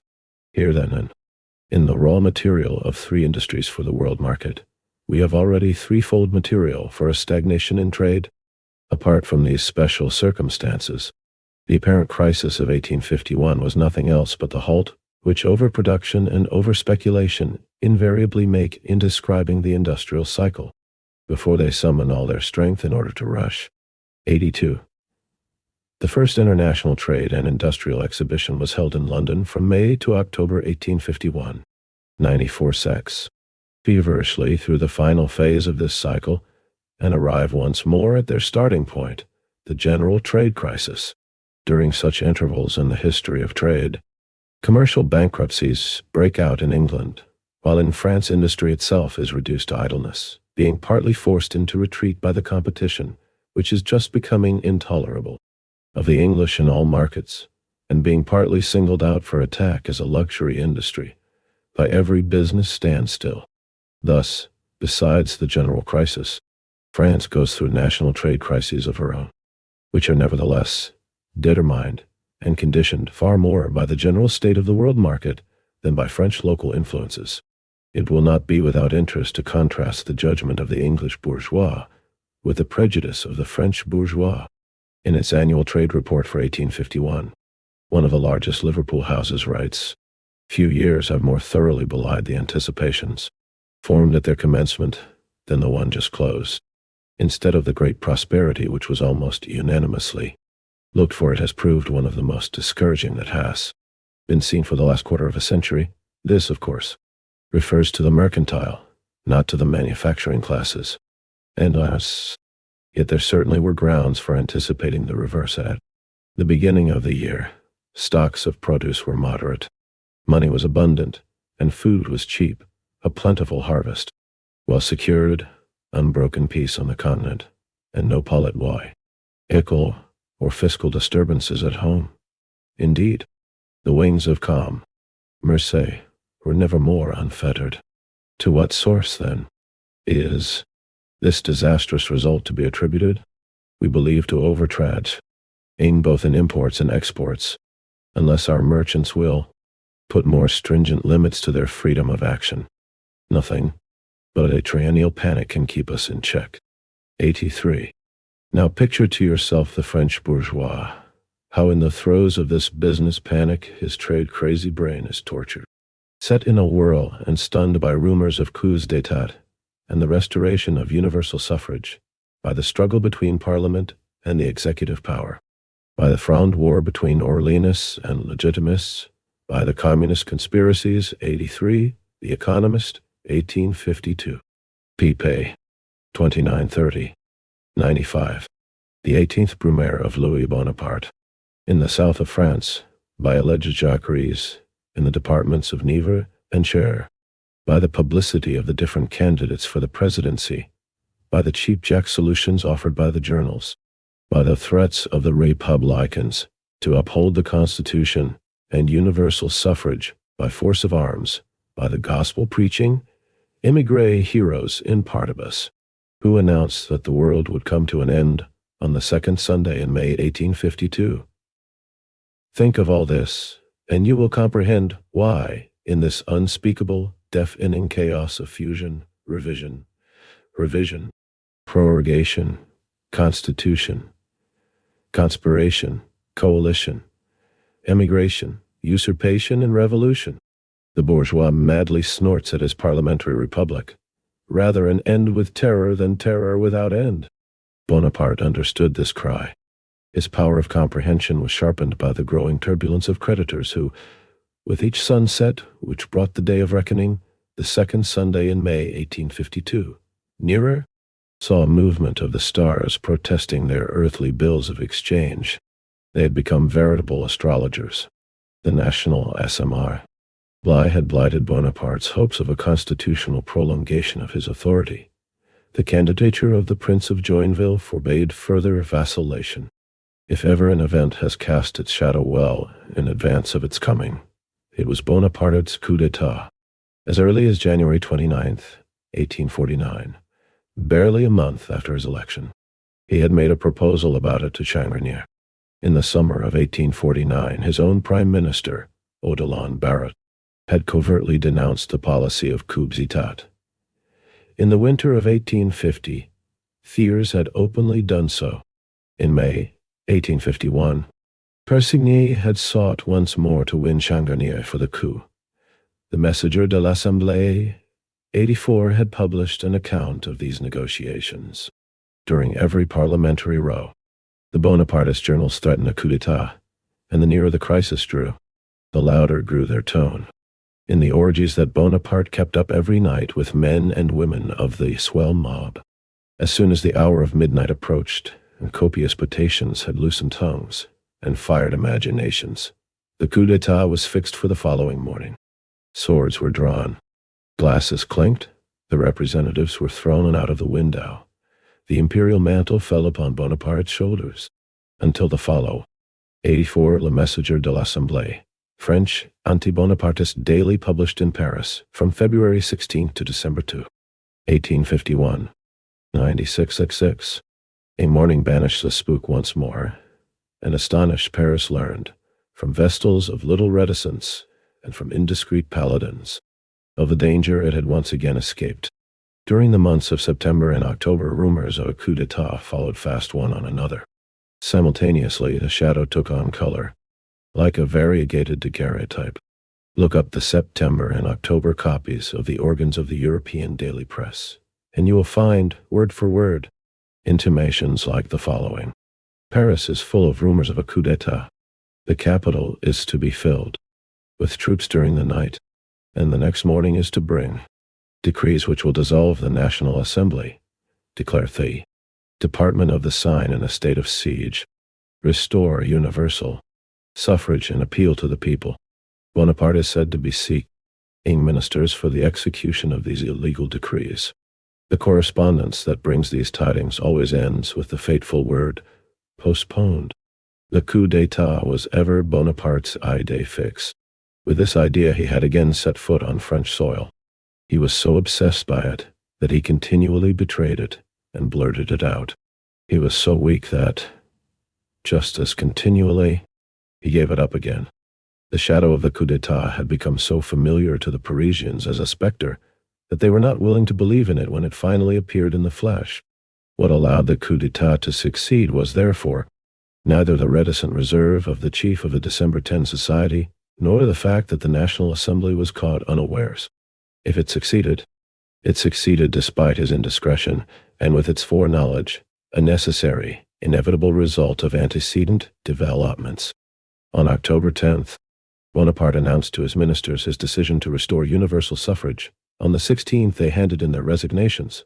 On the 26th, Paris learned of the formation of the Thorigny ministry. Police Prefect Karl was simultaneously replaced by Mopus. The head of the 1st Military Division, Magnan, concentrated the most reliable regiments in the capital. On November 4th, the National Assembly resumed its sittings. It had nothing better to do than to recapitulate in a short, succinct form the course it had gone through, and to prove that it was buried only after it had died.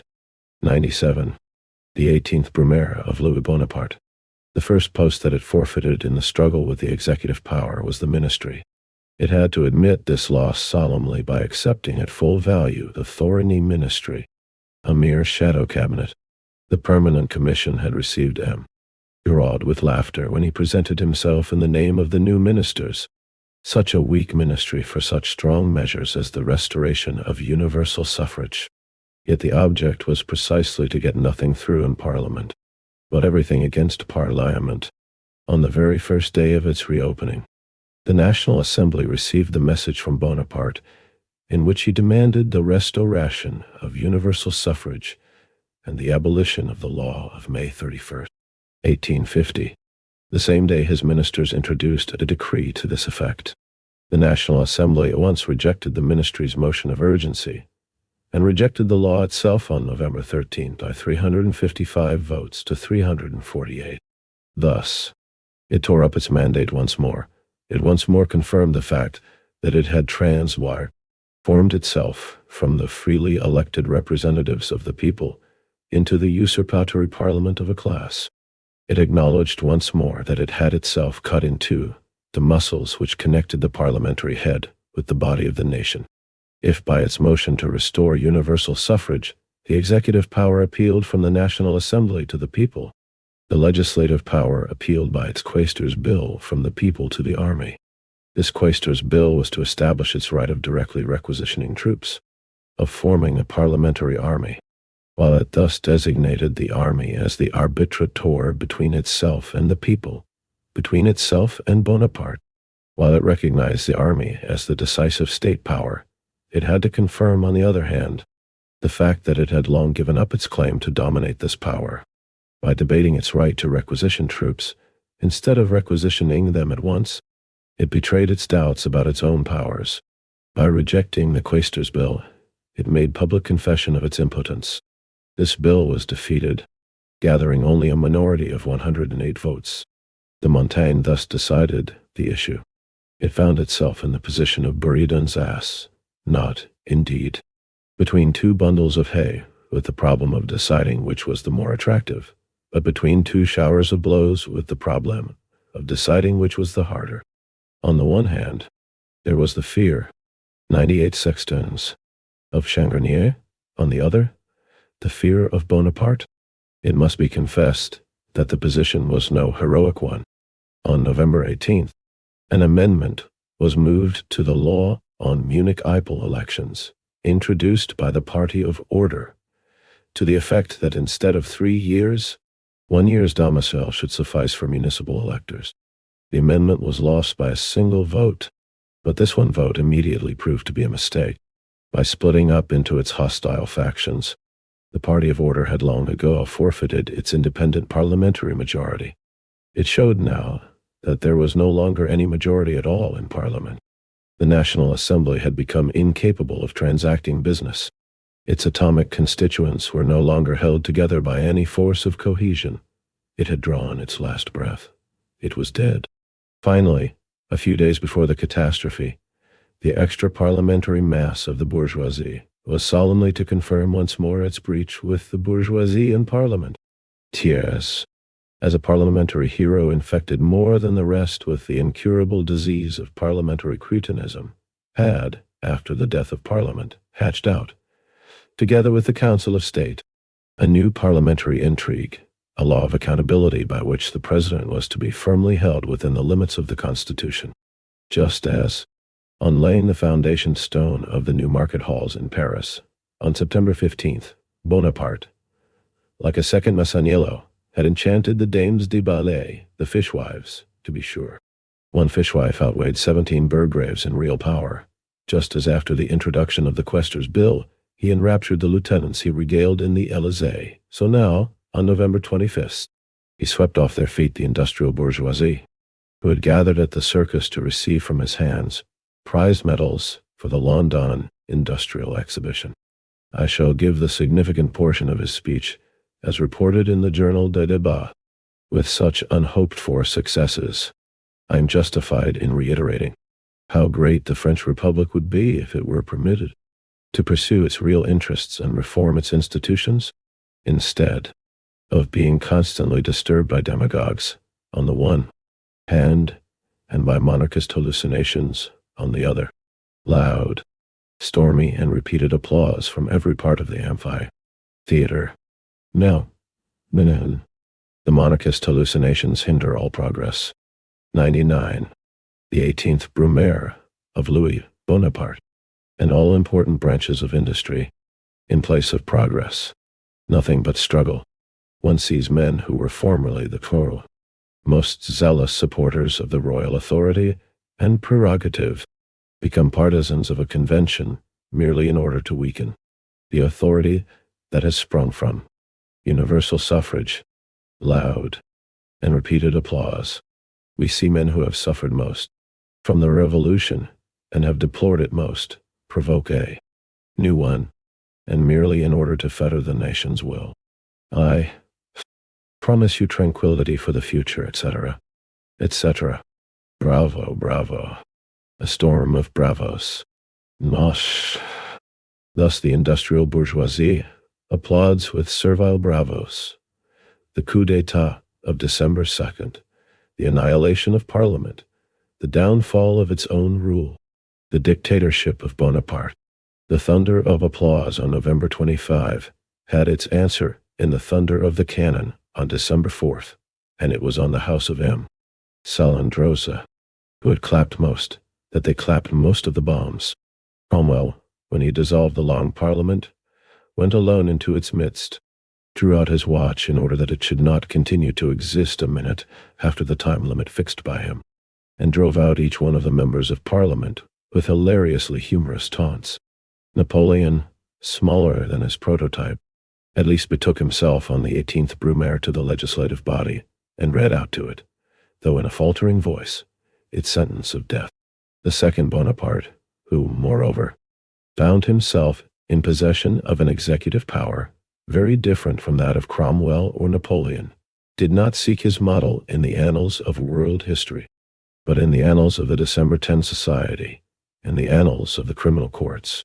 He robs the Bank of France of 25 million francs, buys General Magnan with 1 million, the soldiers with 15 francs apiece in liquor, secretly meets his accomplices like a thief in the night, has the houses of the most dangerous parliamentary leaders broken into, and Cavaignac, Lamercière, Leflot, Changarnier, Charras, Thiers, Bays, etc., dragged from their beds and put in prison, the chief squares of Paris, and the parliamentary building occupied by troops, and cheapjack placards, posted early in the morning, on all the walls, proclaiming the dissolution of the National Assembly and the Council of State, the restoration of universal suffrage, and the placing 100 fixen of the sane department in a state of siege.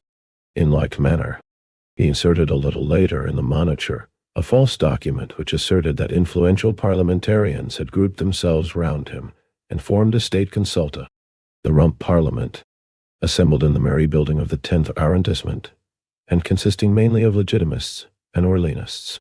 Votes the deposition of Bonaparte amid repeated cries of "Long live the Republic," unavailingly harangues the gaping crowds before the building, and is finally led off in the custody of African sharpshooters, first to the d'Orsay barracks, and later packed into prison vans and transported to the prisons of Mazas, Ham, and Vincennes.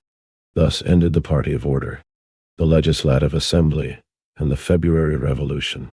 Before hastening to a close, let us briefly summarize the latter's history. First period, from February 24 to May 4, 1848. February period. Prologue. Universal Brotherhood swindle. 2. Second period. Period of constituting the Republic and of the Constituent National Assembly. 1. May 4 to June 25, 1848. Struggle of all classes against the proletariat. Defeat of the proletariat in the June days. 2. June 25 to December 10, 1848. Dictatorship of the pure bourgeois. Republicans. Drafting of the Constitution. Proclamation of a state of siege in Paris. The bourgeois dictatorship set aside on December 10 by the election of Bonaparte as president.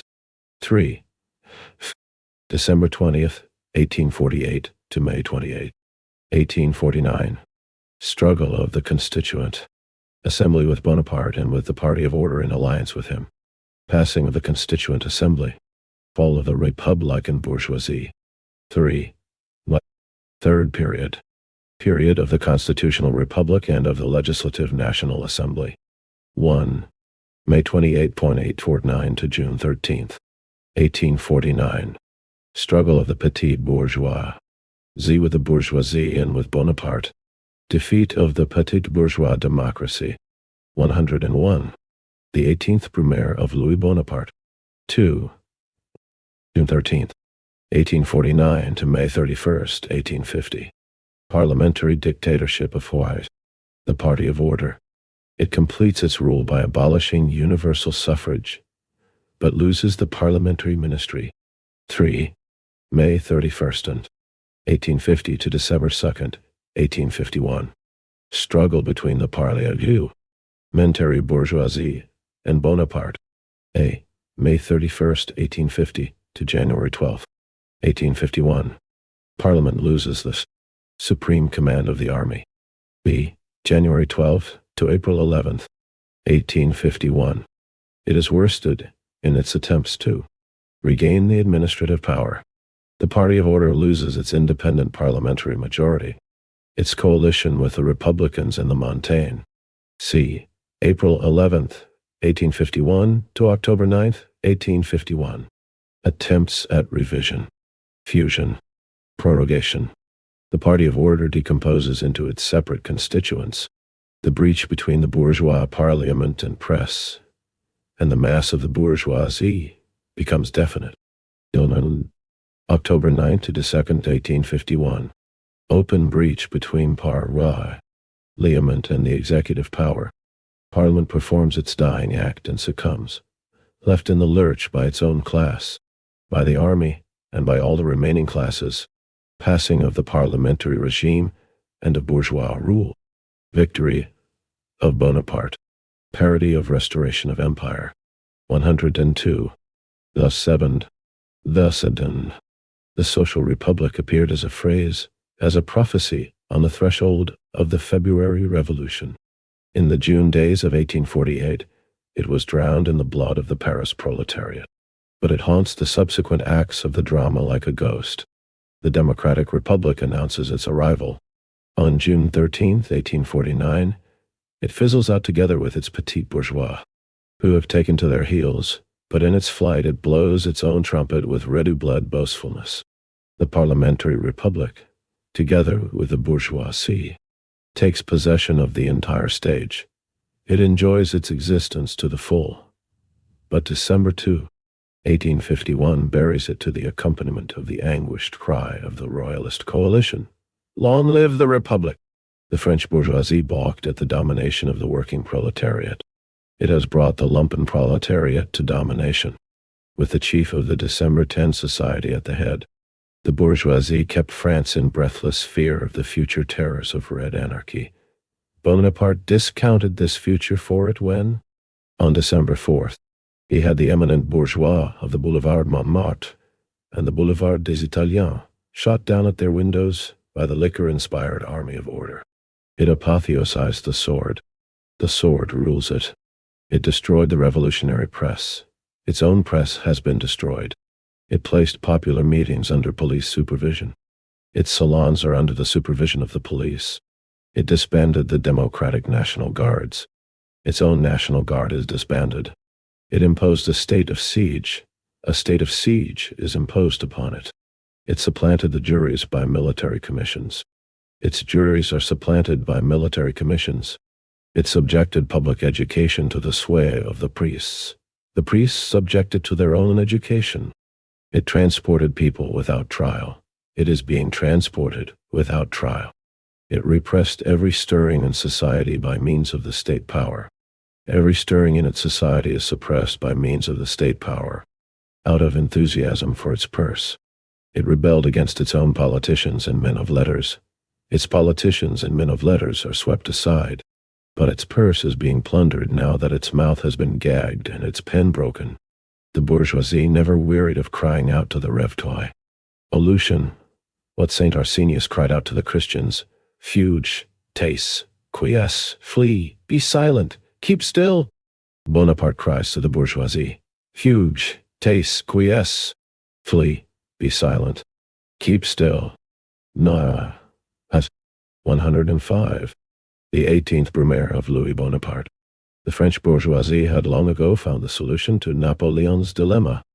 Dans 51, l'Europe sera républicaine ou cosaque. 85. It had found the solution to it in the Republic Cosaque. 86. No Circe has used black magic to distort that work of art. The bourgeois republic, into a monstrous shape. That republic has lost nothing but the semblance of respectability. Present day. France 87 was contained in a finished state within the parliamentary republic. It only required a bayonet thrust for the bubble to burst and the monster to spring forth before our eyes. Why did the Paris proletariat not rise in revolt after December 2? The overthrow of the bourgeoisie had as yet been only decreed. The decree had not been carried out. Any serious insurrection of the proletariat would at once have put fresh life into the bourgeoisie, would have reconciled it with the army, and ensured a second June defeat for the workers. On December 4th, the proletariat was incited by bourgeois and épiciers to fight.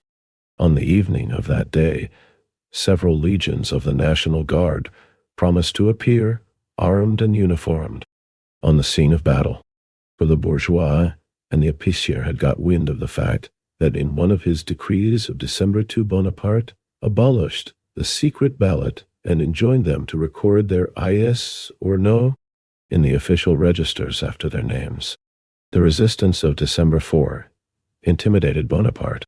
During the night he had placards posted on all the street corners of Paris, announcing the restoration of the secret ballot.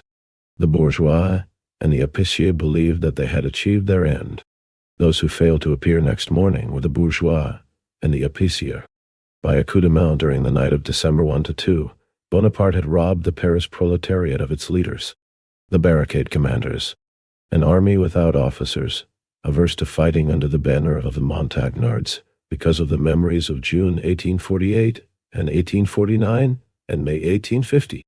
It left to its vanguard, the secret societies, the task of saving the insurrectionary honor of Paris, which the bourgeoisie had so unresistingly surrendered to the soldiery that later on Bonaparte could sneeringly give as his motive for disarming the National Guard his fear that its arms would be turned against it itself by the anarchists. 85. In 50 years, Europe will be Republican or Cossack. Ed. 86. Cossack Republic. Ed. 87 I. E. France after the coup d'état of the 2nd, 1851. Ed. How. 106. The Sedan. C'est le triomphe complet et définitif du socialisme. 88. Thus Guizot characterized December 2. But if the overthrow of the parliamentary republic contains within itself the germ of the triumph of the proletarian revolution, its immediate and palpable result was the victory of Bonaparte over Parliament, of the executive power over the legislative power, of force without words over the force of words. In Parliament, the nation made its general will the law, that is, it made the law of the ruling class its general will. Before the executive power, it renounces all will of its own and submits to the superior command of an alien will, to authority. The executive power, in contrast to the legislative power, expresses the heteronomy of a nation, in contrast to its autonomy. France, therefore, seems to have escaped the despotism of a class only to fall back beneath the despotism of an individual, and, what is more, beneath the authority of an individual without authority. The struggle seems to be settled in such a way that all classes, equally impotent and equally mute, fall on their knees before the rifle butt. But the revolution is thoroughgoing. It is still journeying through purgatory. It does its work methodically. By December 2nd, 1851, it had completed one half of its preparatory work. It is now completing the other half. First, it perfected the parliamentary power, in order to be able to overthrow it. Now that it has attained this, it is perfecting the executive power, reducing it to its purest expression, isolating it, setting it up against itself as the sole reproach, in order to concentrate all its forces of destruction against it. And when it has done this second half of its preliminary work, Europe will leap from its seat and exultantly exclaim, "Well grubbed, old mole." 89.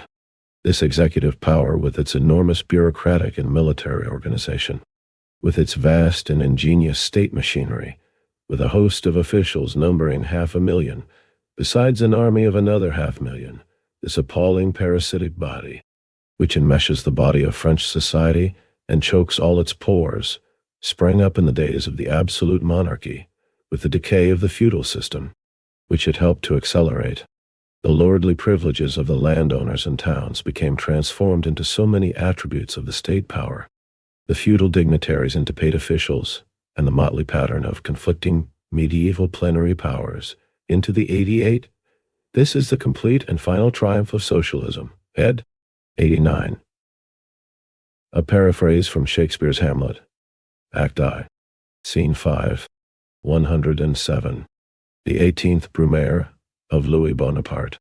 Regulated plan of a state authority whose work is divided and centralized as in a factory. The First French Revolution, with its task of breaking all separate local, territorial, urban, and provincial powers in order to create the civil unity of the nation, was bound to develop what the absolute monarchy had begun, centralization, but at the same time, the extent, the attributes, and the number of agents of governmental power. Napoleon completed this state machinery. The legitimist monarchy and the July monarchy added nothing but a greater division of labor, growing in the same measure as the division of labor within bourgeois society created new groups of interests and, therefore, new material for state administration. Every common interest was straightway severed from society, counterposed to it as a higher general interest, snatched from the activity of society's members themselves, and made an object of government activity, from a bridge, a schoolhouse, and the communal property, a village community to the railways, the national wealth, and the National University of France. Finally, in its struggle against the revolution, the parliamentary republic found itself compelled to strengthen, with repressive measures, the resources and centralization of governmental power. All revolutions perfected this machine, instead of smashing it. The parties that contended in turn for domination regarded the possession of this huge state edifice as the principal spoils of the victor. But under the absolute monarchy, during the First Revolution, under Napoleon, bureaucracy was only the means of preparing the class rule of the bourgeoisie. Under the Restoration, under Louis-Philippe, under the parliamentary republic, it was the instrument of the ruling class, however much it strove for power of its own. Only under the Second Bonaparte does the state seem to have made itself completely independent.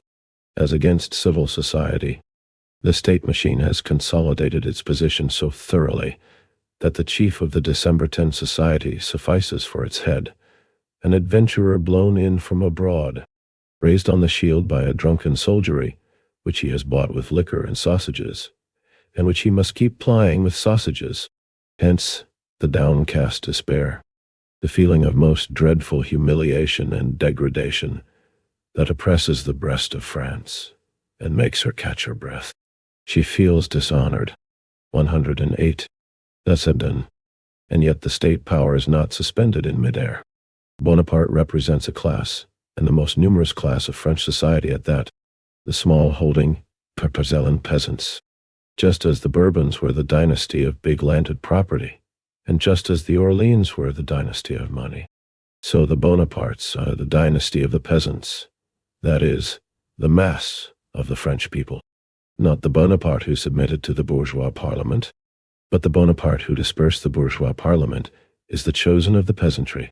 For 3 years the towns had succeeded in falsifying the meaning of the élecrai of December 10, and in cheating the peasants out of the restoration of the empire. The election of December 10th, 1848, has been consummated only by the coup d'état of December 2, 1851. The small-holding peasants form a vast mass, the members of which live in similar conditions, but without entering into manifold relations with one another. Their mode of production isolates them from one another, instead of bringing them into mutual intercourse. The isolation is increased by France's poor means of communication and by the poverty of the peasants. Their field of production, the small holding, admits of no division of labor in its cultivation, no application of science, and therefore no diversity of development, no variety of talent, no wealth of social relationships. Each individual peasant family is almost self-sufficient. It itself directly produces the major part of its consumption, and thus acquires its means of life more through exchange with nature than intercourse with society. A small holding, a peasant and his family, alongside them another small holding, another peasant and another family. A few score of these make up a village, and a few score of villages make up a department. In this way, the great mass of the French nation is formed by simple addition of homologous magnitudes, much as potatoes in a sack form a sack of potatoes, insofar as millions of families live under economic conditions of existence that separate their mode of life, their interests and their culture from those of the other classes, and put them in hostile opposition to the latter. They form a class, insofar as there is merely a local interconnection among these small-holding peasants, and the identity of their interests begets no community, no national bond, and no political organization among them. They do not form a class. They are consequently incapable of enforcing their class interest in their own name, whether through a parlia. 109. The 18th Brumaire of Louis Bonaparte, meant, or through a convention. 90. They cannot represent themselves. They must be represented. Their representative must at the same time appear as their master, as an authority over them, as an unlimited governmental power that protects them against the other classes and sends them rain and sunshine from above. The political influence of the small-holding peasants, therefore, finds its final expression in the executive power subordinating society to itself. Historical tradition gave rise to the belief of the French peasants in the miracle that a man named Napoleon would bring all the glory back to them, and an individual turned up who passes himself off as the man because he bears the name of Napoleon, in consequence of the Code Napoleon. 91, which lays down that our recherche de la paternité est interdite. 92, after 20 years of vagabondage, and after a series of grotesque adventures, the legend is fulfilled, and the man becomes emperor of the French. The fixed idea of the nephew was realized, because it coincided with the fixed idea of the most numerous class of the French people. But, you may object, what about the peasant risings in half of France?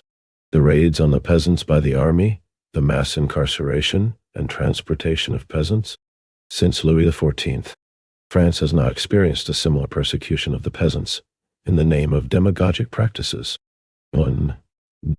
But let there be no misunderstanding. The Bonaparte dynasty resents not the revolutionary, but the conservative peasant, not the peasant. 90 short for National Convention, the supreme legislative body created by the French bourgeois revolution, which existed from September 1792 to October 1795, during the rule of the Girondists. The National Convention failed to abolish feudalism and firmly resist foreign intervention.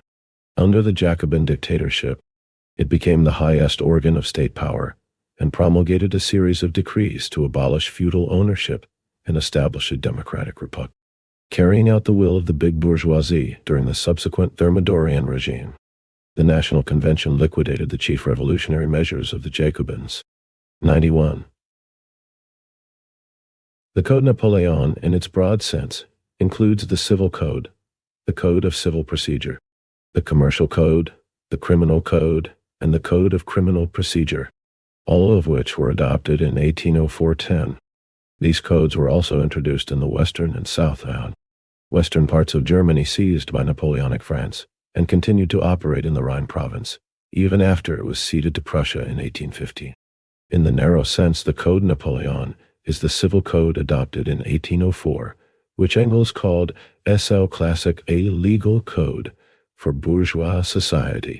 Engels, Ludwig Feuerbach, and the End of Classical German Philosophy, FLP, Peking, 1976. p. 53. 92. Inquiry into paternity is forbidden. Ed. U. 110. Second. That strikes out beyond the condition of his social existence, the small holding, but rather the peasant who wants to consolidate this holding, not the country folk who, linked up with the towns, want to overthrow the old order through their own energies, but on the contrary those who, in stupefied seclusion within this old order, want to see themselves and their small holdings saved and favored by the ghost of the empire.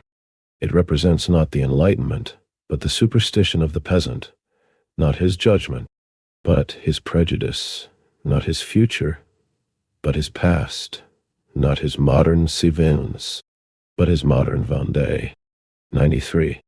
The 3 years' rigorous rule of the parliamentary republic had freed a part of the French peasants from the Napoleonic illusion and had revolutionized them, even if only superficially. But the bourgeoisie violently repressed them every time they went into action. Under the parliamentary republic, the modern and the traditional consciousness of the French peasant contended for mastery. This process took the form of an incessant struggle between the schoolmasters and the priests. The bourgeoisie struck down the schoolmasters. For the first time, the peasants made efforts to behave independently in the face of the activity of the government. This was shown in the continual conflict between the mayors and the prefects. The bourgeoisie deposed the mayors. Finally, during the period of the parliamentary republic, the peasants of different localities rose against their own offspring, the army. The bourgeoisie punished them with states of siege and executions. And this same bourgeoisie now decries the stupidity of the masses, the vile multitude, that has betrayed it to Bonaparte. It has itself forcibly strengthened the empire sentiments, imperialismus of the peasant class. It conserved the conditions that form the birthplace of this peasant religion. The bourgeoisie, to be sure, is bound to fear the stupidity of the masses as long as they remain conservative, and the insight of the masses as soon as they become revolutionary. 93. Sivens. A mountainous region in the Languedoc in southeastern France, where an uprising of peasants, the so-called Camisards, took place from 1702 to 1705. The revolt, starting as a protest against the persecution of Protestants, became strongly anti-feudal in character. Sporadic outbreaks of the uprising continued to occur till 1715. Vendée, a western department of France. During the French bourgeois revolution, at the end of the 18th century, it was the scene of a counter-revolutionary peasant revolt, led by the nobility and clergy. 111. The 18th Brumaire of Louis Bonaparte. In the risings after the coup d'etat, a part of the French peasants protested by force of arms against their own vote of December 10, 1848. The schooling they had gone through since 1848 had sharpened their wits, but they had made themselves over to the underworld of history. History held them to their word, and the majority was still so prejudiced that it was in the reddest departments that the peasant population voted openly for Bonaparte. In its view, the National Assembly had hindered his progress. He had now merely broken the fetters that the towns had imposed on the will of the countryside. In some parts, the peasants even entertained the grotesque notion of a convention side by side with Napoleon. After the first revolution had transformed the peasants from semi-villains into freeholders, Napoleon fixed and regulated the conditions on which they could exploit, undisturbed the soil of France, which had only just fallen to their lot, and slake their youthful passion for property. But what is now causing the ruin of the French peasant is his small holding itself, the division of the land, the form of property which Napoleon consolidated in France. It is precisely the material conditions which made the feudal peasant a small-holding peasant, and Napoleon an emperor. 2 generations have sufficed to produce the inevitable result: progressive deterioration of agriculture, progressive indebtedness of the agriculturist. The Napoleonic form of property, which at the beginning of the 19th century was the condition for the liberation and enrichment of the French country folk, has developed in the course of this century into the law of their enslavement and pauperization. And this law is the first of the idées Napoleoniennes, which the second Bonaparte has to uphold, if he still shares with the peasants the illusion that the cause of their ruin is to be sought, not in this small holding property itself, but outside it, in the influence of secondary circumstances. His experiments will burst like soap bubbles when they come in contact with the relations of production, the economic development of small Louis. Holding property has radically changed the relation of the peasants to the other classes of society. Under Napoleon, the fragmentation of the land in the countryside supplemented free competition and the beginning of big industry in the towns. The peasant class was the ubiquitous protest against the landed aristocracy, which had just been overthrown. The roots that small lie, holding property struck in French soil, deprived feudalism of all nutriment. Its landmarks formed the 112, the 17 natural fortifications of the bourgeoisie against any surprise attack on the part of its old overlords. But in the course of the 19th century, the feudal lords were replaced by urban usurers. The feudal obligation that went with the land was replaced by the mortgage. Aristocratic landed property was replaced by bourgeois capital. The small holding of the peasant is now only the pretext that allows the capitalist to draw profits, interest and rent from the soil, while leaving it to the tiller of the soil himself to see how he can extract his wages. The mortgage debt, burdening the soil of France, imposes on the French peasantry payment of an amount of interest equal to the annual interest on the entire British national debt. Small holding property, in this enslavement by capital to which its development inevitably pushes forward, has transformed the mass of the French nation into troglodytes. 16 million peasants, including women and children, dwell in hovels, a large number of which have but one opening, others only 2, and the most favored only 3, and windows are to a house what the 5 senses are to the head. The bourgeois order, which at the beginning of the century set the state to stand guard over the newly arisen small holding and manured it with laurels, has become a vampire that sucks out its blood and brains and throws it into the alchemistic cauldron of capital. The Code Napoleon is now nothing but a codex of distraints, forced sales and compulsory auctions, to the 4 million, including children, etc., officially recognized paupers, vagabonds, criminals and prostitutes in France must be added 5 million who hover on the margin of existence and either have their haunts in the countryside itself or, with their rags and their children, continually desert the countryside for the towns and the towns for the countryside. The interests of the peasants, therefore, are no longer, as under Napoleon, in accord with, but in opposition to the interests of the bourgeoisie, to capital. Hence the peasants find their natural ally and leader in the urban proletariat, whose task is the overthrow of the bourgeois order. But strong and unlimited government, and this is the second idée Napoleonienne, which the second Napoleon has to carry out, is called upon to defend this material order by force. This ordre materiel also serves as the catchword in all of Bonaparte's proclamations against the rebellious peasants. Besides the mortgage which capital imposes on it, the small holding is burdened by taxes. Taxes are the source of life for the bureaucracy. 113. The 18th Brumaire of Louis Bonaparte. Army, the priests, and the court, in short, for the whole apparatus of the executive power.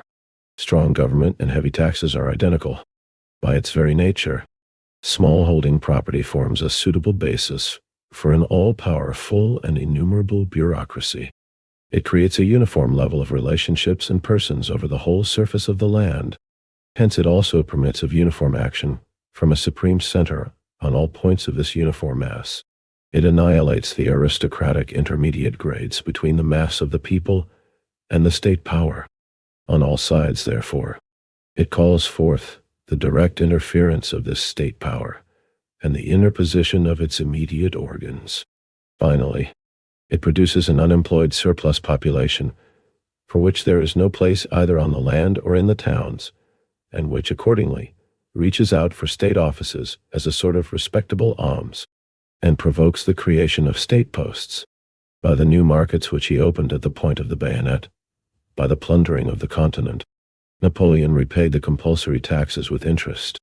These taxes were a spur to the industry of the peasant, whereas now they rob his industry of its last resources and complete his inability to resist pauperism. And an enormous bureaucracy, well gallooned and well fed, is the idée Napoleonienne, which is most congenial of all to the second Bonaparte.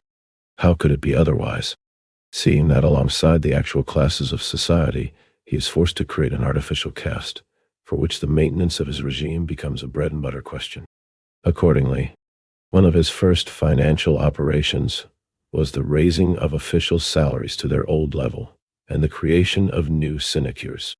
Another, idée Napoleonienne, is the domination of the priests as an instrument of government, but while in its accord with society, in its dependence on natural forces, and its submission to the authority which protected it from above, the small holding that had newly come into being was naturally religious.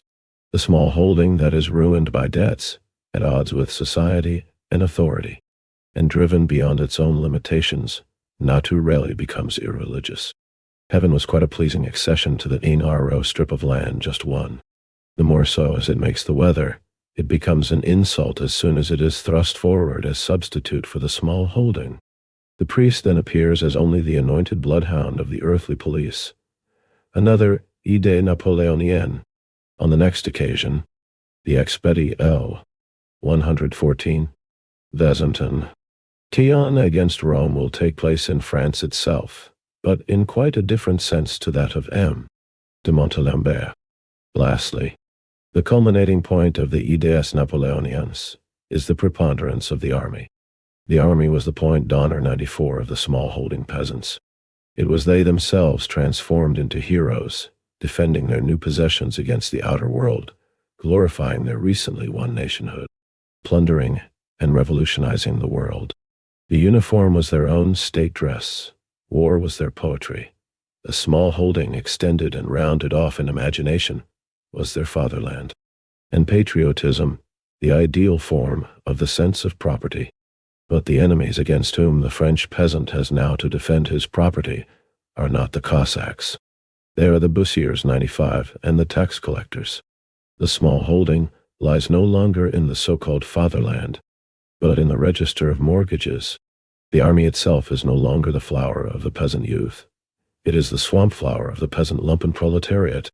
It consists in large measure of remplaçants, of substitutes, just as the second Bonaparte is himself only a remplaçant, the substitute for Napoleon.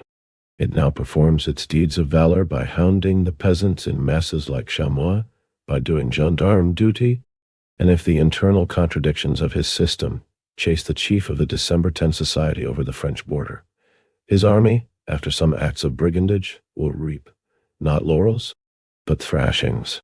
One sees, all idées Napoleoniennes are ideas of the undeveloped small holding in the freshness of its youth. For the small holding that has outlived its day, they are an absurdity. They are only the hallucinations of its death struggle, words that are transformed into phrases, spirits transformed into ghosts. But the parody of the empire, idées imperialismus, was necessary to free the mass of the French nation from the weight of tradition and to work out in pure form the opposition between the state power and society. With the progressive undermining of small holding property, the state structure erected upon it collapses. The centralization of the state that modern society requires arises only on the ruins of the military bureaucratic government machinery, which was forged in opposition to feudalism. 96. 94 Matter of honor. A point of special touch. AD. 95 Bailiffs. AD.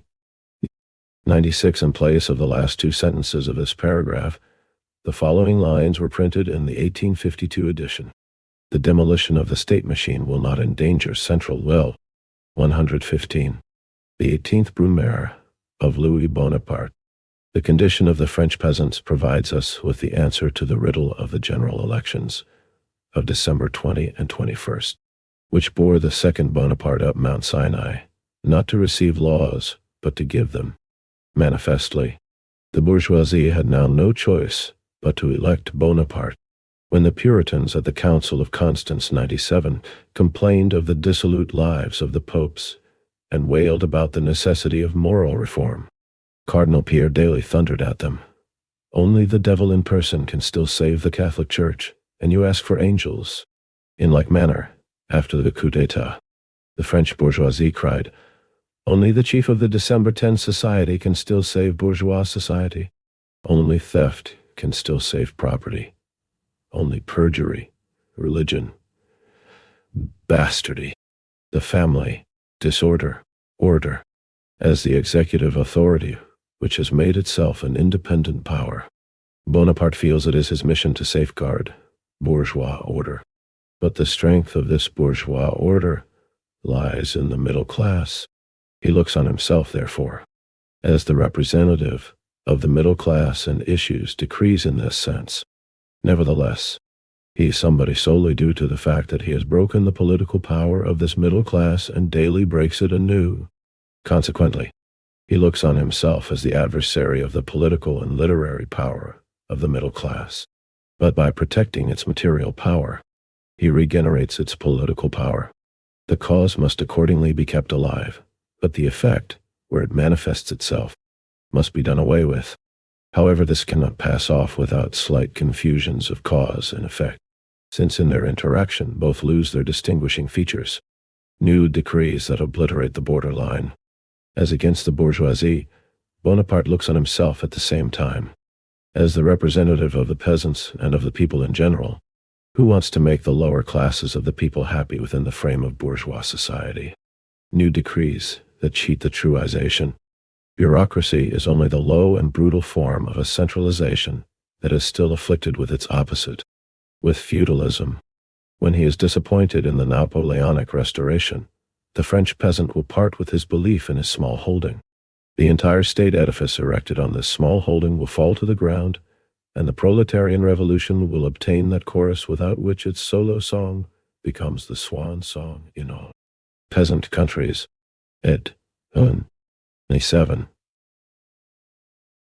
The Council of Constance, 1414-18, was convened for the purpose of strengthening the position of the Roman Catholic Church, which had been weakened by the rising Reformation movement.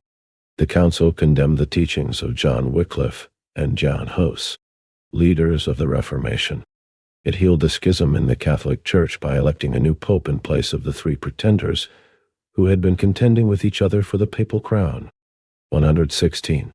Thus heavened socialists, 98 of their statecraft in advance.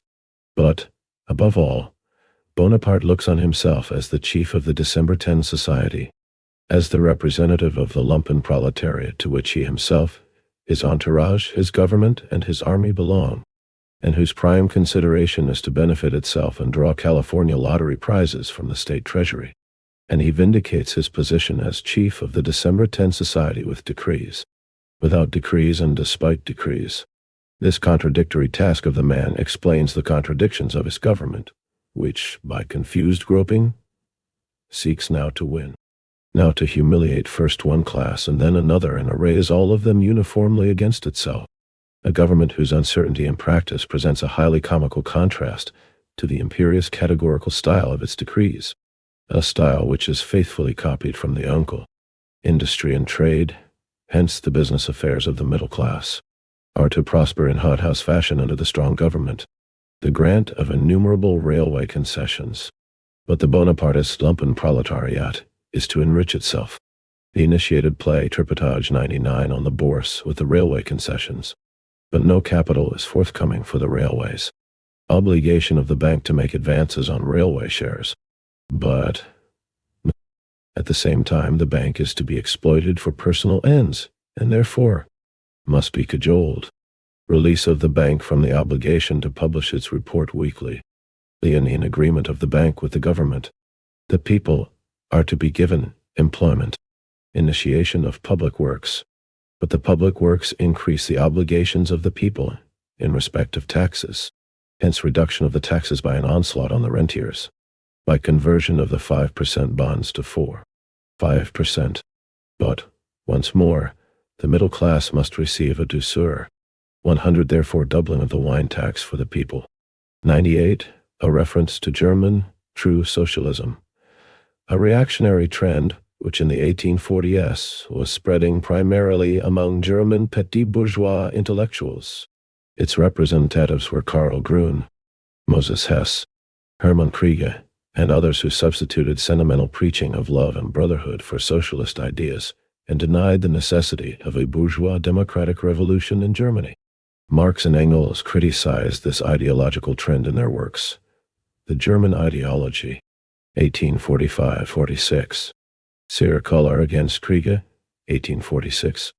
German Socialism, in Verse and Prose, 1846-47. And Manifesto of the Communist Party, 1847-48. 99. Hanky-Panky. Ed. 100 Sop. A.D. 117.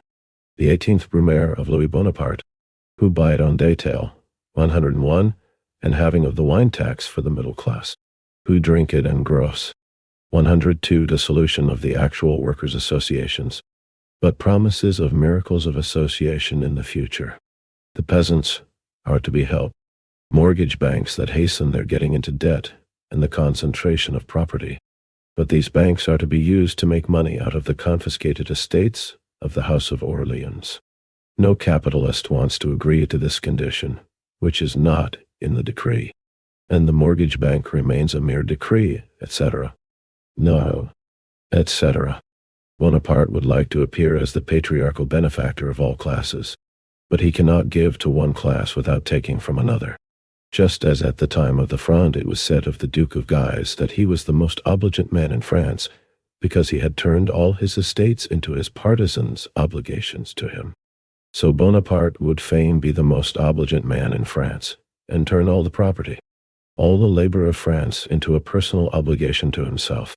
He would like to steal the whole of France in order to be able to make a present of her to France, or rather, in order to be able to buy France anew with French money. For as the chief of the December 10 Society, he must needs buy what ought to belong to him, and all the state institutions, the Senate, the Council of State, the legislative body, the Legion of Honor, the soldiers' medals, the wash-houses, the public works, the railways, the État Major, 103 of the National Guard to the exclusion of privates, and the confiscated estates of the House of Orleans, all become parts of the institution of purchase. Every place in the army and in the government machine becomes a means of purchase. But the most important feature of this process, whereby France is taken in order to give to her, is the percentages that find their way into the pockets of the head and the members of the December 10 Society during the turnover. The witticism with which Countess L., the mistress of M. de Morny, characterized the confiscation of the Orleans estates. As le premier vol 104 de l'aigle entive is applicable to every flight of this eagle, which is more like a raven. He himself and his adherents call out to one another daily like 101 by retail, id. 102 wholesale, id. 103 general staff, id. 104 vol means flight and theft. Note by Marx. 105. It is the first flight, theft of the eagle, ed. 118. Thus a man, that Italian Carthusian, admonishing the miser who, with boastful display, counted up the goods on which he could yet live for years to come. Tu fai conto sopra.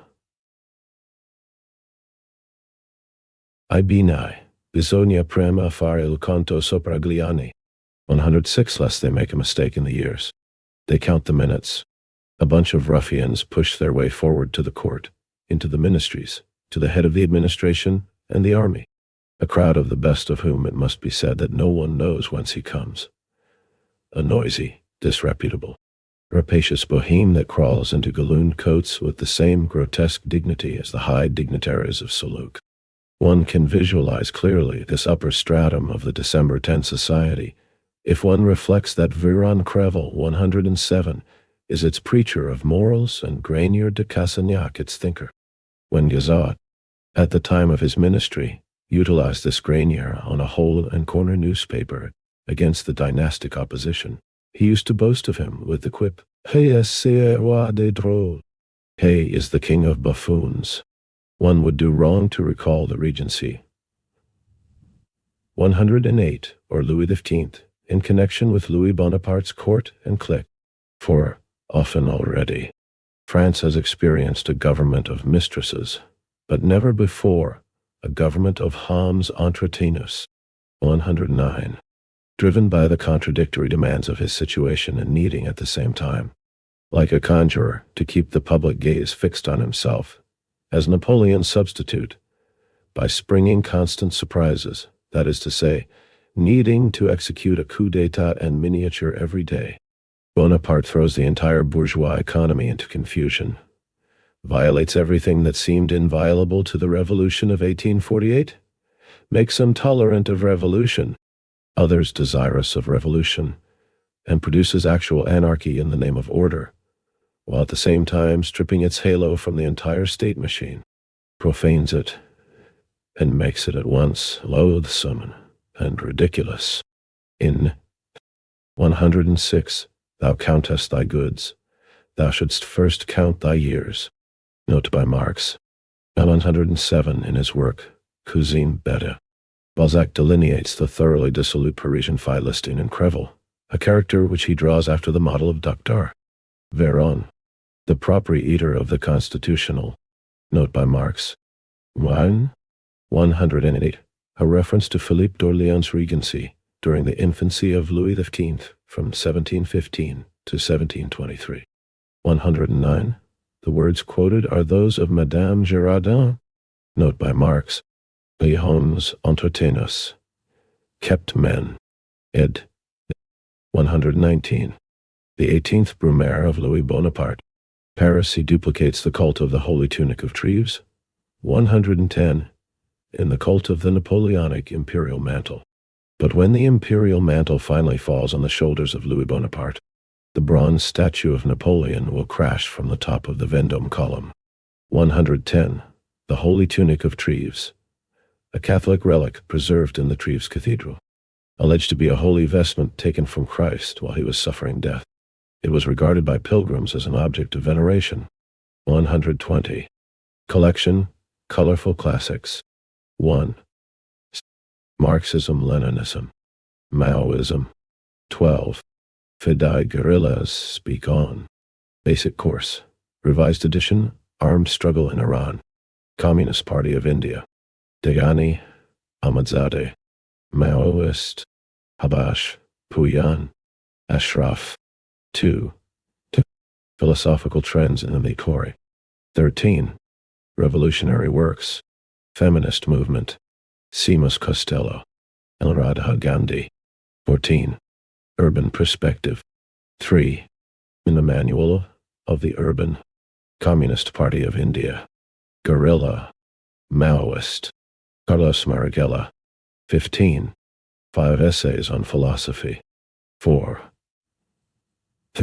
The Communist Necessity. Mao Zedong. J. Mufawad Paul. 16. Post. Modernism Today. 5. Maoists in India. Writings. Siraj. And Interviews. 17. The National Question. Azad. Ibrahim Kaipakaya. 6. 5. Golden Rays. 18. Historic 8 Documents. Mao Zedong. Guru Mazumdar.